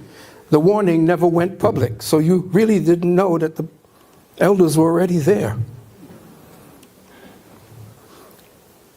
How many of you all were at the National Black Theater at the time when I warned? And I think I was speaking for all the elders as well. We didn't need to be arguing with one another to make a point. And finally, when you fix your face to say F the elders, such words reverberate backwards and forwards through time and space, through the Akasha, through the Nu, through the Ethereum, and will be heard by Natir Ma'at. Yeah, I was into that too back in the day. It was on this metaphysical spirituality with the Akashic records and so forth. Who will cause those who think and speak such filth to be revisited by the demonic spirit they invoked by even speaking those words. The following names belong to those I both have met personally or have. Okay. And then here's another elder from the Black conscious space. This is Dr. Phil Valentine. This is Professor James Smalls. Became Malcolm X. And what we saw, but it wasn't the appropriate knowledge, my brother Umar, he's made some mistakes, and then hatred that led to the violence that led to his death. And when we come back to Brother Umar, I love Brother Umar. He's made some mistakes, but I've seen him correct many of those mistakes. Yes. He says he now has a facility, but we know to open a school from scratch requires millions of dollars. That's right. Just to set up your facility. You know, we own a business in Africa, and I've been struggling with that business for years, so I know what it takes to run an institution, you know. And so we need to reach out to Umar, but Umar needs to reach back. That's One right. of his weaknesses That's important. When people reach out to him, he don't reach back. And he needs to reach back if he wants the support from the brothers and sisters. And then he needs to be transparent so we know what we're supporting. That's right. Okay. And give us the opportunity to see, to advise you and whether this is probable or possible. Take the critique. Whatever decision you make to do after the critique is given, at least give us the opportunity to give you that critique. And then we can move forward as family. Right. But this situation we're in, where everybody's throwing darts at everybody, that's not the kind of life I came out of with my mother and my father, my grandparents and my great-parents, who all lived in the house that I grew up in, with some aunties and great-aunts and all the mothers in that house. I came into this world out of heaven. I came into New York out of heaven. Because South Carolina, in that woods, in that wooden building where I lived with those old people, that was heaven. And they sent me forth into this world. I'm them going forth into the world. My children and me going forth into the world. And at the same time, they're also them. I am my ancestor. I'm the sum total of every ancestor. And so are you that have ever lived. And the first ancestor is God itself. So what are we then? God having a human experience. You know? That's right. Let's see what you say, As we understand why you need a council of elders. Like in any home, you have a mother and a father, a grandmother, and grandpa. That's your council of elders in the household. Right. And they're there to, as the people who handle conflict resolutions, because they know the laws, they know the rules, they got experience with these things before. Umar and others need the same. I'm hoping he can get the school built, but we know no man can do it by himself. Because our community needs such a model and such a school. It doesn't come easy, but we've done it before. And we could do it again with him and then replicate that in other places. He's a very skilled young brother. He's a very learned young brother in the psychology of children in the school system. And so it's up to he's 51 years old now. people like you and other youngsters and myself, and I reach out to him all the time. But he is guilty of not reaching back. And I'm saying on air to him, Umar, when we reach out to you, reach back. See, I bet you if he told Umar he was going to make a $500 donation, Umar will respond back. Let us see how we can help you. Many of us come to the table with different things, so we can't all do the same thing. And we may not even have the things you need, but we may have something that you can use to get to the things you need. So, and that goes for anyone who's doing other things, because he's not the only one trying to build institutions in the Black community. But you must have a council of elders. Yeah, see, I'll leave it right there. It's unfortunate because not enough research has been done, including by elders, okay, no disrespect, so that they can realize that Umar has no intention of opening up a school, and he never had an intention of opening up a school. See, that's the big missing piece to this. See, the belief that Umar was sincere in the first place is part of the problem. See, they haven't done the research. They can't go back to 2005 and see how he was trying to scam the UNIA out of money for a building fund. See, they don't know that Umar conceptualized FDMG in 2004. They haven't done the research. And I've seen other people, and no disrespect, where they're speaking on Umar, but they haven't done the research into Umar. And in many cases, they don't have the time. They're busy with their lives. And I get that too. I get that too. But if you do the research, and these are people who are intelligent people who have done research in other areas, they just haven't done enough research into Umar. If they did the research, they would realize very quickly that Umar never intended on opening up a school. It was always about getting money out of people. Furthermore, I have to say this, that elders should also be speaking on the fact that Umar is out here sexually exploiting Black women. Because we can dismiss the whole school scam outright. How is Umar treating Black women out here in these streets? See, if you're in the black community or the black conscious community, and you're supposed to be about black power and the black family and the black women, this and the black woman, well, you should be speaking out against black men who are out here in these so-called black conscious streets who are sexually and financially exploiting black women. But we don't see that.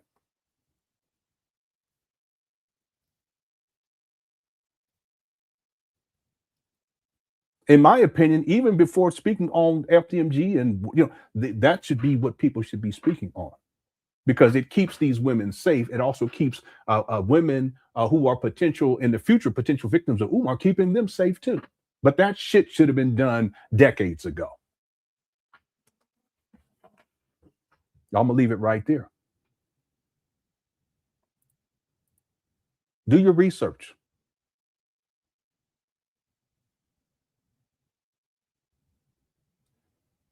All right, let me get to these super chats. I'm behind again. Thanks again, TJ, for the super chat. Kiara says, if I dress up like a little yellow man, I bet you I get in there. you get into the school, he let you in if you dress up like, he probably gets scared. He probably gets scared to let you in real quick. Yeah, I'm gonna tell you what I think. And again, Umar tells the story, but Umar, he's a pathological liar. That's what the receipts show. That's what the research shows. I think Umar, what he's done is there are certain experiences. I think we've all done this. Instead of dealing with the direct trauma, we create certain delusions to make the trauma it's easier to process, even though we're not processing it accurately. This makes sense. It's easier to deal with it if you come from the vantage point of creating this whole narrative about it, the narrative you can kind of deal with, but the actual traumatizing event, you can't deal with for whatever reason. That's why Umar needs to get into therapy. There's a lot of issues with this guy. What I think is that Umar was abused as a child. Okay, I believe that. In fact, in the video from 2011, there's things that he says in the video from 2011 where I know he's projecting, especially based upon what Lenon talked about. He's projecting. He was talking about this way back in 2011, 15 years ago. He's talking about this, but he's talking as if he's speaking about someone else, but he's really talking about himself. He's projecting. What I think is that he was abused as a child, and that this little alien that comes through to punch him in the face, it's just his way of coping with the abuse. Why would an alien come in and punch you in the face and then run out the room? And then Umar says it wasn't malicious. No, that doesn't make any sense. Why would an alien do that? I think that that's just Umar's way of coping with childhood trauma that has gone unresolved. And so he created this story, this is false narrative about a particular experience of being abused. And he transposes that onto this alien experience. He tries to spiritualize it in a sense. All right. Thank you, Kiara. Jay Civic says, linguistic relativity is a theoretical relationship between human language and thought, holding that a speaker's native language influences his or her cognition. Yeah, I'm sure that it would. Language has developed over thousands, tens of thousands, hundreds of thousands of years. So whatever your native tongue happens, whatever language you're brought up in, that's going to impact how you see the world. I'll give you a quick example, Jay Civic, because I was always fascinated about this. There are some languages that, based upon how we read English, the way that other languages are read is backwards compared to how we read language. You guys know what I'm talking about? Another example is that, as an example, in Spanish, because I grew up in Southern California, so I dealt with a lot of people, a lot of Mexican people, and I went to a Spanish-speaking school for 2 years. My mom said it was 3, but I think it was 2 years. And at that school, English was a second language. Spanish was the primary language that was taught in the school. And then there was an English class. And I loved the English class. I understood what they was talking about in English class, right? But I was always fascinated because in Spanish, gender is very specific. So there's él and there's ella. Is that what it is? Él, ella, something like that, right? And so certain words can be given a feminine quality based upon how you say the word versus a masculine quality. We don't do that in English. We don't do that. We can say he or she, but I'm talking about an actual word based upon what letter is at the end of that word. You'll know that, okay, this is feminine or that this is masculine. Okay, that was always like, wow, that was confusing too. So that informs people even about gender roles in Spanish. right? And again, we do say he and she in English too. But if you guys study Spanish, it's really intriguing, and it's very intriguing to me. So yeah, a language has a huge impact, and whatever language you're brought up in, it's going to inform you because there's culture in language, and it's going to impact how you see the world. Yeah. Thank you, and it's going to impact how you think. Absolutely, it's going to impact how you think. Thank you, Jay Civic, for a super chat. Okay. Oh yeah, that's what it is. I apologize. El and la. Okay, my bad. Yeah, a and o. That's what it is. Yeah. El hombre y la mujer. Okay, why not just say hombre and mujer? Okay, hombre is the homie, the man. Mujer is the woman, right? Why not just say that? No, it's el hombre. Okay, el being indicative of masculine, and then la being indicative of feminine. Yeah, that's all. I was always intrigued by that back in the day. Yeah. Okay, let's see. And then Nimi says, I work too hard for my money to give it to Umar Johnson. Yeah, that's the other thing. Umar feels so entitled to other people's money. He doesn't work. He doesn't do it. He hasn't produced anything 7 years later, and not one black child has been educated. People have giving this guy millions of dollars for what? I mean, that's money they can put towards other things. You know, you can put that money towards other things. Some of these people, they could have invested that money and put it into a CD for their child. I don't know, back in 2014, and just let it grow for the last 12 years. And then any other donations they would have sent, just put it in the CD for the baby. Put it into a college fund. It's a waste. It's been a waste of money. I can give you guys, is probably at this point, is probably close to $400,000 where Umar's just wasted the money. Maybe not 400, maybe 300,000. And we can start with the 700,000, or well, it's 400,000 for the purchase price. What's the point in purchasing these trap banners in 2019 for 400,000? You know, Umar Johnson, he said 700,000 for $400,000, where 7 years later, not one black child has been educated. It's a waste of money. He's paid out $172,931 in taxes that simply, if he had his paperwork in order, he wouldn't have had his nonprofit status. He wouldn't have to pay. You donors, that's a waste of money. He wouldn't even have to pay that. So we can take $400,000 and then we can add $172,000. That's crazy. Why would you trick off $172,931.86 of other people's money?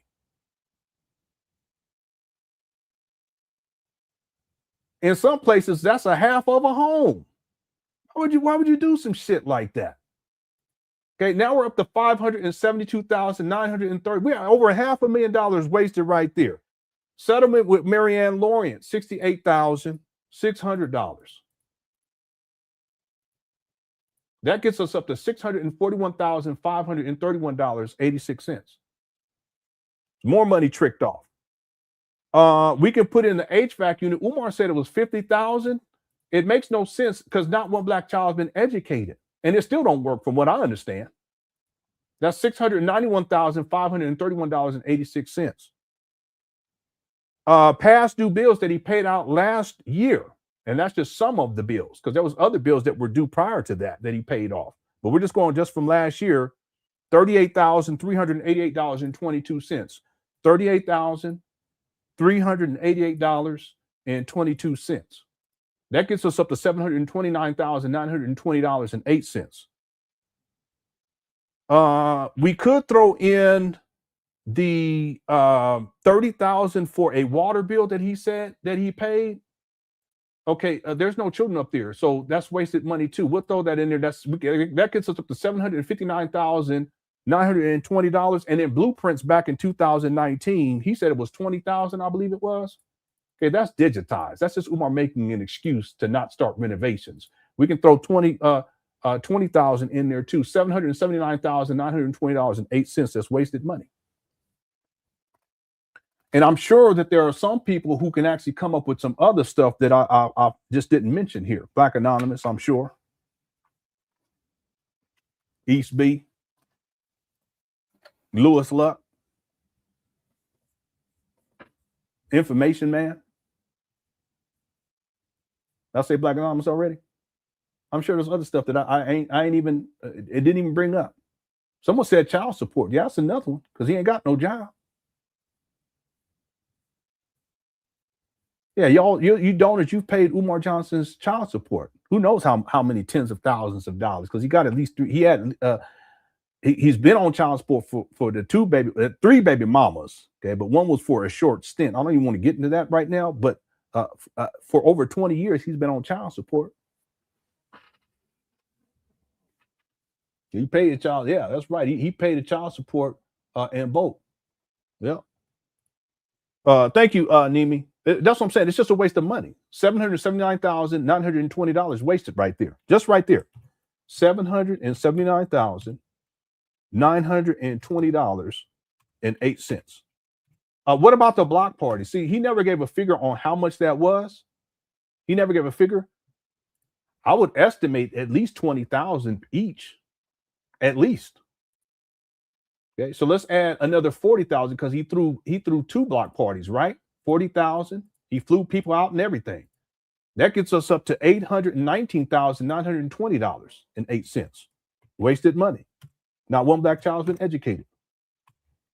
Isn't it crazy? Umar said he ain't even raised $1 million, but here we are right here, just in money that he's dished out. $819,920.08.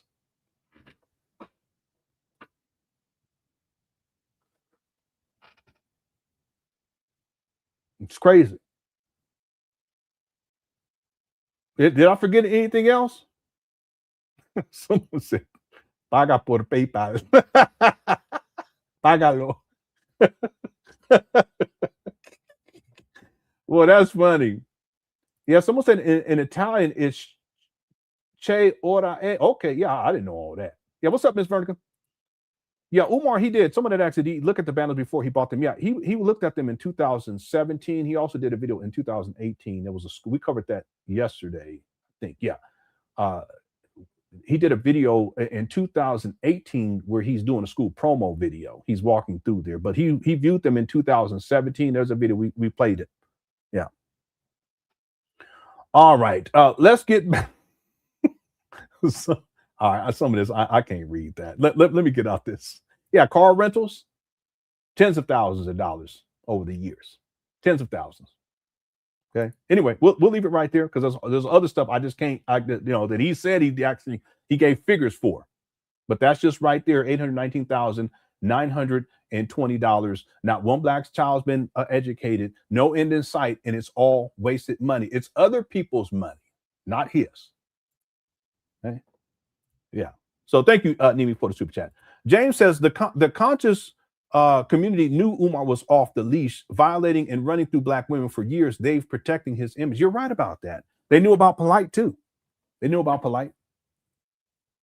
Some of them knew about Jay Morrison too. Jay Morrison didn't necessarily come through the black conscious space per se, but they knew about it.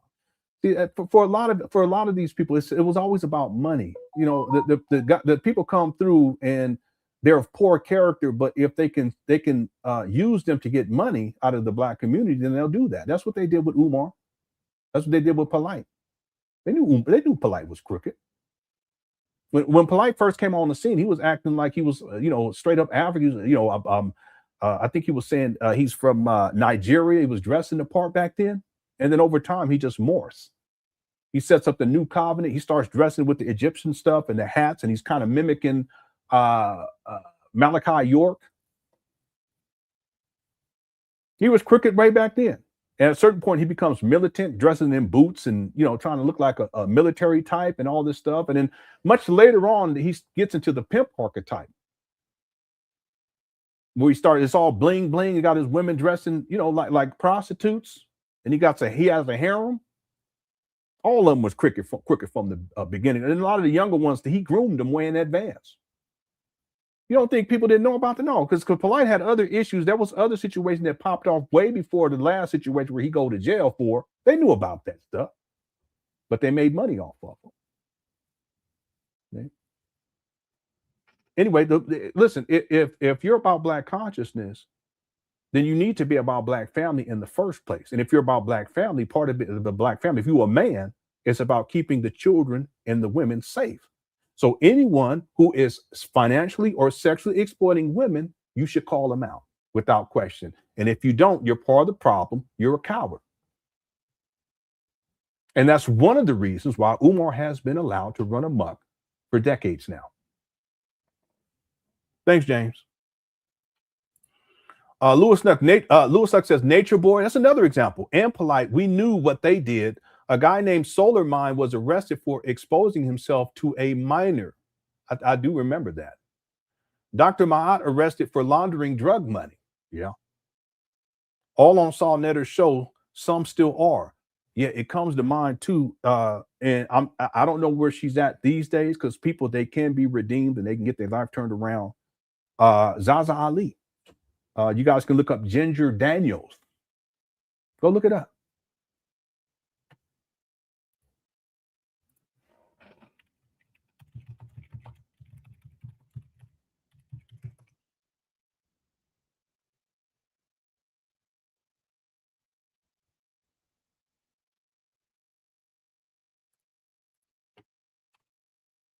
Oh, let me switch out my earbud right quick. You can go to FBI.com.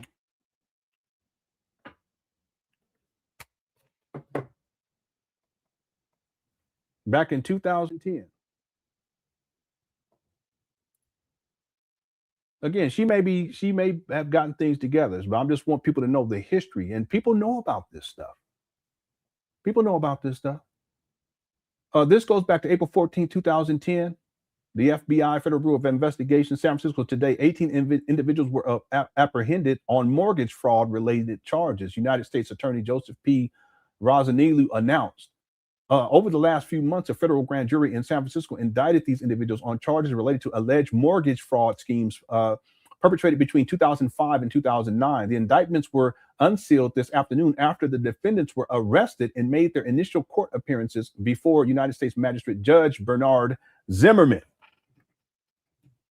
Of the 18 individuals charged, 7 are charged with bank fraud, 10 are charged with conspiracy to commit mail fraud, and 1 is charged with conspiracy to commit wire fraud. According to the indictments, each defendant charged with bank fraud is alleged to have participated in a scheme to defraud financial institutions and lenders to obtain money from those entities by making materially false and fraudulent misrepresentations. The defendants charged with conspiring to commit mail fraud are charged with participating in a scheme to defraud financial institutions and other lenders by knowingly and intentionally submitting false and fraudulent information to those lenders to obtain loans for various borrowers. There's a lot of people who are involved with this stuff back in the day, in California in particular. This deals with the housing market crash. You guys remember that?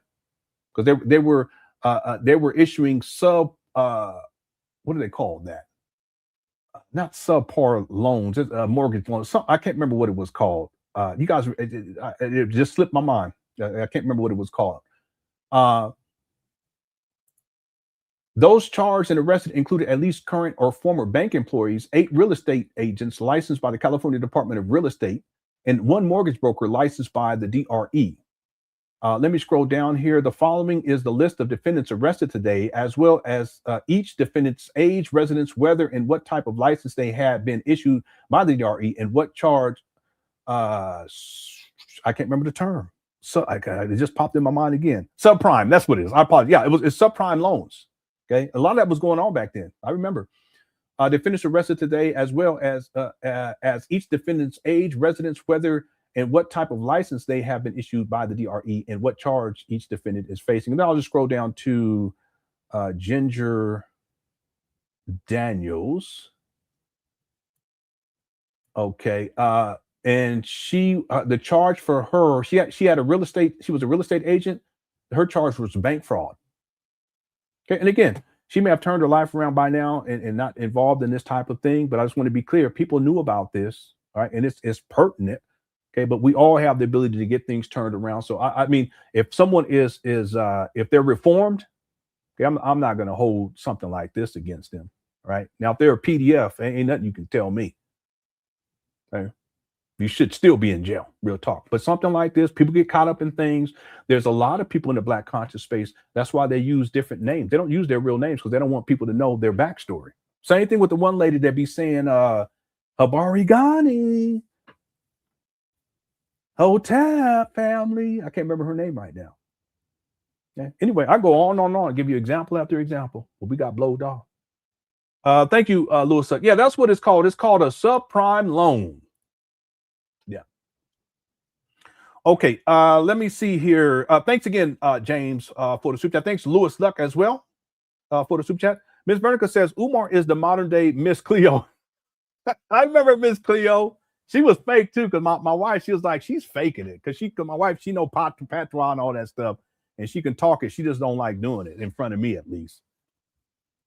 I bet you if she was back in the island, she was talking for them people over there. I told her because I like it. I like it. You know, for me, I ain't gonna lie, family. When I hear that patois talking, it activate my nutsack. I'm saying too much, but it's true. It's true. There's something about that patois, family. That with Latinos, when they be saying Big Papi the way they say it, I'll be like, all right, anyway, let's move on, shall we?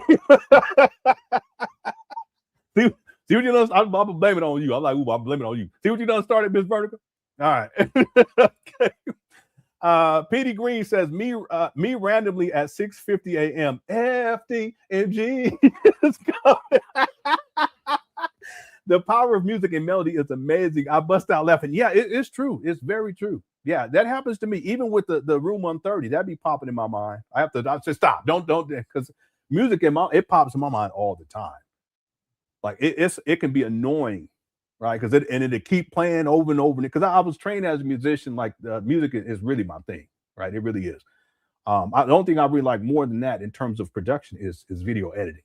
Okay, but melodies pop into my mind all the time.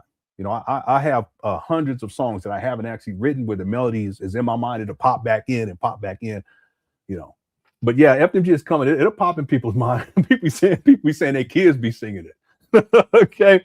Thank you, PD, for the super chat. Jay Civic says the meaning from my last super chat was linguistics was to say, okay, Umar is using language to confuse people. Yeah, you're right about that. That's true.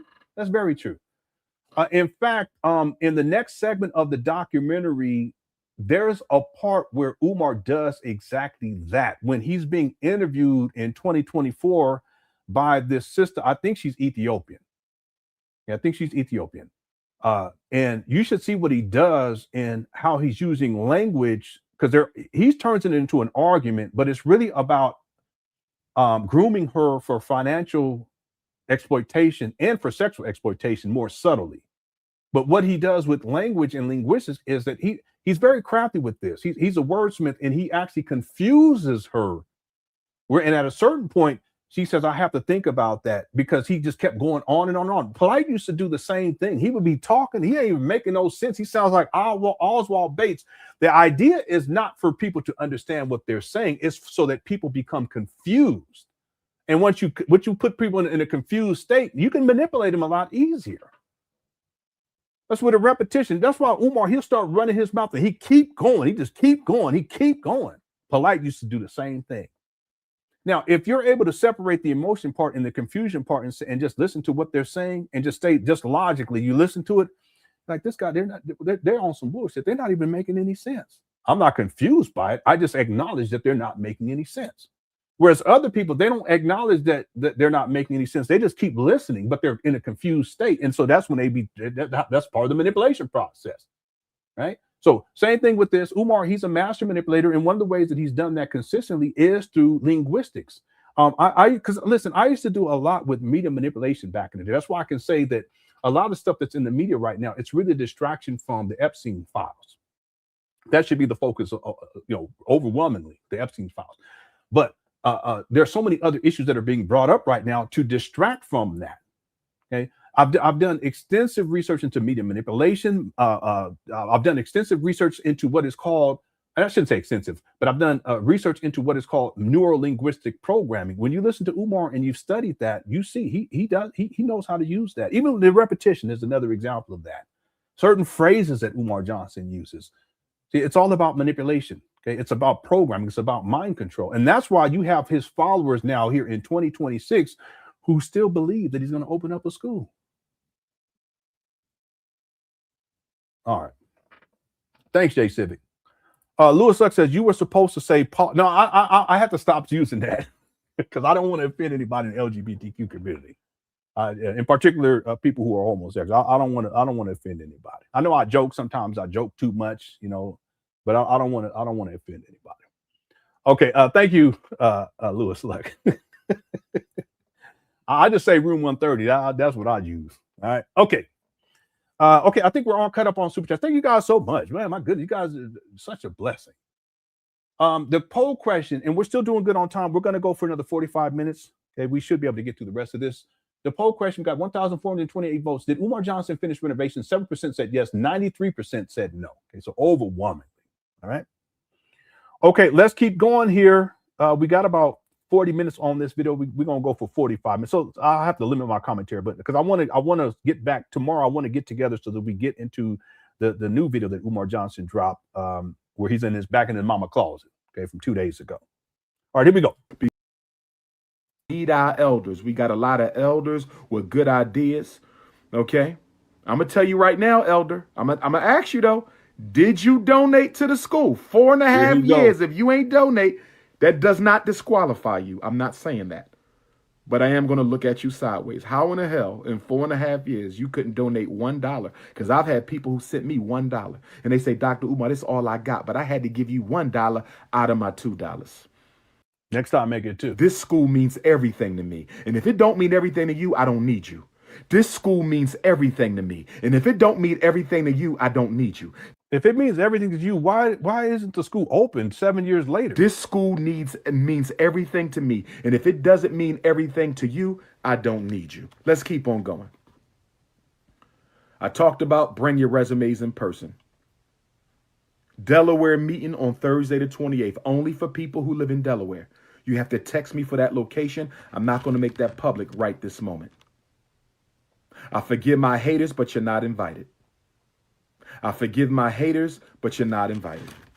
Also, for all my donors, I want you to know that at some point soon, you will be given a certificate. Just like Marcus Messiah Garvey had the Black Star Line, since we are also incorporating FDMG in Delaware, just like Marcus Garvey incorporated the Black Star Line in Delaware, you will be getting a stock certificate. Okay? You don't get a return because we're investing in our children. This is not a for-profit business, okay? This is not a for-profit.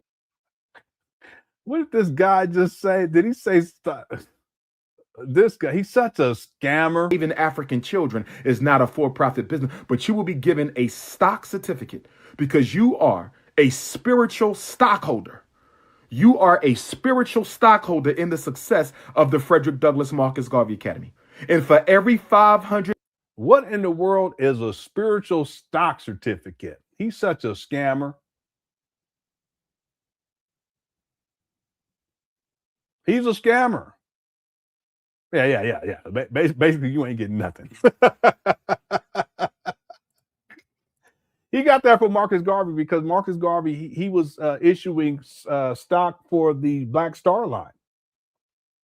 Yeah, Jimmy, he said spiritual stock certificate. What's up, ladies? Yeah.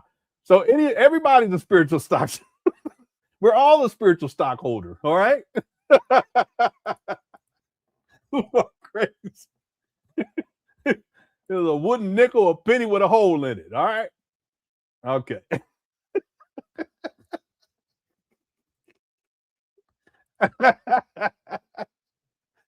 Yeah, did your spiritual stock certificate go up in value over the last couple of weeks? I don't know. Okay, let's keep going. $1 you have given, you will be given a stock certificate for every $500 that you have been given. Oh, okay. Man, there will be $500 stock certificates, $1,000 stock certificates. He making this up. $2,000 stock certificates, $5,000 stock certificates. These are honorary stock certificates. So you can hang them up just like we did in Marcus Garvey's day.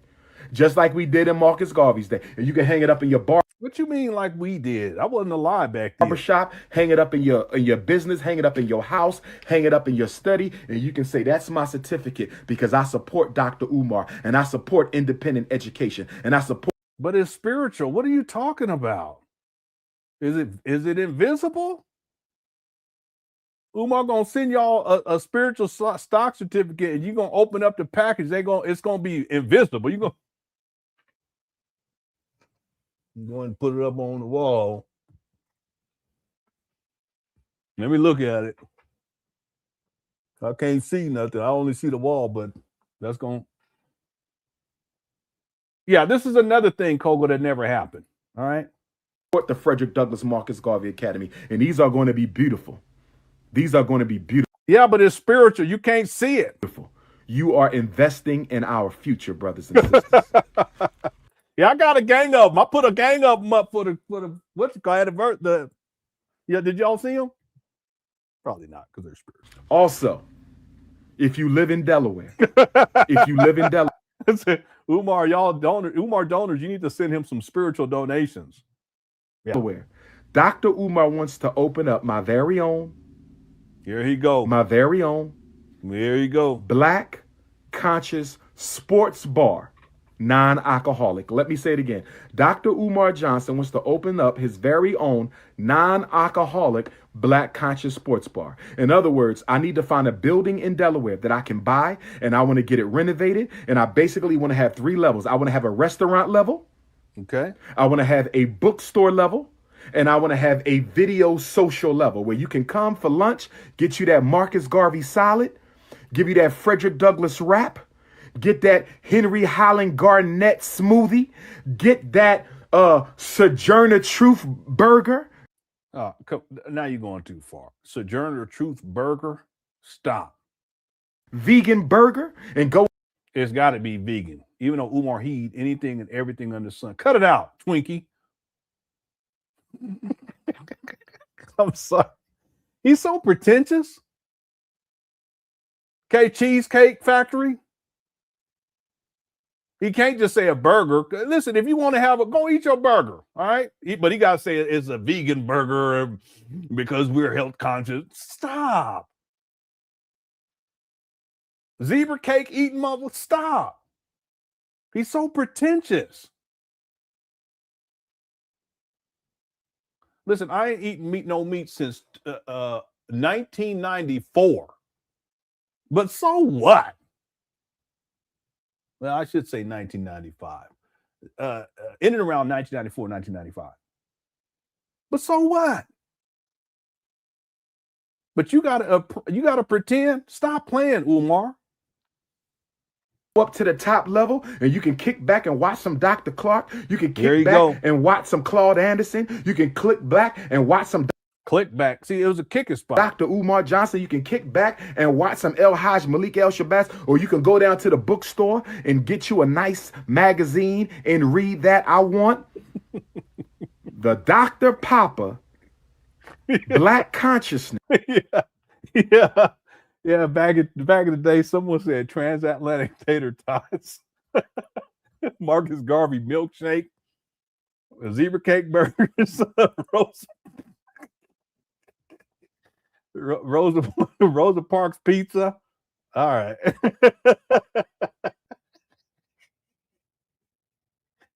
Crispy Queens donuts.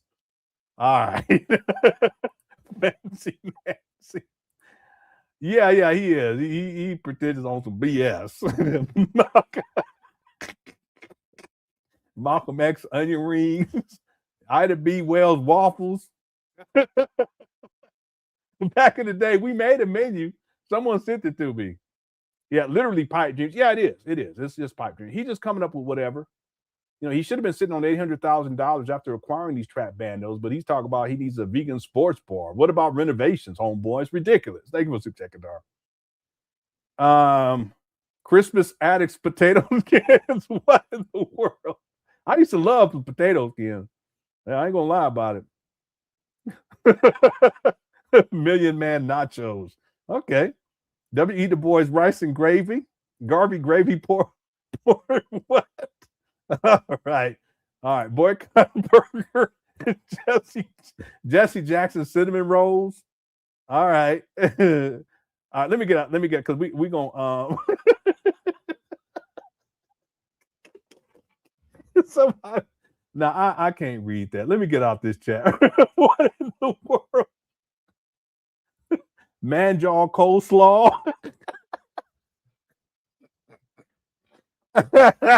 Yeah, family. Let me get some of that manjaw coleslaw, family. All right. Let me get up out of here. You guys keep going. That's fine. All right. Because I want to finish this video today. Here we go. Non-alcoholic sports bar. I want to build that not too far from the school, brothers and sisters. Who with me right now? I want to know who is really with me. Who been with me since day one? Who never spoke out against Dr. Umar? That's who I want. I want the ones who went hard. I want the ones who be around 100 haters and said, y'all can say what y'all want. That's my brother, and I will rock with him until the end of time. That's who I want. To the end of time? What in the world? You said, am I accepting wife resumes? Is Dr. Umar accepting wife resumes? Here he go. Is Dr. Umar accepting wife resumes? This is how I want to answer that. It's narcissism right here. One position is nearly filled. One position remains. One position is so nearly sassy filled. With his fingers. One position remains because there will be deuce. And that's all I'm going to say. All right, Umar. That's all I'm going to say. But you better be bringing more to the table. Here you go. Okay? You better be bringing more to the table than a pretty face and some hot cookies. See, he always got to take it here every single time. Even with a school announcement, he got to go to the sex every time. Okay? I'm very serious about my life. I'm very serious about my work. No, you're not. If you're serious about your life, you wouldn't be living in your mama closet. If you was serious about your work, this school would have been open by now. 7 years later, homeboy, stop. I'm very serious about my mission. No. It's not a game no more. I am now a role model for black boys. How can you be a role model for black boys when you sexually exploit black women? Stop. Umar, come on now. How can you be a role model for black boys when you don't even take care of your kids, your daughters? How can you be a role model when you out here dealing with strippers and shit, and then when you get caught, you try to blame her and call her a maggot?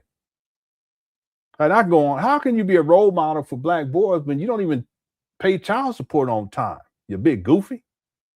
How could you be a role model for black boys when you live in your mama closet? I got to say it anyway. Let's go. I have no time for conscious thoughts. Here I have no time for conscious hood rats. I have no time for anyone who wants to get close only to try to destroy, because some sisters are just as bad as some brothers. Same thing with my brothers. Same thing with don't get close to me because you want to use my shine.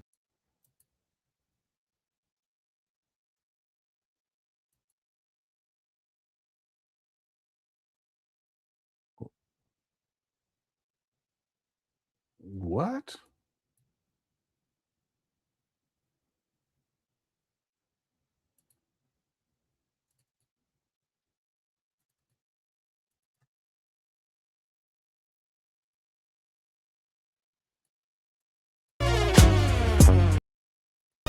Lights are rolling on a movie set today. Action cutting down the packing things away. Get into the red roof in room 130. Homie gonna sponge my hair real nice and make me look real pretty. Rose of a All right. Now we gonna play that at the end. I think that's the other version, though. I think I gotta find the most recent version he sent me, because I think the quality's better. I need to delete the older one. Am I right about that, Kogo? You still here? Anyway, let's keep going here. For your own agenda. I don't want no opportunists around me. That's why I ain't got no friends now. Okay? No friend. You come to me for one reason and one reason only. And that's because you want to help us build. If you ain't here for the people, then I don't need you. Don't be around me because I'm the most requested scholar in the world. Here you go. Don't be around me because I'm the most popular Pan Africanist alive. Don't be around me because I'm the #1 black school psychologist ever. Don't be around me because I'm the greatest orator. Boy, he sounds so sassy. Ever. The 21st century. Don't come around me for none of that. Don't come around me because my videos get more views than most people put together. Don't come around me for that. Come around me because you want to help us build. Okay? Bring the resumes. Couple more points. You got notes. Today is February the 9th. March the 9th, the date that we lost the notorious B.I.G. There you go. Connecting March dates. the 9th is 30 days. March the 9th is 30 days. I want you to donate as much as you can over the next 30 days. I want you to donate as much as you can over the next 30 days. Send in a check or money order every day.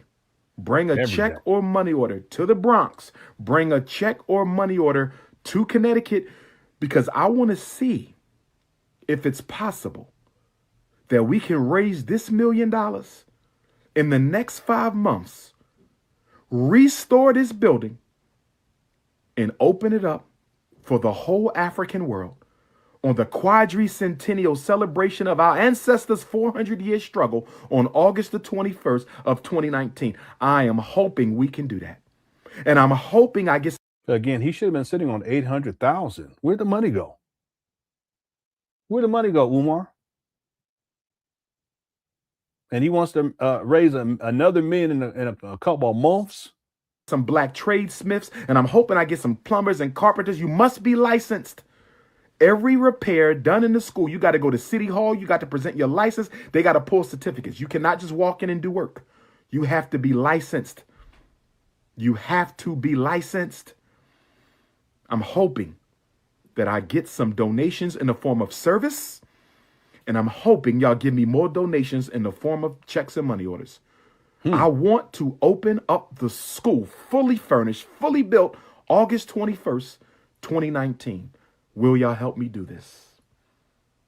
Will y'all help me do this? Fully furnished, August 21st of 2019. And here we are in 2026. He's talking about decorations. Will y'all help me do this? A few more things. Security cameras. As I said, I'm still using the security of the previous owner. I have to switch it over in 30 days.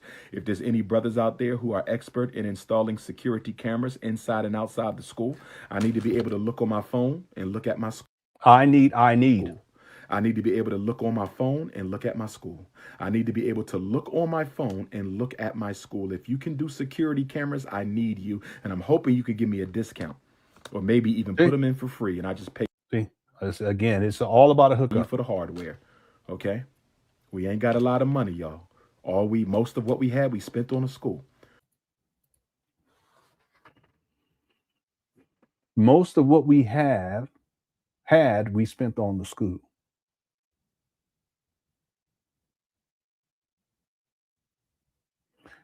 The purchase price is $400,000 online records.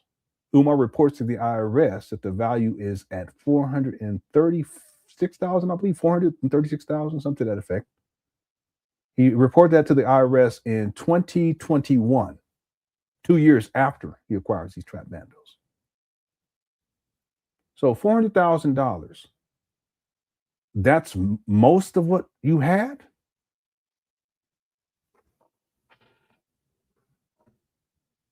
All right. Well, let's real quick. Watch this.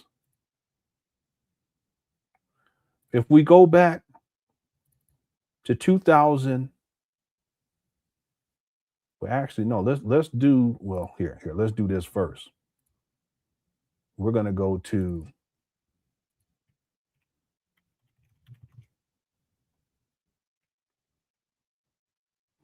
Oh, I'm sorry. I'm looking up JPEGs. I need to look up video.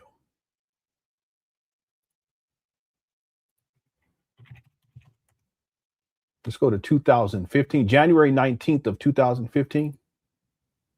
So we doing okay. PayPal sabotaged us, y'all. Let me tell you how PayPal sabotaged. I called PayPal before I started using PayPal for the school fundraising. And I didn't want to use PayPal, but lazy Negroes kept talking about why I just can't make an online donation. Take your lazy ass to the post office and get a stamp. But anyway, they kept on bugging me, so I said, okay, let me do this PayPal. Now, I called PayPal first. I said, listen, I don't have tax-exempt status yet. I won't have it to the end of the year. And I don't want y'all to freeze my account.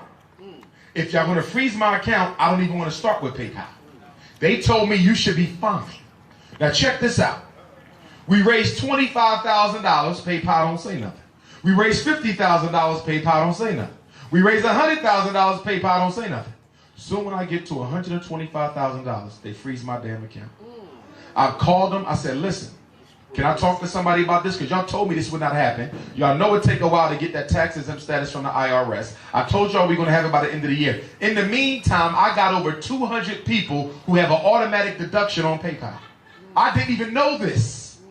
But every day, I'm seeing 25 payments.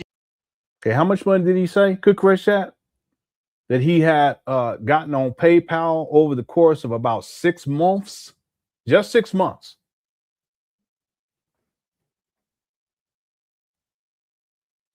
I'll wait.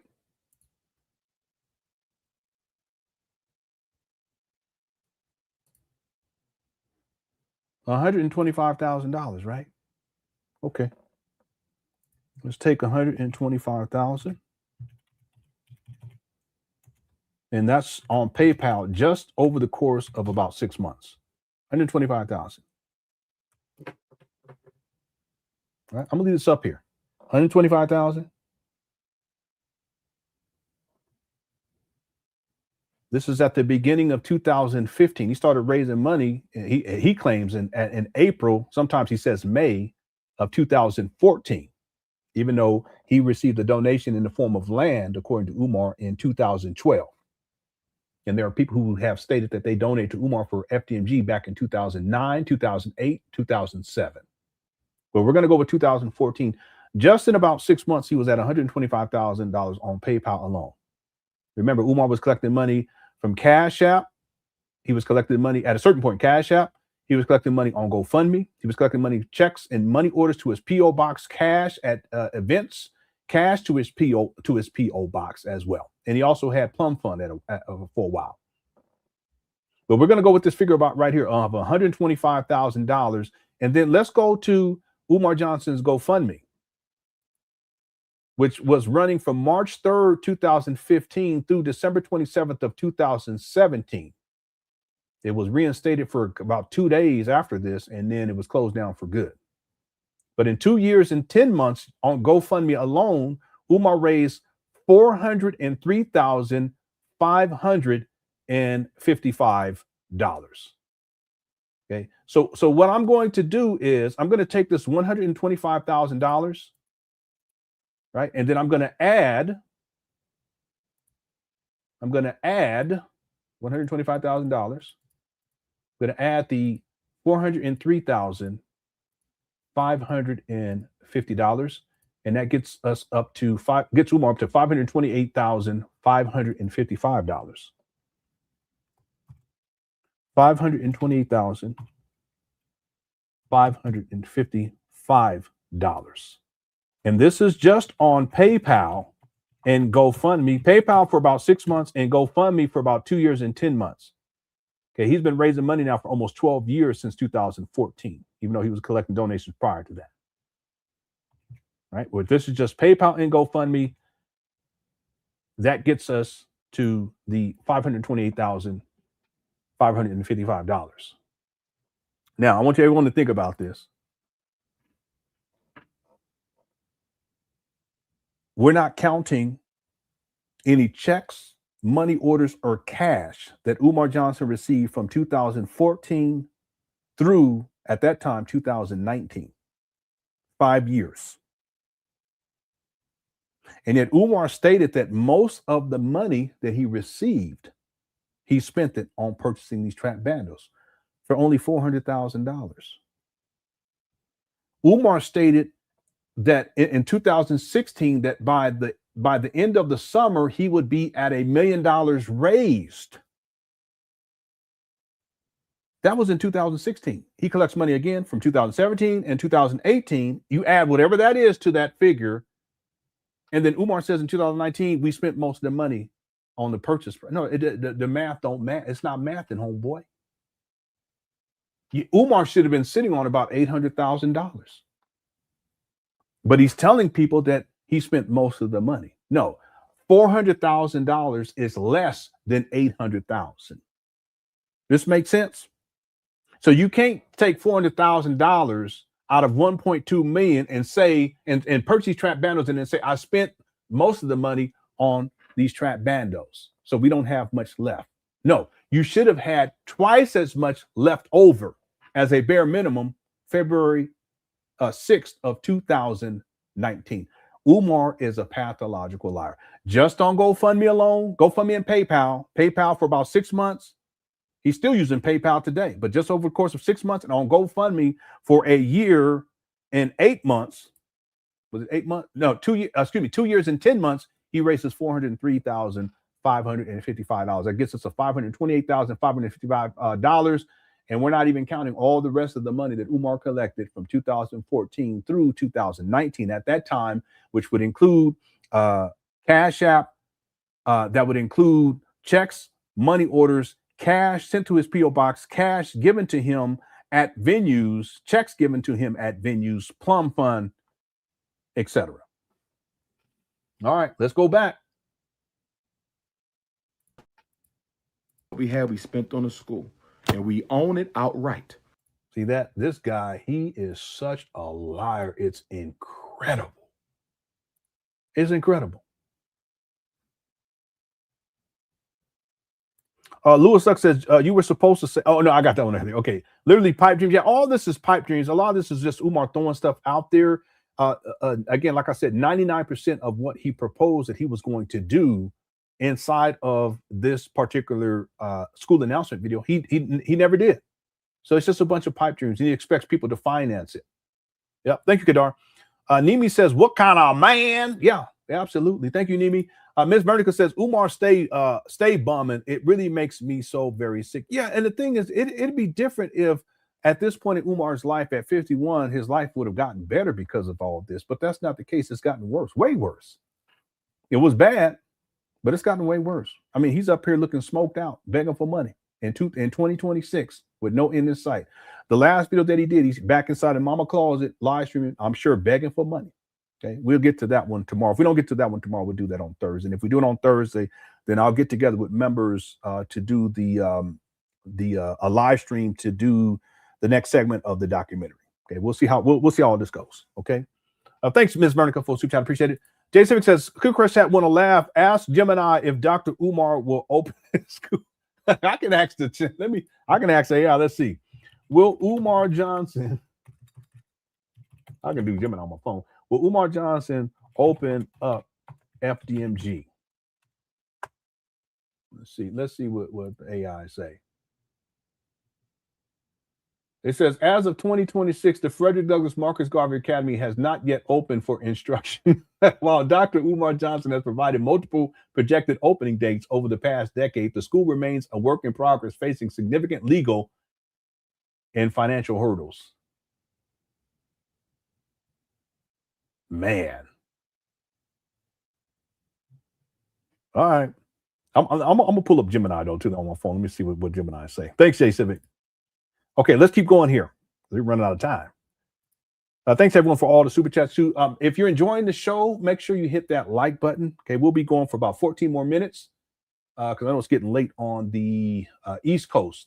We got 1,500 and over 1,520 votes so far. Did Umar Johnson finish renovation? 7% said yes, 93% said no. So overwhelmingly, okay, people know what the deal is. All right, let's continue. Here we go. No mortgage, thanks to my donors. Thank you, donors. Thank you. We own it. No mortgage. The toughest part is over.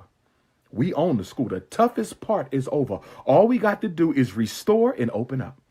Brothers and sisters, we did it. We did it, and we did. Yeah, he said restore and open up. Now he's saying restore, that's done, and then now they need to decorate, and I guess after that they open up. Did it in the year of our ancestors. I tell you, our ancestors in heaven, they rejoicing right now. Marcus Garvey, Frederick Douglass, Nat Turner, Harriet Tubman, Patrice Lumumba, Kwame Nkrumah, Steve Biko, Robert Sobukwe, Mama Winnie. They are up in heaven. His Majesty Emperor Haile Selassie is saying, get him, Leo. Get him, Menelik II. Get him, Leo. Get him, Edward Wilmot Blyden. Get him, fellow Leo. Go get him. You cannot cash app school donations. You cannot cash app school donations. See that? Okay. We were talking about that before. Also, he's a scammer. I have to relocate. I'm looking for housing in Wilmington and Chester, PA. For my brothers and sisters who live in the Chester, Brookhaven, Upland area. For my brothers and sisters who live in the Chester, Brooklyn, Brookhaven, Upland, Philadelphia Airport, Essington, Dr. Umar is looking for a house or apartment.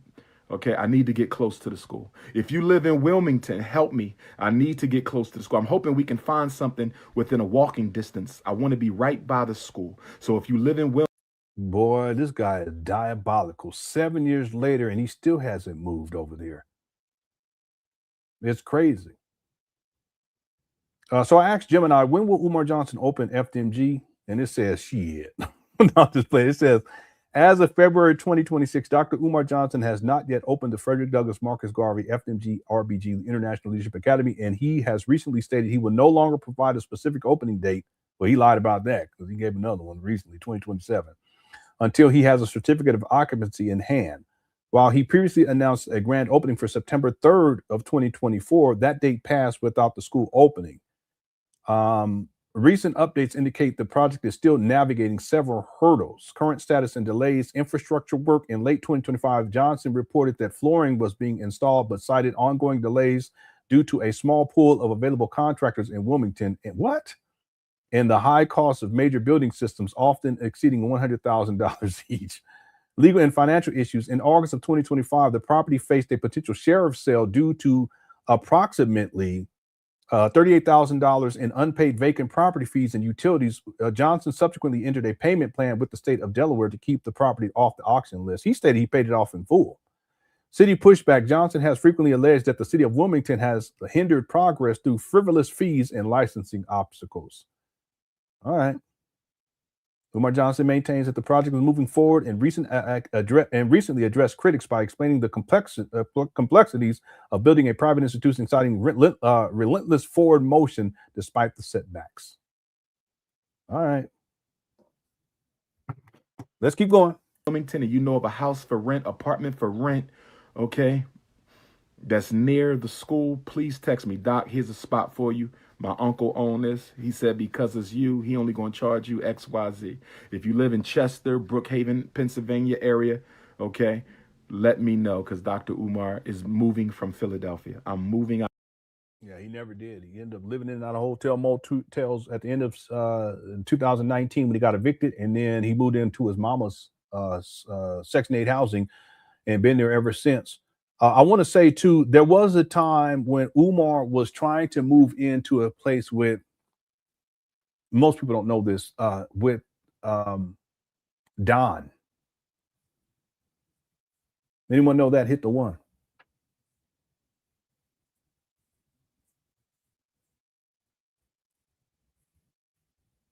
If you haven't heard that, hit the two.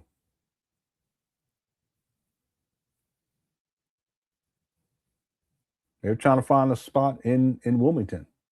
Don was living in them buildings for a while. Yeah, most people don't know that.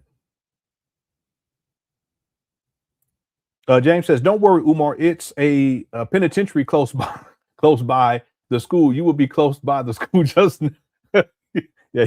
Inevitably, you're gonna be close by the school at some point. There is. There's a penitentiary about a mile away from these bandos. He's a penitentiary.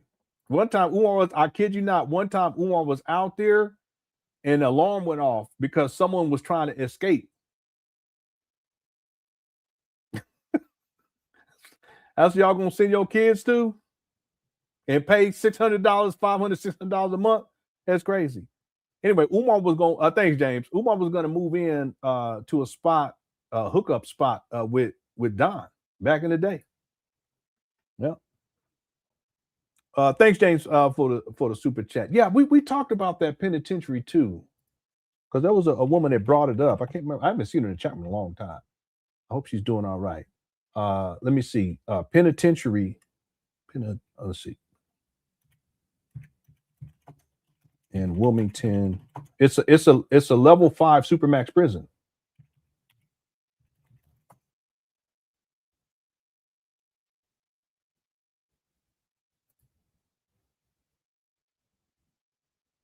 Let me see. From what I remember, it's like a mile. It's like a mile and a half away or something like that. Well, let me try this. Level 5 supermax prison, Wilmington, Delaware. Yeah, here it is right here. It's the Howard R. Young Correctional Institution. It's a level 5 supermax prison, and it is roughly 5 blocks away from these abandoned buildings, maybe 6 blocks away from these abandoned buildings. Yep. So when the alarm went off because someone was trying to escape, Umar, he mentioned it. He was like, yeah, you know, this is someone trying to escape, probably someone trying to escape. Yep. Let me do one other thing with this, not to be petty, but let me see. This is the Howard. Okay.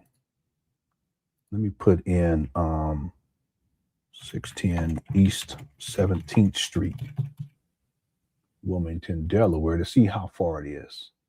It's 0.8 miles away. It's a 3-minute drive right now. There's something for people to think about. Why would you take donors' money and get these buildings in a dilapidated state, mold infested, in a crime infested, drug infested community, where there's millions of dollars in renovation work that needs to be done,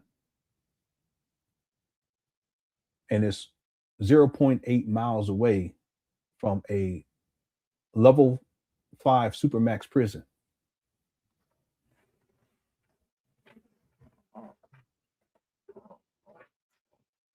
So who knows, James? At some point, if he ever gets hemmed up with the IRS, he may be going right there. Real talk. We're gonna have to wait and see. Yeah, it's not even a mile away. I thought it was a mile and a half or something like that, but it's not even a mile. Just look just now. You can get Umar getting a rental. It'll take him 3 minutes. Getting that Uber, it's crazy. It's just such a waste. Yeah, and JCSU, I'll check the Gemini on my phone. All right, let's start winding this down, everybody. Thank you guys so much for tuning on in as well. If you enjoyed the show, at any point, hit that like button. We reached our goal of 620. We got 623. Thank you so much. I'm going to go ahead and close this poll out. We got 1,562 votes. Did Umar Johnson finish renovation? 7% said yes. 93% said no. Okay, thanks to everyone who voted on that. Also, thanks to everyone in the Cookware chat for all of the support. Everyone who sent in super chats. Thanks to the mods, too, for handling business. I really want to finish this. It's about 30 more minutes left, though. Let's go. Out of Philadelphia. I am moving out of Philadelphia, and I will either end up in Wilmington or the southern Pennsylvania area. I will be in Wilmington or the southern Pennsylvania area. You end up being in Mama closet. So help me find that. Help me find that. Okay. Uniforms. People who know how to make uniforms. We got the shirt, the tie, but let me tell you what I need. I need somebody who can make the sweater vests. Sleeveless sweater vests. The ones that I wear, V-neck, sleeveless, red, black, green. Stop, Umar. Goofy. I need a sister or a brother or a company, black owned, who can make red, black, green sweater vests. I already got my brother Whitfield in Dallas. He going to put the embroider, FDMG. I already got my man, brother Whitfield. He does these. We about to mass order these from him. But now I need to pull over sweater vests, V-neck, sleeveless, red, black, green. I also need a company that can do red, black, green book bags. Red, black, green book bags. If you know of any black companies that can do that, Tell them to get at me. It's going down. We not playing, y'all. We need uniforms for the African Guards of Garvey. We need Team Pan-African uniform. We need a uniform for the queens of Team Pan-African. We need uniforms for the queens. I need of Team Pan-African, the ladies department. Oh yes, black women will have their own department, the queendom of Team Pan-African. Cut it out, Umar. Okay, the queendom of Team Pan. Where are my queens at? Where the queens at who want to be down with the ladies department of Team Pan-African? Ladies department. Where the queens at? I need some nappy head natural queens. There Serious too. Queens who don't show no favoritism. Listen, we shouldn't be. Anyway. Queens who can be upfront with everybody. Queens who can love all the sisters equally. Queens who ain't got no light skin supremacy issues. Ain't got no dark skin supremacy. He's the one that has these issues. He's projecting right here. Issues. Okay. I need real black women to run the ladies department because you know how petty black women can be. I need real. Damn. Umar's listen, real talk. Umar is one of the most petty people that I've seen. I'm doing another poll. I'm doing another poll. Who is more petty? Umar? Black women? Who else should I put as in here? Just so we can have more options. Who else can we put on here just so we can? Maybe we'll just leave. You got two choices. Is that fine? Okay, we'll just do two choices. Who is more Umar or black women? Okay, we'll just go with that. No, I'm not gonna put me in there because then people gonna vote on me. I don't want y'all to blow me up like that. You know what I'm saying? And then someone put Uncle Nancy, Sponge Daddy, 50 Cent. All right, no, I'm just gonna we just gonna go Brother Jose. Brother Jose's not paid at all. Okay, we gonna ask him probably. Someone put Jasmine Crockett. Umar's barber. Someone said Mary Ann don't play. Shout out to Mary Ann. We're not putting her in there either. All right, let's just do these two. We're going to do these two. Get your vote in, y'all. We almost done. Who is more petty? Okay, you got two potentials. Umar and black women. Someone put black women already. That's Umar. Umar in the chat room right now. Everybody say hi to Umar. Someone said Tasha K. Yeah, Pastor B is petty. He is. He wasn't like that in the beginning. He wasn't. Yeah, Candace Owens is too. Yeah. But Pastor B, he wasn't like that in the beginning. Okay, get your vote in. Let's keep going. Black women to help me out with the ladies department because you know how petty black women can be. I need some serious black women on the team. I need some serious black women. I need some serious black brothers Umar on the team. What's up? And by the way, say what's up to Umar. We will have an FDMG dirt bike team. Here he goes, sassy time. Oh yes, we're gonna load up the dirt bikes. Something going on in Brooklyn. Guess what? We coming 50 bikes strong with the Team Pan African logo. What? How far is it from Wilmington to what is you feel me? Let me go see. We driving through Camden, New Jersey, 50 bikes strong with the helmets, with the Team Pan African on this side, FDMG on this side. It's going down, brothers and sisters. It's going down, brothers and sisters. What did he say? He said let's keep on going. He didn't say Bronx, dude. I forgot already. Okay. What grades will we have at FDMG? What grades Brooklyn, right? will we have at FDMG? What grades will we have at FDMG? Umar, with no traffic, that's a 2-hour and 16-minute drive, bro. What you talking about? If you take the 95 to the US 1, it is 2 hours and 39 minutes. And is that for you and your homeboys at the kicking spot? 50 is for the kids. They don't even make no sense, homeboy. That's without traffic. It's ridiculous. On a dirt bike, too. Yeah, I know. Listen, Umar gonna be he gonna ride dirt bikes on the freeway. What if you don't take the freeway? Let's see. He ain't going to take the freeway. Okay, it'll take you 12 hours and 7 minutes, you goofball. Well, that's if you're on a bike. If you're on, it don't have it for the motorcycle. It wouldn't be that long, but it'd probably be closer to maybe 6 hours. I don't know. Resumes to the Bronx and Connecticut. Through the grace of God and through the donations of you all. Through the grace of God. God and donations. And through the donations of you all. Umar, you crazy. School buildings. No, you don't. FDMG Treasurer says American Greed, Black Dollars, Red Flags, and the Netflix doc will be the dream, deferred and diverted. Yeah. Hopefully someday, the thing, what tends to happen is that when people get caught up, like when they get arrested, it becomes big news. And then that's, in general, it's after the fact where documentaries are made for like I'm working on one now, but I'm talking about like, for Netflix or something, or American Greed, or Hulu or Amazon, it's only a matter of time though. Umar, he can't keep this up forever. And at some point, the house of cards is going to crash, and he'll be brought up on some charges. And, if he goes to trial or anything, and if he's convicted, then that's when, the larger platforms will probably start speaking out against. It's unfortunate because really they should be doing it now.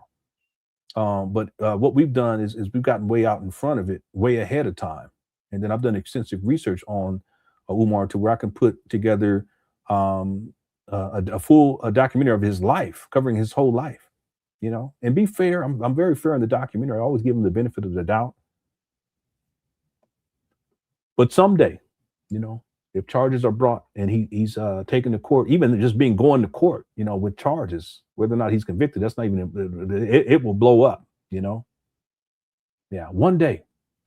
Thank you, FDMG Treasurer, for the super chat. TJ says Umar is just making this up as he goes on. Yeah, he does. He did write some things down in a little notepad and stuff, but you can tell when Umar gets into that mode where he's just coming up with stuff. And there are things that he says in this video he never mentioned again, and they never took place, but he doesn't even mention them again. It's just he was excited. He finally purchased these trap banners for $400,000. He should have been sitting on about $800,000.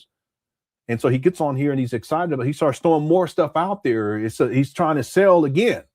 And then, of course, he asked for donations because it's all about the money in the end. He took $400,000 of $1.2 million, about $1.2 million in 2019 to purchase these trap bandos. And then since that time, he's picked up a little bit over another million, at least as a bare minimum, another $1 million. So if you can collect, really, he has to be closer to 3 million. But if you can collect, let's say $3 million, and all you got to do is throw down $400,000 and keep this going, would you do it? Yeah. Okay, assuming that you're criminal minded and you're a scammer, you would do it. Right? If you have ethics, you wouldn't do that in the first place. Thank you, TJ. 4 total, 2 school, right? We have enough space for a kindergarten through 12th grade academy. We have enough space for a kindergarten through 12th grade academy, but we're not going to start that big. I'm an experienced principal. I am a certified principal. No, he's not an experienced principal. At most, he worked for 3 months as a principal. At most. In this game for a minute. We're going to start with 3rd, 4th, and 5th. All right. Now, I have to pause here for a second. I want to play something for you guys. Because I want you to be clear.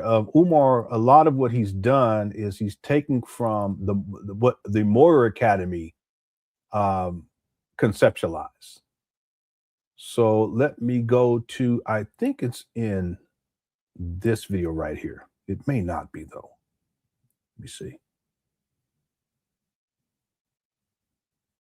What's the video? No, I don't think this is the video.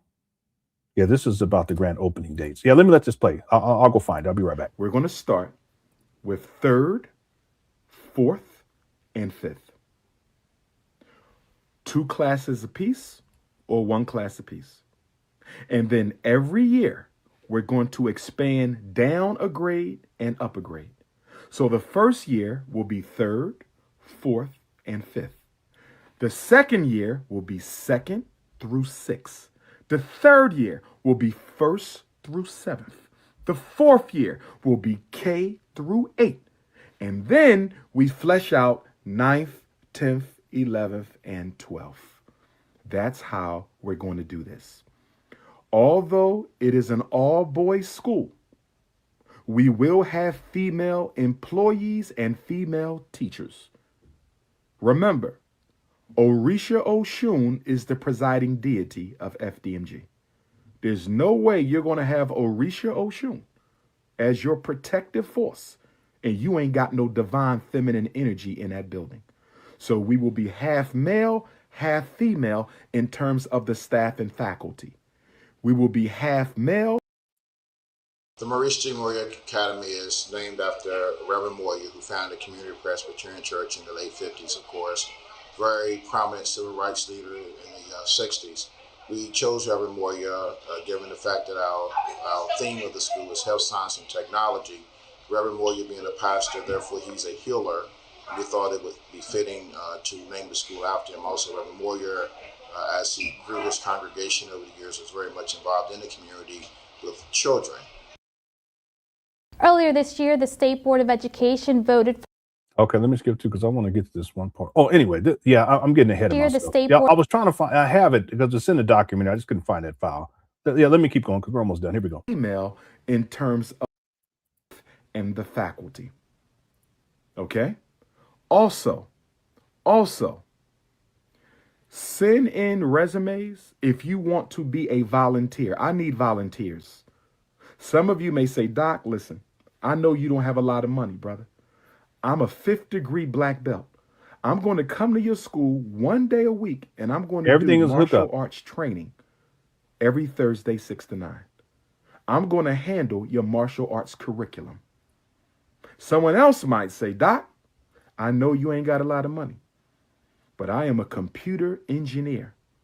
I'm going to teach your children how to build their own website. I'm going to do that for free out of my heart, Doc, because you saved one of my kids before. You helped me and my wife keep our son out of that special school, man. I owe you that computer much. Engineer doing so website. If there's any volunteers, we know everybody can't volunteer. And there will be paid staff. Obviously, we have to pay the teachers and others. But I do want to see how many different types of volunteers I'll get, because that'll help keep the budget manageable. I do want to see what types of volunteers I get, because that will keep the budget manageable, okay? We might have a school nurse in the Mid-Atlantic movement area. We might have a school nurse who say, listen, Doc, because this school means so much to me, I'm going to be your school nurse, and I'm going to come in Monday mornings. Working for free. And Wednesday afternoons. You can find another nurse for the other days, but you got me for one morning and one afternoon because I'm off work, and I'm going to be one of the nurses at FDMG. Okay? Brothers and sisters, I don't think y'all know what's about to happen. I really don't think y'all know what we're about to do. Let's keep on going. If you know how to build websites and apps, I need a Frederick Douglass Marcus Garvey Academy website. We need a Frederick Douglass Marcus Garvey Academy website. We need a Frederick Douglass. There's still no website. 7 years later. Marcus Garvey Academy website. T-shirts, designers, T-shirt apparel. Don't forget, I still need somebody who can drop ship my merchandise. I still need somebody who can drop ship my merchandise. I need people who can take the FDMG school bus. We need a school bus and we need a van. We need some vehicles. There is a woman who donated a school bus, and she also donated, I think it was $10,000, if memory serves me correctly. And then she came out and talked and spoke out against Umar and how he exploited her, but also that she said that they were intimate, but that he took it. That's what she said. And she's welcome to come on the platform if she wants to. We definitely need a full-size school bus, and we need 2 18-passenger vans. We need a full-size school bus, and we need 2 18-passenger vans, and then we need somebody who can put the FDMG logo on the bus and the FDMG name on the vans. Maybe y'all know somebody who got a used 18-passenger. They don't need it no more. We also got to get furniture for the school. We need desks. We need whiteboards. We need computers. Okay? We also got to find some sinks and some toilets because some of that's been damaged. So any of y'all know how to get any of the furniture, we need that. Okay, as we get closer, we're going to have an adopt the classroom. So you might have a business. Y'all want to adopt the classroom, which means y'all going to furnish that whole classroom. Okay, I need a group of sisters to decorate my office. I need somebody with exquisite, Black conscious, interior decorating skill for my office and for the parents' lounge and the teachers' lounge. I want the teachers' lounge to be nice. I want the parents' lounge to be nice. And I need somebody to come and decorate Dr. Umar office. I want a nice chair, a nice desk, a nice couch for the visit, a big picture of Douglas, big picture of Garvey. Okay? All of that. It's going to be beautiful. It's going to be beautiful. Okay? Next, we need clocks in all the classrooms. We need clocks. I also need somebody to put windows. We got to put windows in the school. We got any brothers? You need clocks and windows, y'all. We still got 1,100 people in the building. Let me check this poll right quick, and we're almost done. The poll question, who is more petty, Umar or Black women? 89% said Umar, 10% said Black women. I want to play something else. You remember Umar was talking about the grades and how they were going to start with a certain grade and blah, blah, blah. He gets that from the Moyer Academy. So let me play this real quick. Moyer Academy opens. Rough draft. Reverend Maurice J. Let me skip through this part. Yeah, here it As is stated right before, the students who attended Maurice J. Moyer rooms. And I'm just panning the room. School, so therefore, many of our students cannot keep their uniforms up to par. First and secondly, many of our students cannot properly purchase sufficient number of uniforms. So we need money for that also at this point in time. As stated before, much of our population come from low grade. With that, we have a school that the configuration would be 6th through 12th grade. We're starting with 6th, 7th, and 9th grade this year. Next grade year, we'll add 8th and 10th. You see that? Okay, Umar, that's where he gets this idea of expanding out and starting with specific selected grades. By the way, I thought that this was really fascinating too. This is Umar says that these buildings were that they're state of the art. They were renovated. That's what it is. And here's the pictures. I have more, but these are screenshots from Google 17th Street Earth. Plans were made. See, these are the buildings that were renovated to purchase and renovate existing buildings located on 17th Street. The largest of those buildings was previously owned by Hercules Inc. Hercules Inc. was a chemical business that manufactured chemicals and munitions. Chapter 9. Anyway, that's inside of the documentary. It's a brief segment, but it's pertinent. Okay, let's see here. Real quick, TJ, I got yours. Umar is just, I got that one. Thank you so much. D. Will says, there's teachers online talking about how kids today can't read in high school. Correct me if I'm wrong. I've never heard Umar sitting about teaching kids basic reading, writing, or arithmetic. You haven't heard him say that. I haven't either. When Umar talks about his curriculum or curricula, he doesn't talk about basic stuff that needs to be taught. He doesn't. I've never heard that. I've never heard him say, okay, math, this is what we're going to be teaching for the math, and the math, this is what we'll be teaching in sciences, whatever science. I've never heard him do that. What he says is stuff like astronomical and astrological science. We're going to teach the children the science of the Black family. We're going to teach the children the science of or agricultural science, this type of stuff. You don't hear him talking about what you just that in of itself is a problem. See, and it shows two things. Number one, that Umar, he's disjointed, he's disconnected from reality, because there's basic things that you have to teach inside of any school. But the other thing is that it shows that Umar doesn't have a plan. He don't know what he's doing, because he's never stayed. Anyone else? Has anyone ever heard this? Yeah, he said he's going to teach the children how to fly planes and how to be black Rambos. Someone said he's going to teach the kids alchemy. Has anyone ever heard Umar talk about, basic reading or writing or arithmetic? I haven't heard him do that. That shows you that he's not an educator. He's so disconnected. Everything's over the top. He said he's going to teach the boys how to fly airplanes and float ships. I kid you not. One time he said fly helicopters. That's what he's talking about. Yeah, I haven't thought about that, but no, I've never heard him talk about basic reading and writing and arithmetic. I haven't never heard it. Okay. That's Umar. Thank you, D. Will. SHP, how's it going? Says, why does a school need a presiding deity? That's a good question. Again, Umar, even though he says it's not going to be religious, he expects the children to learn Ifa. So in essence, it is religious in a sense. But the thing is that that's part of what Umar has conceptualized as a cult. And there is this particular deity that presides over everything, I guess. Yeah, he's out there. He's out there. Thanks, SHP. Jay Civic says, notice how Umar's Instagram says this citizen of the Republic of Ghana. I'm thinking, yeah, it's possible that later on down the line, he can't do that now. Okay, he has too much going on here in the United States of America. Plus, he has his mama that he's dependent on, and he lives off of. Who knows where things will go later on down the line? But it is possible at some point Umar will just But they do have extradition treaty with the U.S. So if he got hemmed up and he tried to run, they get him back up over here. But it is possible that that's part of his exit strategy, and that it's also possible. I'm speculating here that he's been sending money over there for years now, over a decade. Who knows? And setting things up in advance so that when he gets out there, he has money already lined up, and the conversion rate in terms of the money, this guy, he can be living high off the hog once he gets up over there. There's no telling with this guy. There was a time too where he went over there and he was talking about investing.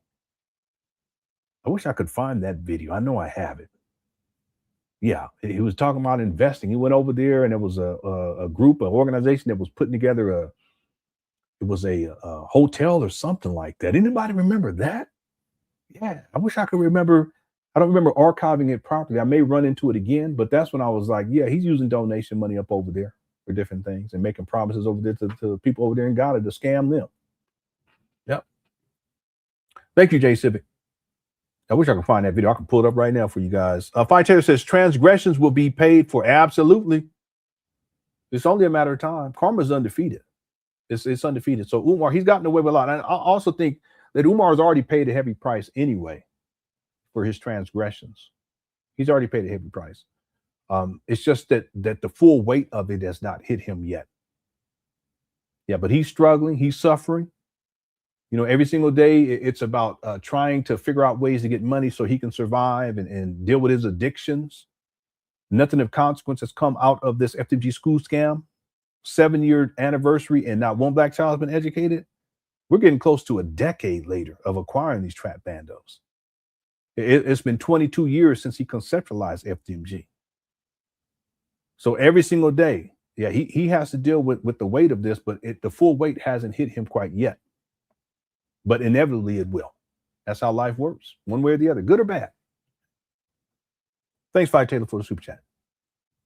SH Play says asking for volunteers in critical positions is screaming safety violations. Yes, Umar stated, he's already stated that the teachers don't have to be certified or anything like that. He's also stated that people don't have to have degrees or anything like that, because he conceptualizes this as an independent school.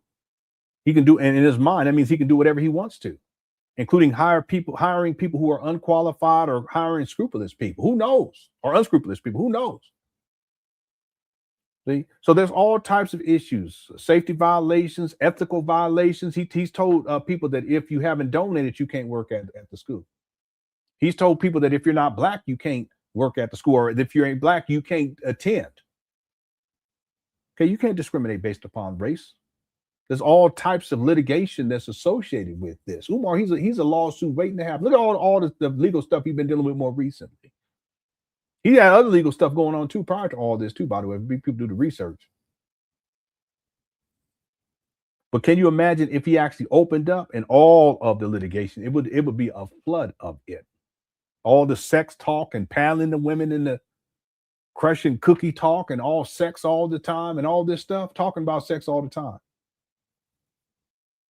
He's abusive. He's verbally abusive. Look how he was talking and acting in the SETI rant. Well, if a little child act up a little bit, how y'all think Umar's going to respond to that? Anyway, we go on and on and on with this.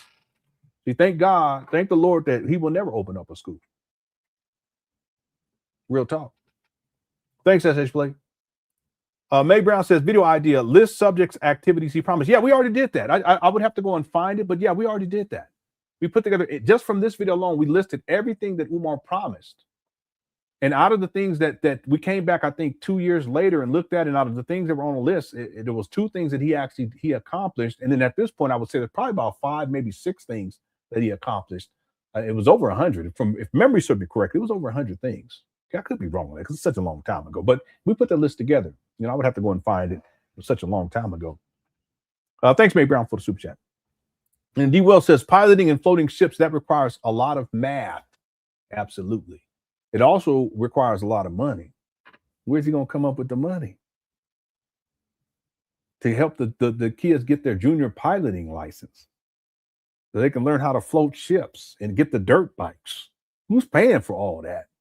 See how ridiculous this is? Where are you going to get the money for all this stuff? He telling people in 2024 he hasn't raised $1 million, and that's a decade after the St. Paul's College. He hasn't raised $1 million. Okay, that's about $100,000 per year. We know he's raised more than that at this point. It's got to be closer to $3 million at least. And based upon my research into Umar and me giving my best estimate, it has to be at least $3 million at this point.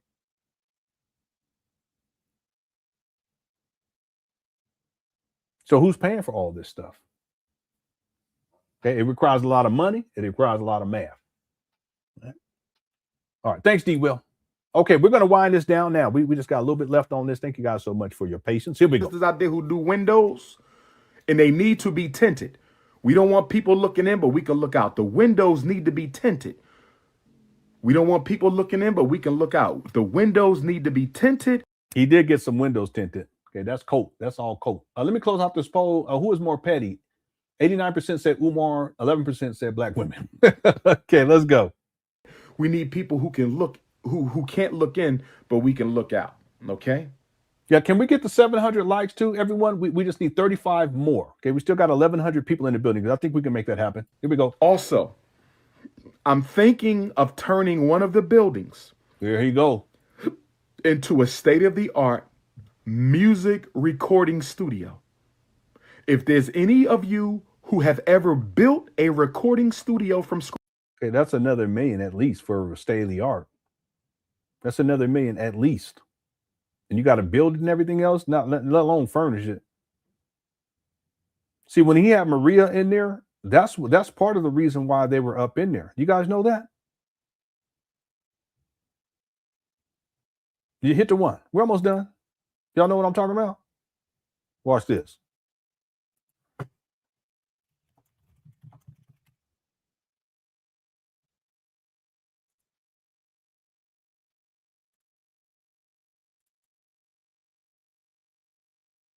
Listen to what they four say. times the size of this here.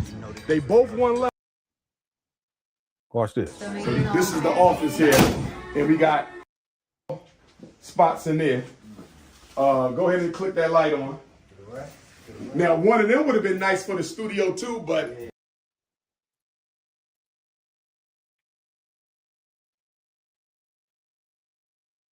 this video's from 2023.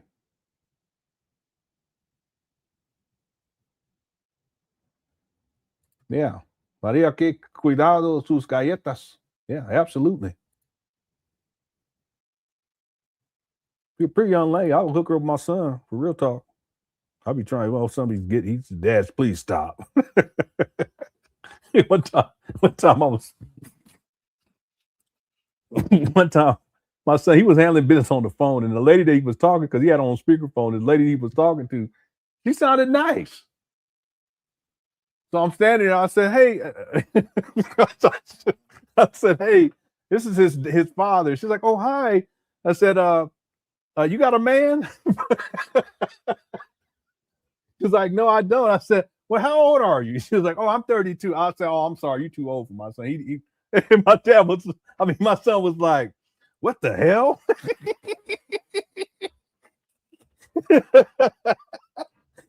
I should do him like that, but it's all love. Okay, let's keep going. Here we go. Let's get back to the main video. I need your help.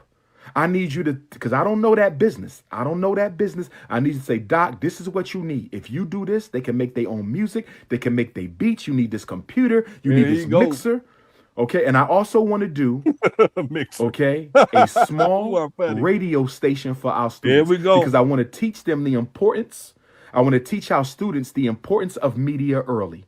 I want to teach our students the importance of media early. So if y'all can help me get started with a low watt radio station, imagine your 5th grader with a radio station. Imagine your 4th grader with his own. Umar, what are you talking about? What radio station? We're in 2026, even in 2019. What are you talking about? There's something called podcasts, Umar. And something called vlogs. What are you talking about, you big goofy? Yeah, some people still listen to the radio, but listen, the generation, my kids, they don't know nothing about no radio, y'all. Remember back in the day we listened to the radio? The Quiet Storm. The Quiet Storm. Y'all remember that? These kids ain't listening to no radio like that. Maybe a couple of them, but none of my kids, they don't know nothing about it. Then you get the knob and turn it like and all that stuff.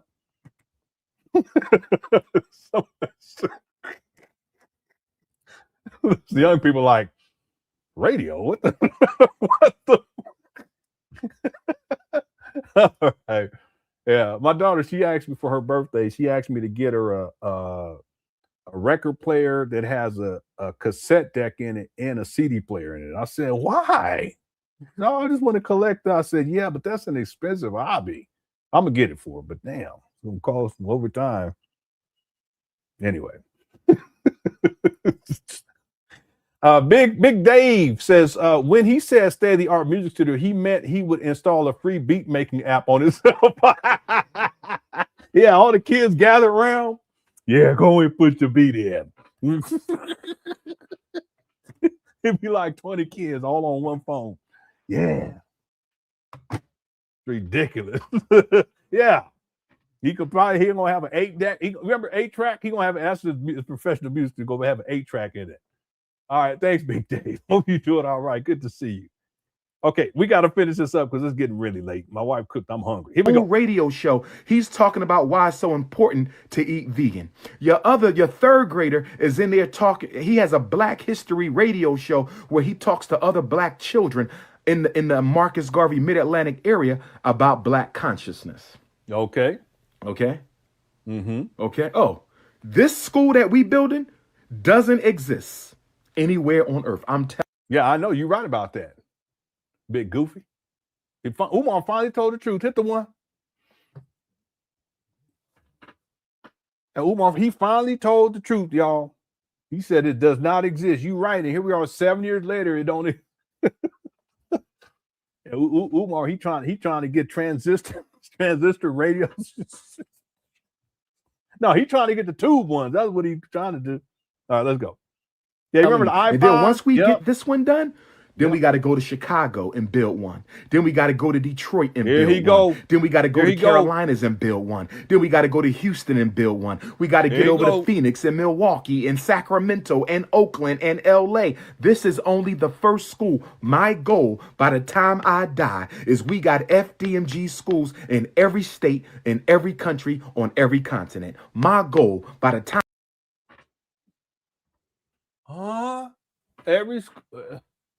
Every state. What you say?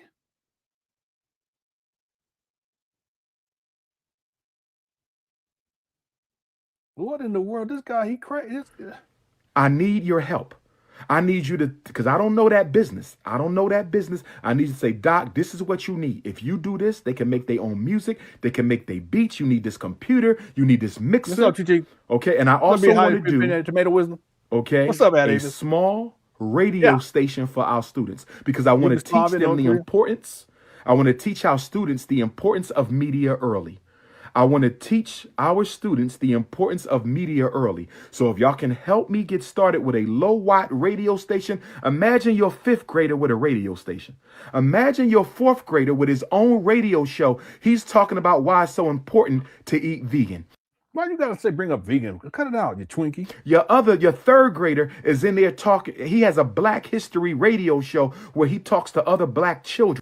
A 3rd grader? What are you talking about? He's so detached from reality. They're not trying to talk about that. What are you talking about?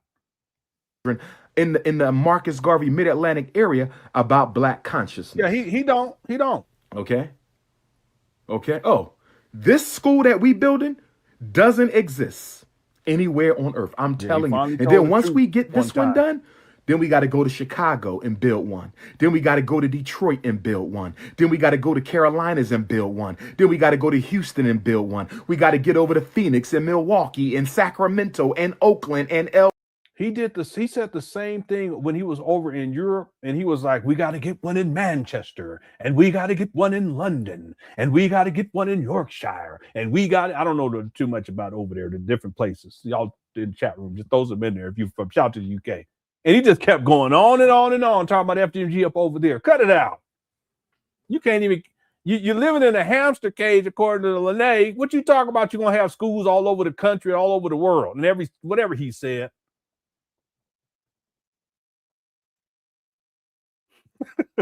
Queen said, just stay out of the Carolinas. That's all. I don't care about any of that. Well, no, he's promoted it as a franchise. That's what he said. He promoted it as a franchise. Look, don't nobody else know anything about any other place in the UK. I don't know about the geography is all screwed up. Good question. That's okay. Okay, let's calculate real quick. This is only the first school. My goal by the time I die is we got FDMG schools in every state, in every country, on every continent.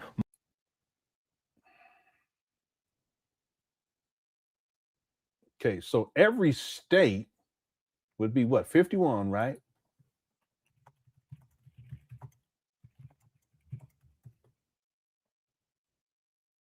Well, the United States of America consists of 50 states. This includes 48 contiguous.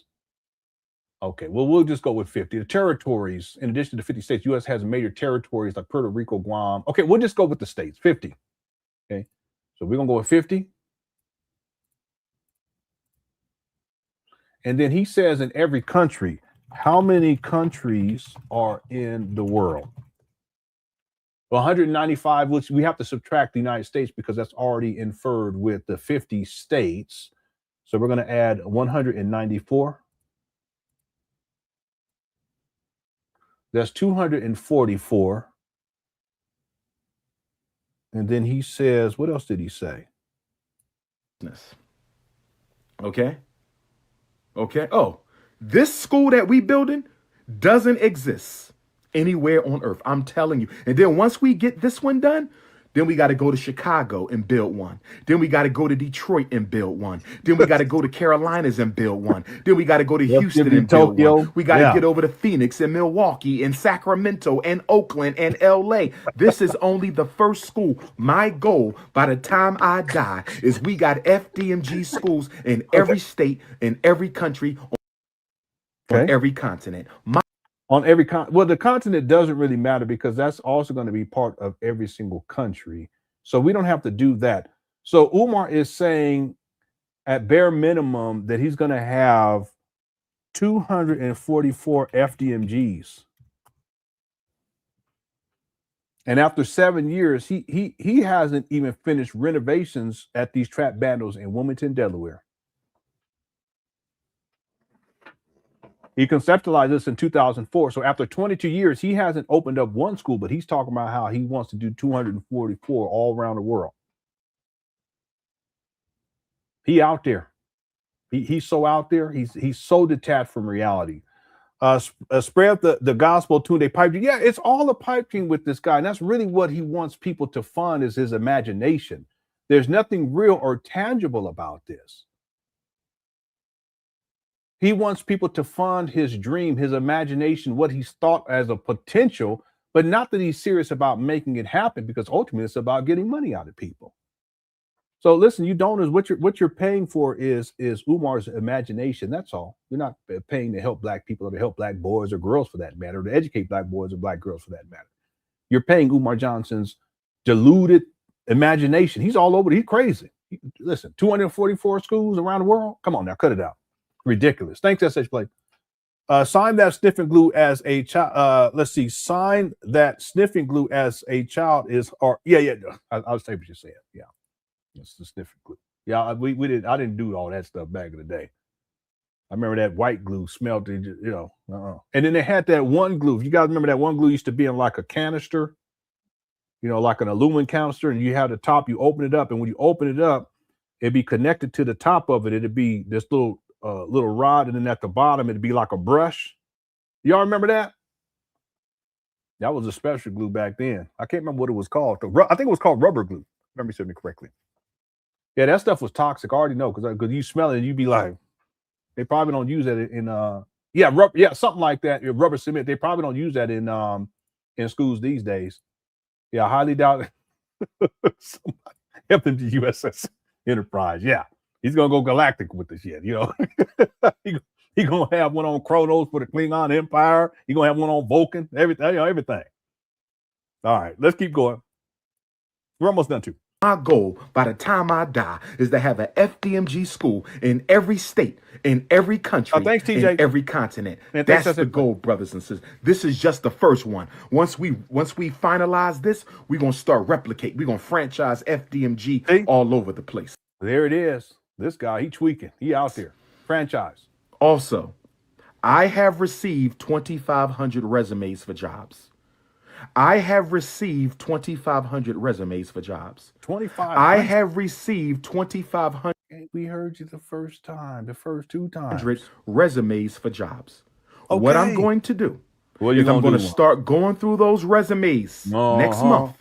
The ones I choose for an interview, you will first be interviewed, okay, by FaceTime, okay, or WhatsApp. FaceTime. Okay, video. In other words, we're going to interview you by phone. And then if I like you, you're going to have to come to Delaware, to the school, and get interviewed again. Okay, is everybody clear? So there's 3 steps. I'm going to review every application. I'm going to look at every single one because I don't want to miss nobody who I might need. The ones I choose, we're going to do a face interview. And then from them, you'll be interviewed for another interview. Okay? Interview for The another quickest way to become a part of FDMG is to volunteer. Okay? But I'm going to be honest with you. If you don't help us with the National Independent Black Parent Association, you can forget about FDMG. You can forget about Team Pan African. Let me say it one more time. If you don't help us organize black parents through the National Independent Black Parent Association, you can forget about FDMG and you can forget about Team Pan African. He's so petty. Also, here you go. We're building the African Guards of Garvey. And we're going to need them in every state, in every city. Here he go. Because as Dr. Umar travels, I need a trusted team. Here he go. After today, I become public enemy number 1. Crazy. Nuts. Brothers and sisters, please take this seriously. This is not a joke. This is not a joke. This is not a game. After today, I become public enemy number 1. Yeah. Resumes for non-existent jobs. What did he say? What did Hoover say? To prevent the rise of a black Messiah who could unify and electrify the black masses. See, he wants to be Marcus Garvey. Whenever I travel, I cannot be alone. I am too important to the movement right now. Narcissism, delusions of grandeur. It's not about ego. See, it is. It's no. It is about ego. It's about you. This is the narcissism, and Umar does this. Okay, delusions of grandeur. SH Place says 2,500 resumes, still no secretary, not one child he's mentoring or tutoring. Yeah, I take notes in terms of how many resumes Umar claims that he has received. He's first started collecting resumes based upon my research, and he may have been collecting it earlier, but I would say at the earliest that I have on record is 2010. He's been collecting resumes for 16 years with no jobs. There are no jobs. He's unemployed himself. How's he going? What job is he talking about? He don't even have a secretary. Listen, real talk. Who's Umar Johnson? Who's on Umar's HR team? Is he going to be handling all that stuff? He's going to be doing all the interviews and looking over resumes. See, it don't even make sense, does it? Looking over all the resumes, calling, making appointments, meeting with people for those appointments. He's going to be putting all the information in the database so that the people they have health insurance and their 401k plan. He's going to be handling all that stuff. See, that's what I'm saying. It don't even make any sense. It don't make no sense. But he's been collecting resumes now for at least 16 years, and there are no jobs. So it's more than 2,500 at this point. But why even go through that? Well, I'm gonna tell you why he does the resumes. That's just to triangulate. That's to get people's personal identifiable information so that he can figure out ways to use that to get money out of them or to steal their identities, because Blue stated that that's what he did with her. Listen, I'm quite sure that there's other people out there where Umar stole their identity.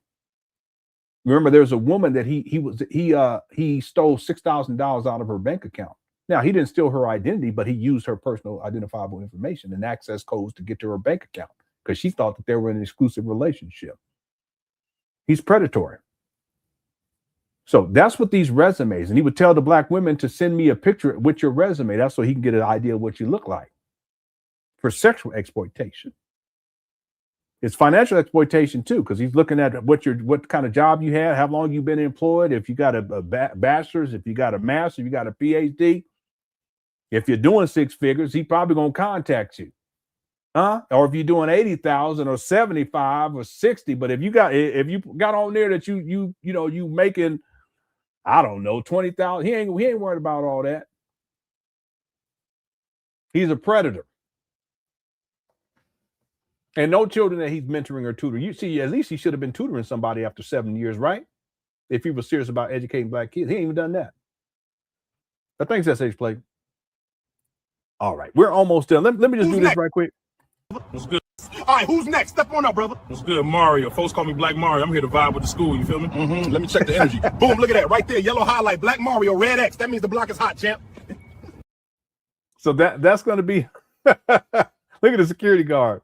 Who's next? Step on up, brother. What's good? Mario. Folks call me Black Mario. I'm here to vibe with the school. You feel me?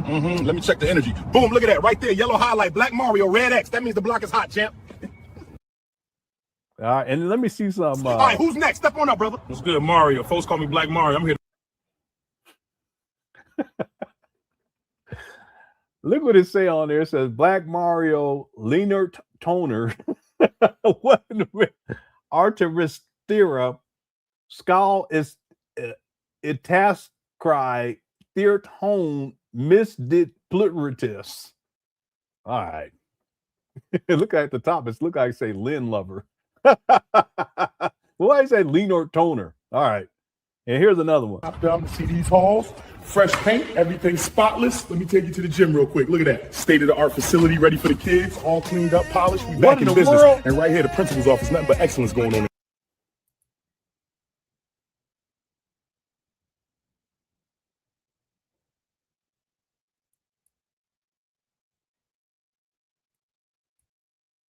Off from top down to see these halls. Fresh paint, everything spotless. Let me take you to the gym real quick. Look at that. State-of-the-art facility ready for the kids. All cleaned up, polished. We back in business. And right here, the principal's office. Nothing but excellence going on in here. Evening, brother. Yeah, 1 second. Oh my God, I was shocked by that. One more time. See these halls. Fresh paint, everything spotless. Let me take you to the gym real quick. Look at that. State-of-the-art facility ready for the kids. All there you go. Cleaned up, polished. We back in business. And right here, the principal's office. Nothing but excellence going on in here. Evening, brother. Yeah, 1 second. Evening, brother. My brother. All right. Shout out to Kogo. And there's one more. Would like to enter into your prestigious party, good sir. He's in Pan Africanism, my brother. Okay, y'all go ahead, but don't touch my sponges.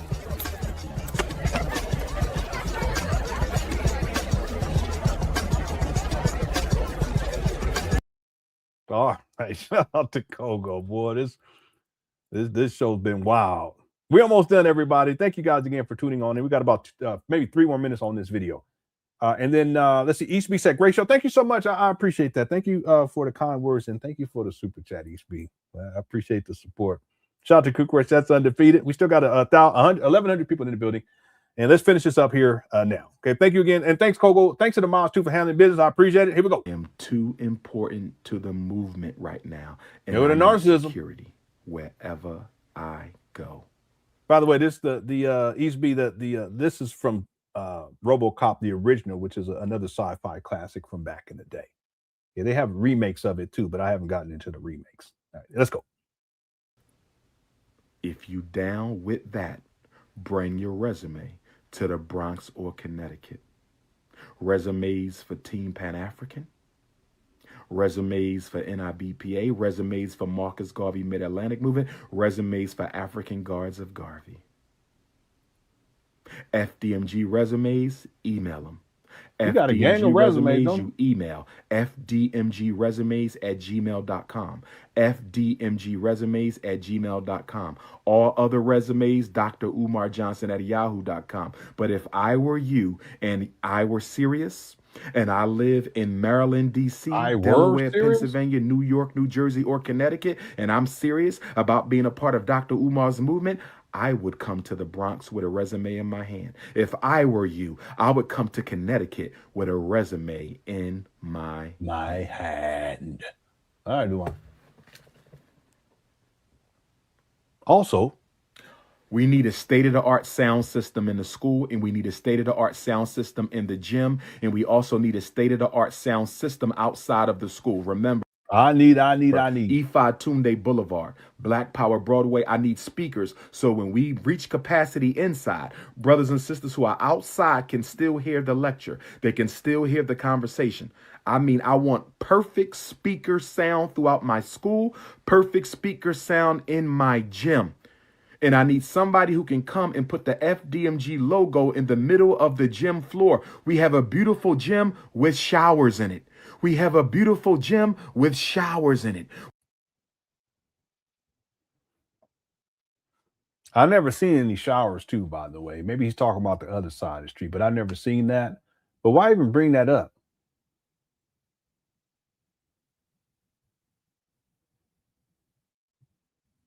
I don't think that's weird. Why would you even bring that up? Why would you bring that up? And there's no running water anyway. But anyway, let's keep going. We have a beautiful gym with showers in it, and I need someone who can come and redo the gym floor. Yeah, you so welcome, FDMG logo, real thank you guys big so much for on tuning the on gym in. floor. Who can do that for us?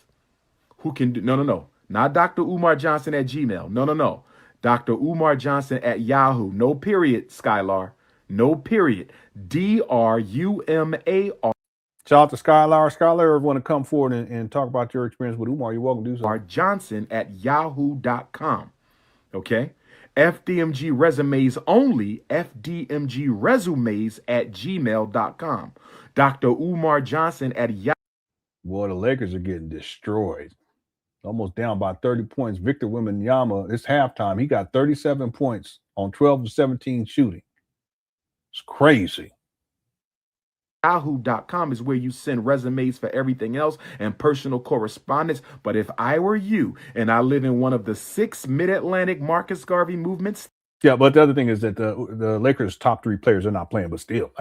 I would bring a resume next Sunday to the Bronx or the following Saturday to Connecticut if I were you. Of course I need phys ed, brother. We got 2 gyms and 2 schools. Ain't going to be no ADHD at my school. Ain't going to be no conduct disorder at the Frederick Douglass Marcus Garvey Academy. Ain't going to be no oppositional defiant disorder at the Marcus Garvey Academy, okay? Well, for my Nation of Islam and my Hebrews and brothers, all of y'all who do security, we could use y'all for the August 21st, 2019 grand opening. But I must have my own security. Yeah, I'm going to let this play, y'all, because we got to get done with this Islam tonight. has done a lot of security for me, Black Panthers. I thank all of you. And we will need you for the big festivals. But the school must have its own security. My movement must have its own security. But as we build that, I will be calling on you. So thank you, brother. Thank you. If your team could provide, just text me a message. Dr. Umar, whenever you in Connecticut, I got a team of 5. Dr. Umar, whenever you in D.C., I got a team of 7. Dr. Umar, whenever you come to Los Angeles, I got a team of 8. Well, in Los Angeles, I already got my brother Ali, the new Black Panther Party. He got me in Cali. Shout out to brother Ali, the new Black Panther Party. L.A., I'm straight. I just got to get straight everywhere else. You feel me? Also, if you are a vegan chef, if you are a vegetarian or vegan chef, if I were you and you want the contract to do the lunches at my school, or you want the contract to cater at my events for the school. Let me talk about the school first. There was a sister that reached out to Umar, interviewed her to do the planning and all that stuff for the meals and all of that. And Umar was trying to get with her. Hit the one. If you're interested in being the dietitian at the school, send me a 30-day menu. That's all you have to do. If you want to send it for the whole 9 months of school, you can. But I'm only asking that you send it for 30 days. 1 month. Monday breakfast, Monday lunch. Tuesday breakfast, Tuesday lunch. Wednesday breakfast, Wednesday lunch for the whole month. Let me see what 1 month of food looks like from you. And your menu must be 90%, okay, raw and vegan. Your menu must be 90% raw and vegan. And if you are selected, you will have to get your licenses in Delaware. Everything got to be licensed. Everything got to be by the book. They're going to be watching everything we do, y'all. We got to do this right. 90% raw and vegan. Okay? Okay? And just make sure you put a Philly cheesesteak on the side for Dr. Papa. Make sure you put a Philly cheesesteak on the side for Dr. Papa. Also, for the ladies, when you come to FDMG Team Pan African headquarters, when you come to FDMG Team Pan African headquarters, you will never meet with me by yourself. If I have a meeting with a sister in my office, my secretary, one of my secretaries will come in there. We live in the era of Me Too. I cannot be alone with a woman because you're not going to pull that shit on me. They will send agents and they will send women. Yeah, you see his whole approach, his disdain for black women and distrust and vitriol and hatred is extreme. But see, if you live in foul, you're going to think like this because he's sexually exploited women all around the world. See, but if you're a man of character and you're not out here living like that, you're not thinking like that. You understand what I'm saying? You're not thinking like that. See, but predators, they have to think like this because they're predators and they have to keep themselves protected. And they at least have to think about it. To try to set me up on some nonsense. So don't be disrespected, sisters. Don't be disrespected, sisters, because remember, you shouldn't be coming for anything but the struggle anyway, okay? But you cannot meet with me by yourself. I just want to be clear. You cannot meet with Dr. Umar alone. Okay? Okay?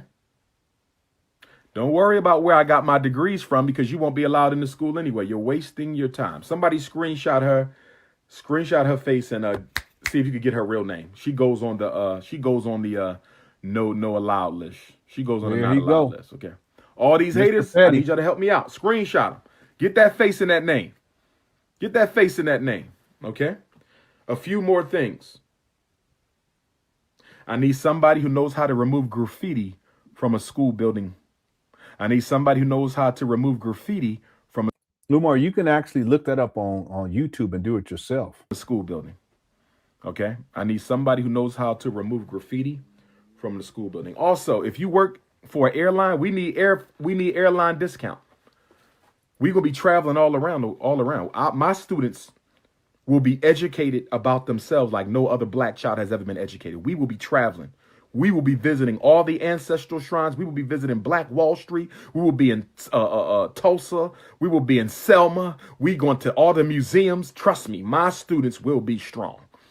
Okay. And I'm letting my parents know right now, you send your child to my school, there will be school on Saturdays once a month. There will be school on Saturdays once a month. It's not optional. It's mandatory. If you can't do it, they can't be in my damn school. They have to leave and I'm going to take somebody from the waiting list. And by the way, the waiting list is down the street and around the corner. He be lying. Boy, I tell you. That's facts. The waiting list to get in this school is down the street and around the corner. There is no school. In 2026, there is no school. You're talking so about if you're a black parent who can't do what you're supposed to do, guess what? Your Umar start clapping. Room 130. Child will not be there. I'm not. Don't take that the wrong way. I didn't mean it that way. I'm talking about the clapping of the hand. That's what women be doing that sometimes. They be like, "What did I tell you? You don't."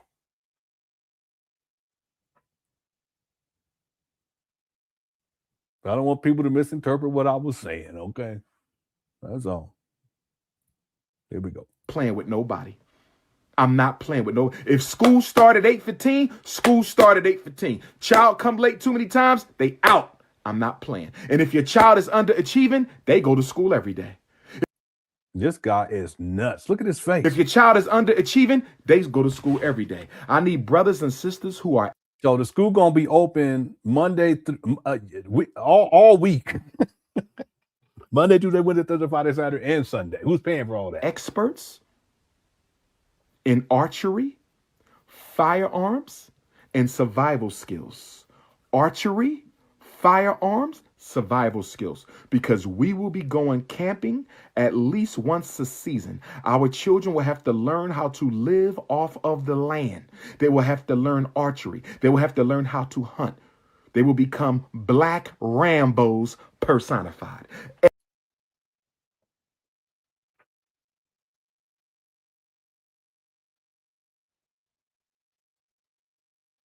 Batshit crazy.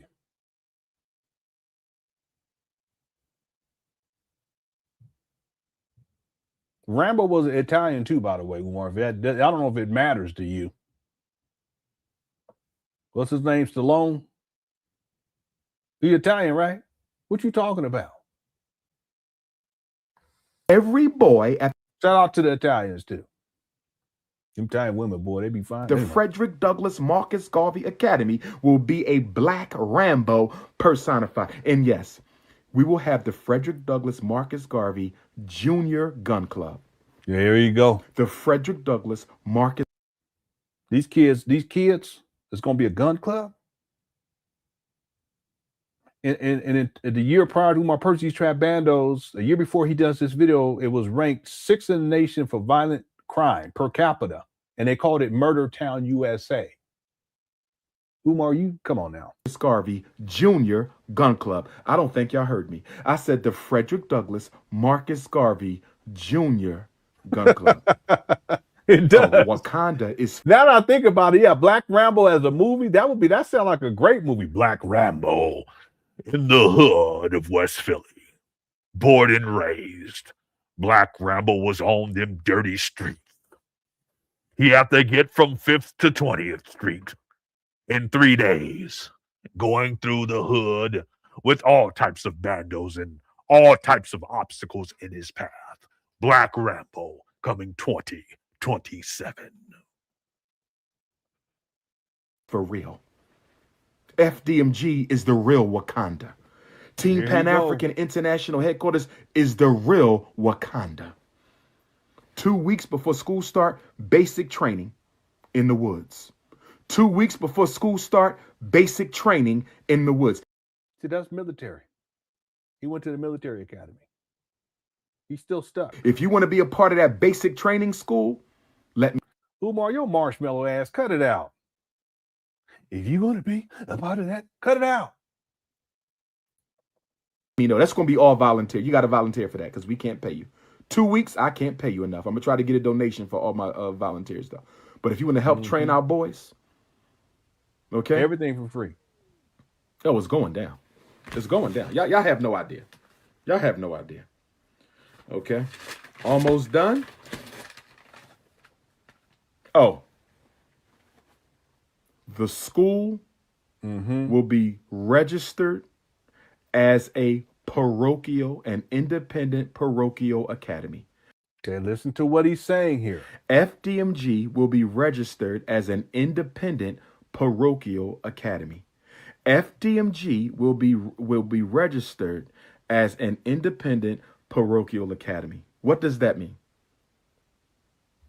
Let me read this here. Parochial school is a private primary or secondary school affiliated with and supported by a specific religious parish or organization. Okay, a common one is the Roman Catholic Church. These schools integrate faith-based instruction with a standard secular curriculum, often emphasizing moral development, small class sizes, and a tight-knit community. It's a religious school. Now, let me explain something to you guys. Though, when Umar, when he does his EIN number, he doesn't register it as such. At least from what I remember. Okay, I can go and look at the documents. I may be getting it confused from the first time, but I think the first time he got tax exempt status, he did register as a parochial school. If memory serves me correctly, okay, because there's a specific, there's 501. I think it was a 4. 501. 3C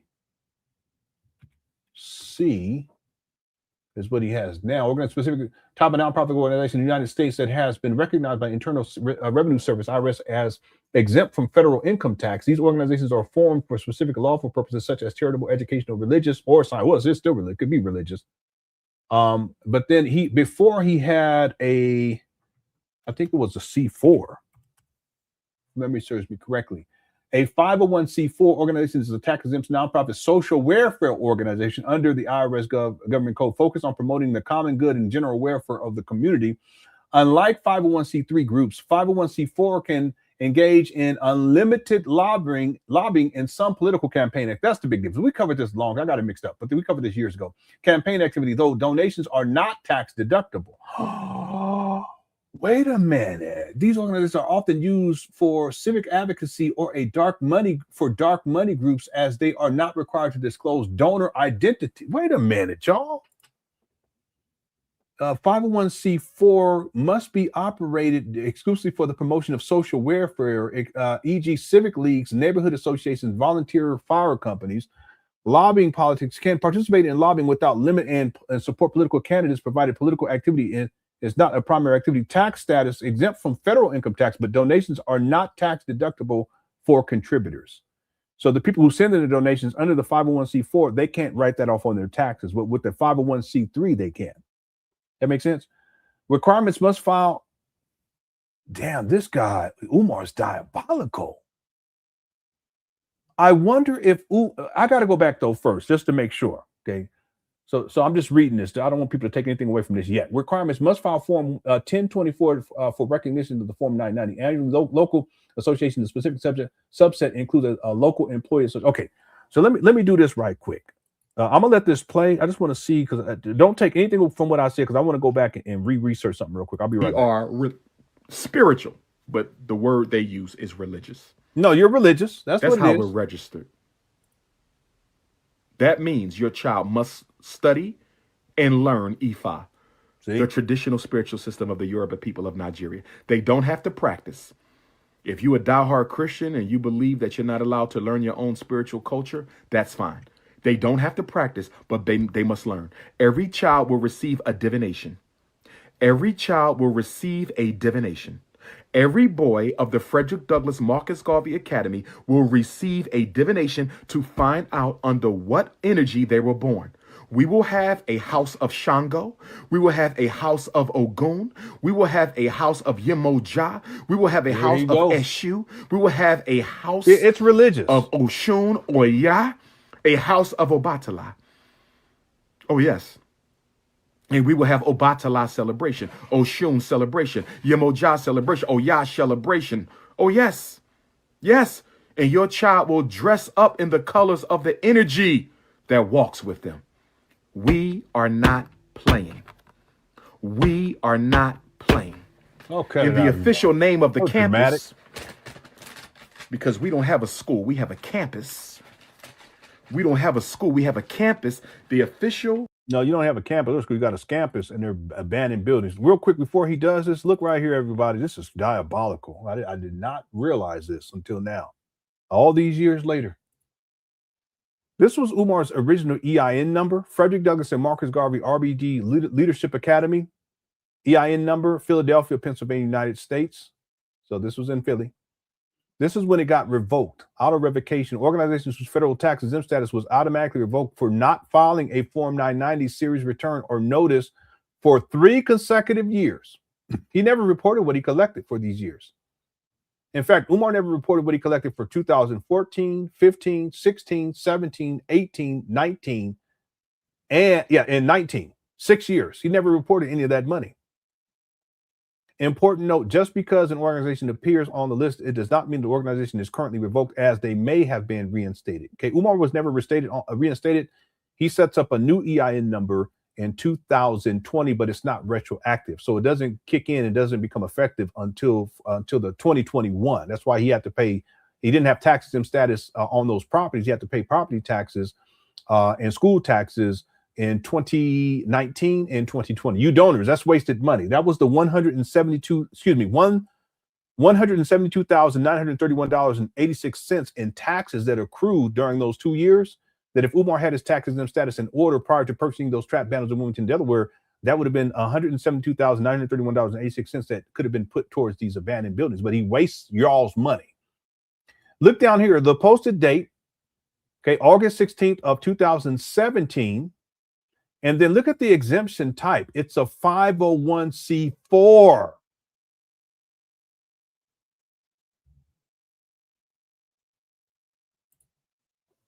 Why would he do that?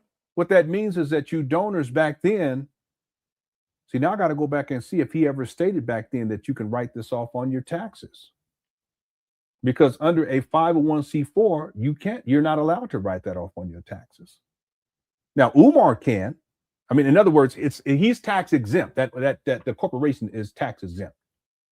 But in terms of the donors, when y'all donate under a 501, based upon what I was just reading, okay, I'm gonna do further research into this just to verify, based upon what I was just reading, 501c4, that you would not be able to actually write any of that off on your taxes.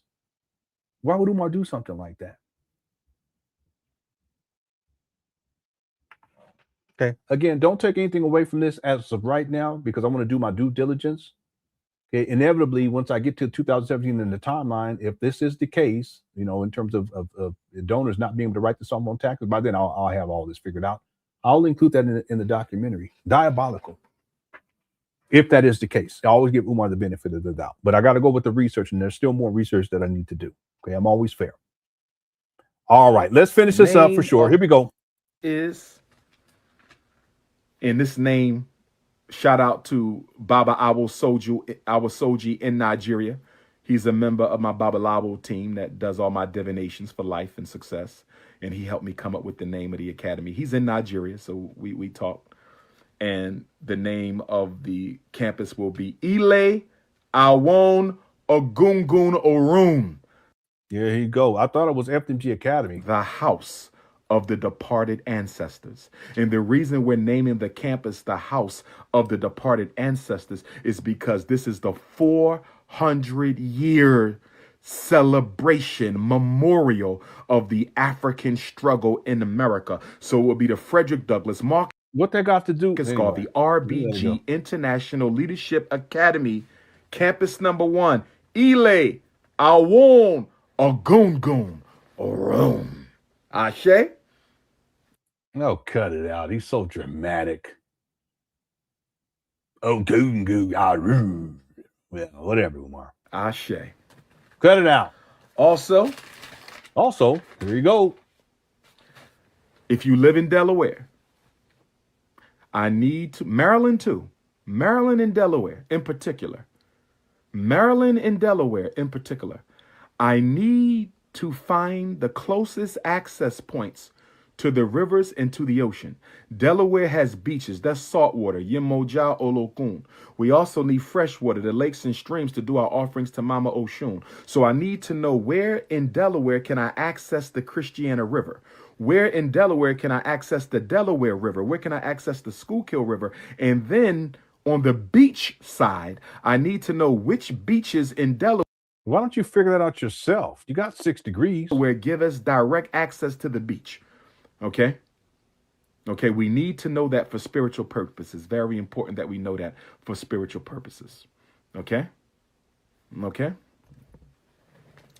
Also, commercial insurance carriers. If you know of a Black-owned commercial insurance, I need insurance for the building. I'm still under the previous owner's insurance right now, but I need insurance for the building. If you know somebody who... No, you're not. That's not how that works. That's not, that can't be true. That's like you buy a car. And again, maybe real estate's different. Okay, it's possible. But again, I'm just going to say this, that's like you buy a car, and then the previous owner, they had insurance, and when you buy the car, you're under their insurance until you get your insurance. You buy a home, and they had a homeowner's insurance. You buy that home, and then you're under their insurance until you get yours. Does insurance, fire, water, you know, I need insurance for the buildings. I need insurance for the school buses, the school vans. Yeah, that's a good question. What's up, I need to tell? That's a good question. Because they're on the vacant property list. Insurance for my employees. We need school insurance. Okay, so if any of y'all do insurance, even if it ain't a Black company, I prefer a Black company, but I don't know if we have a Black insurance company that does that. Not all insurance companies do commercial insurance. But if you work for an insurance company, I'll be one of your clients. Just hit me up, Dr. Umar.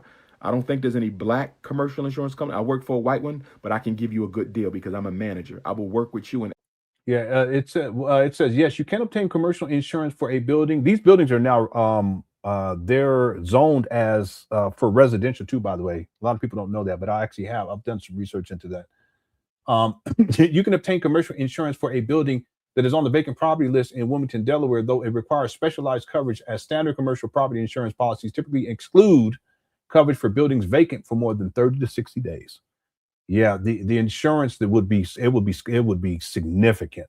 Okay, premiums, etc. FDMG and give you the best deal I can to make sure your school is insured and all your teachers are insured. So make sure y'all get that for me. He wants a deal. Okay. I need. Can't do nothing himself. Oh. When I was in Gambia in November, I met a brother who donated approximately 20 acres of land in the Gambia. Gambia. The land he donated is the land he donated is right by the beach in the Gambia. A lot of our ancestors came from the Gambia. Kuta Kinte Island is in the Gambia. I want to build a small school / vacation home. I'm going to contact him now that we have our school. I want to build a small school / vacation home so we can take students from FDMG in. So he got land donated in Riverside County or something like that. He got in Gambia and also in Ghana.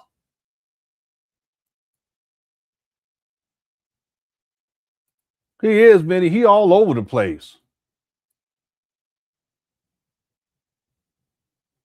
Yeah, it is. It is. It's nuts. And none of this has come into fruition. Delaware to the Gambia 3-4 times a year for vacation and spiritual rejuvenation to learn about African culture. Let me repeat, brothers and sisters. We have 20 acres of land in the Gambia right by the ocean.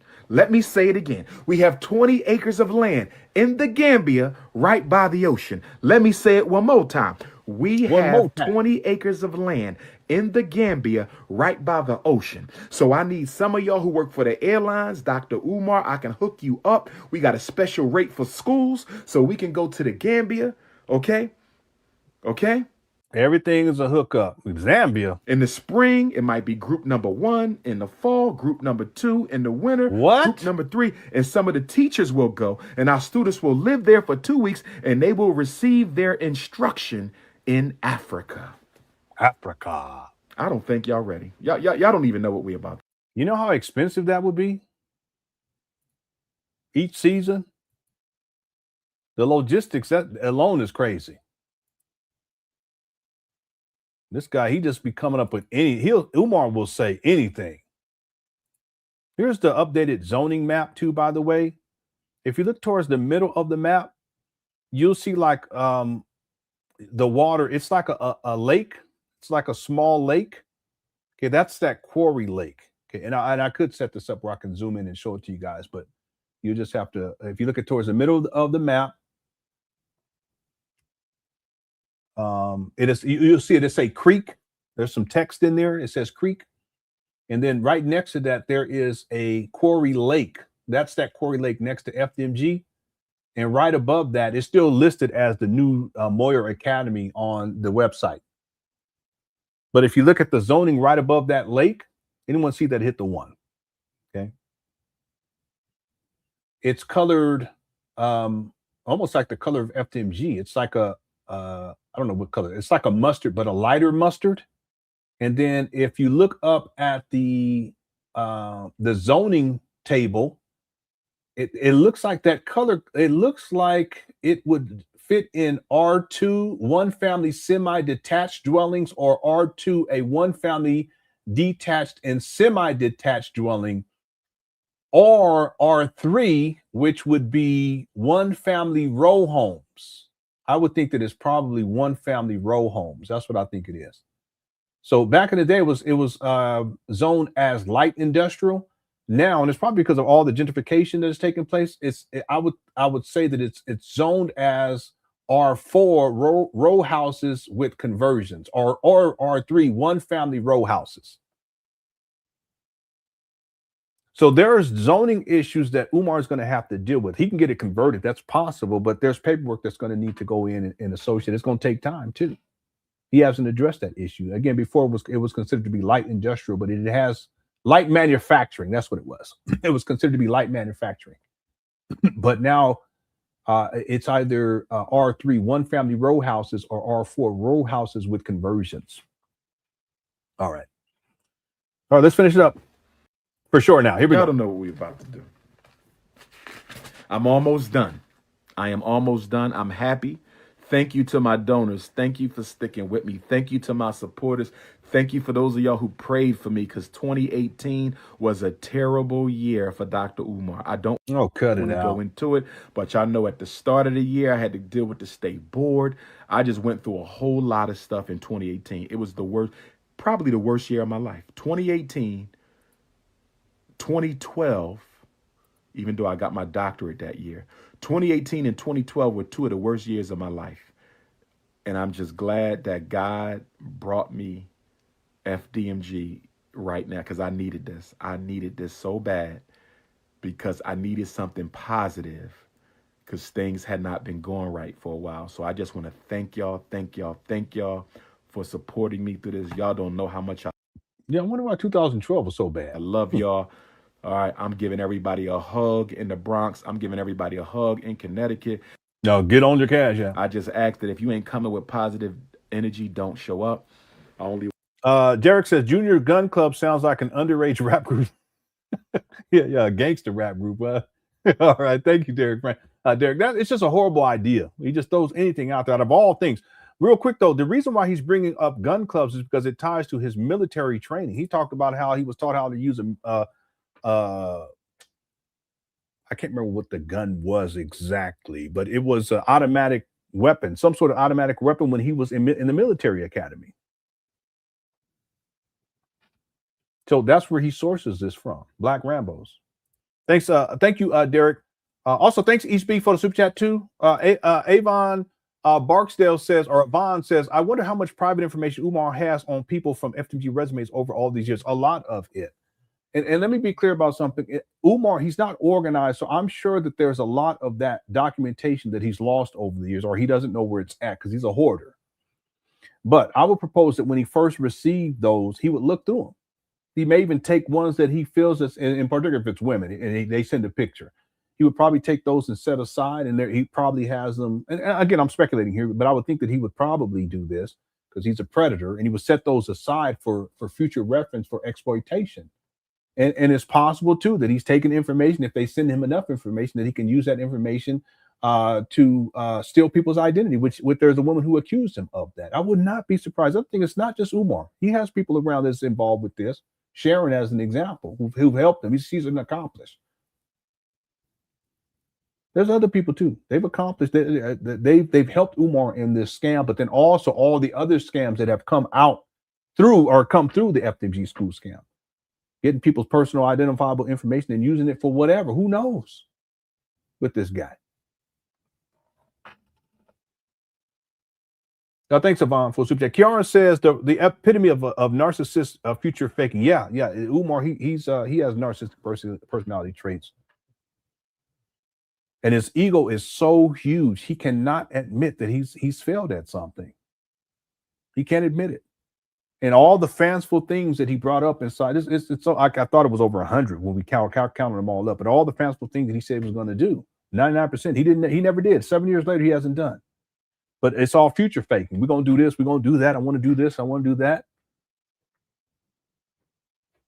And here we are 7 years later. And he's still at it. That's crazy. Thanks, Kiara. Jay Civic says, the bigger the lie, the more people believe. Yeah, and then through repetition and neurolinguistic programming and using language and the art of persuasion and this type of thing, people believe in the foolishness. And thankfully, more and more people have waken up. At this point, there's a lot of people, they don't even care about when Umar brings up FDMG. His followers, they don't even want to hear that. Back in the day, though, there was rah. Now, if Umar pulls off a stunt more recently or next week, next month or so, to get people engaged in it, he'll do it, and there'll be people that get right back in line. But that's the mind control aspect of this. It's unfortunate. Believing in a lie. Umar's dream is a lie. And I think on some level he believes in it, but that's the narcissism, the delusions of grandeur. But then there's something called shared delusions. He has followers that believe in it too. It's crazy. Thanks, Jay Civic. And the user 25 says, don't hug me, Umar. You releasing bumpity bumps. All right. We ain't gonna get in that. All right. All right. Literally now, I know I keep saying we're almost done, but we got like 2 minutes on this. I'll just play it out. Thank you everyone for tuning on. And make sure you hit that like button if you enjoyed the show. Okay, we still got 1,000 people. Positive people, good vibes, good energy. Okay.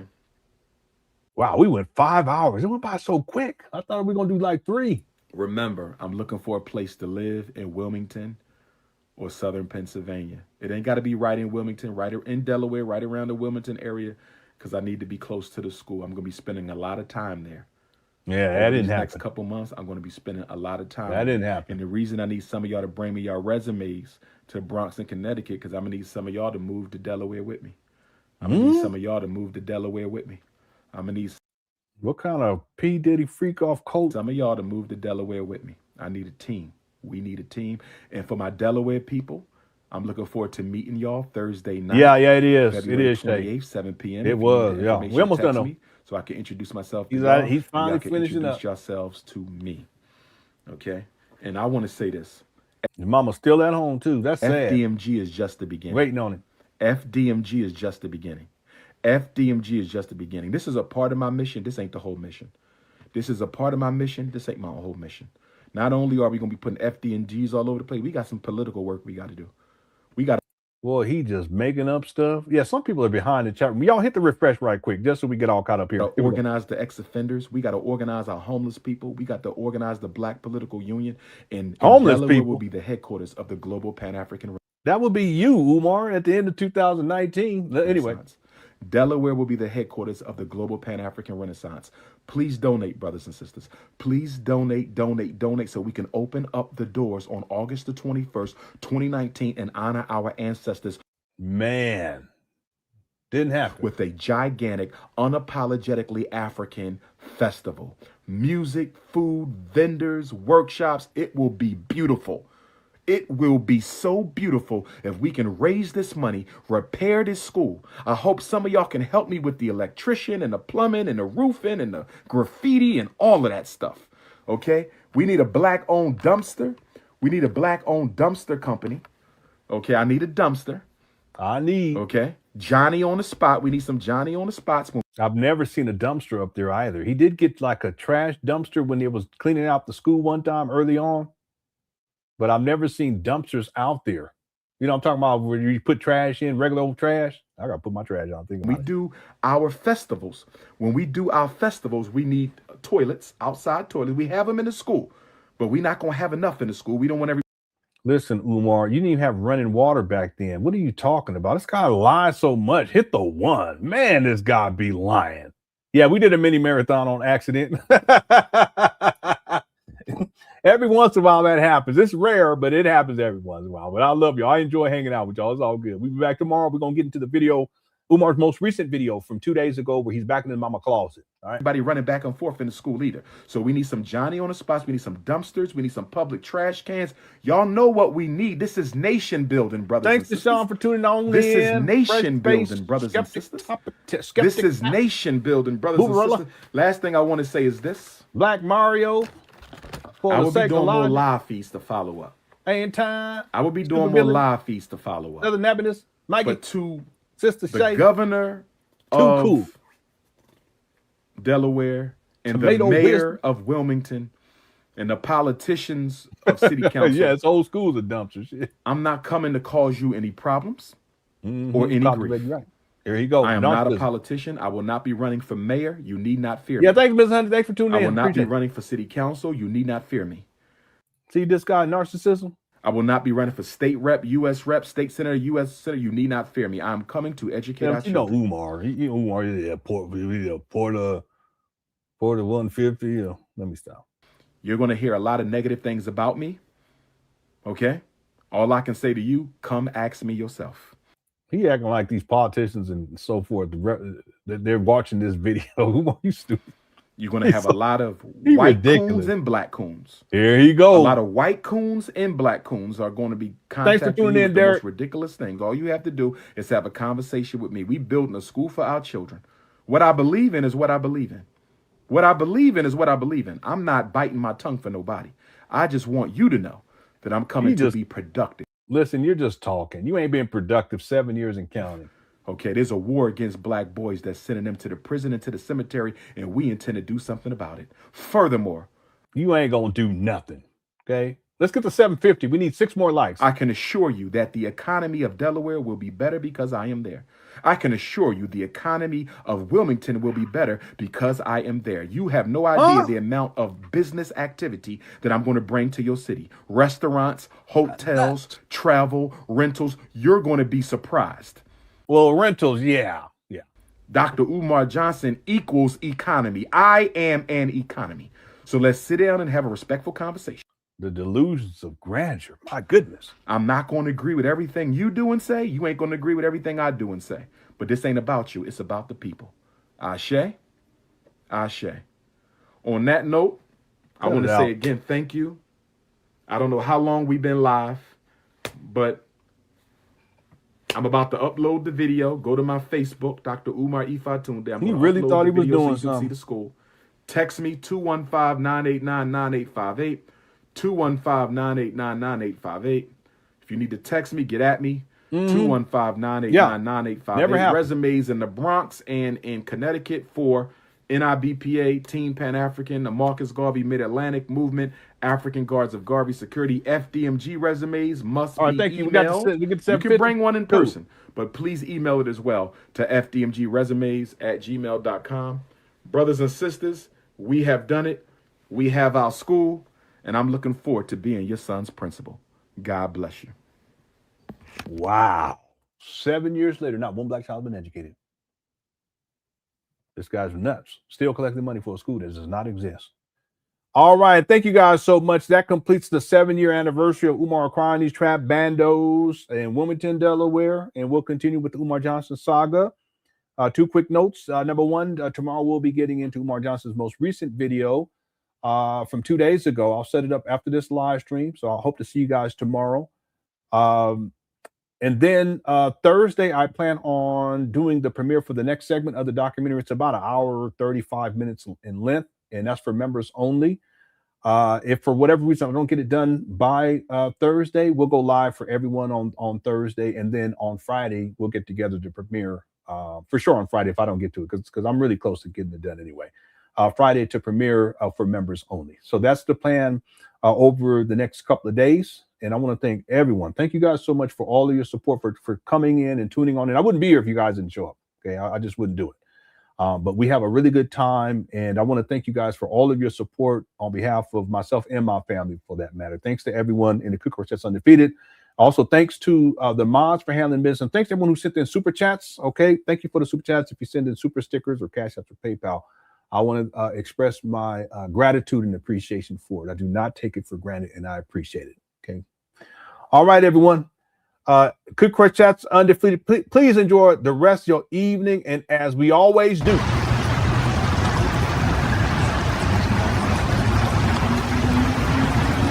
rap people, great work today.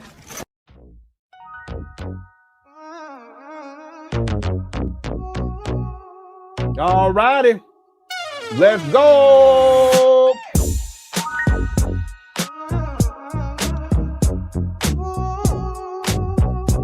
Yeah, see y'all tomorrow.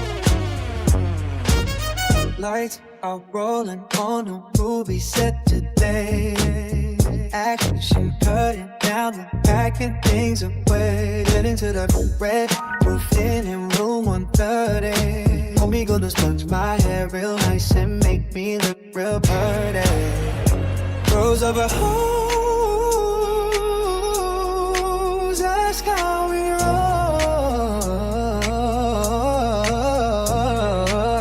Turning down the heat, you know where we meet. At the red roof in room 130. My guy gonna do my hair and make me look real pretty. Ain't no couch where he can sleep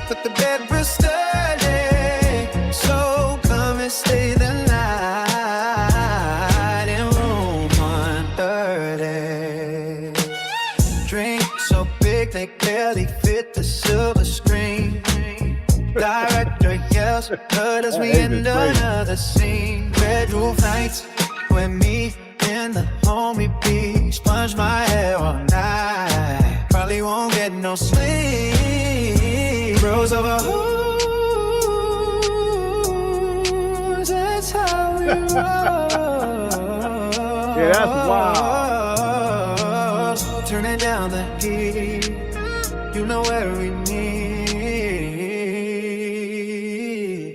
At the Red Roof Inn.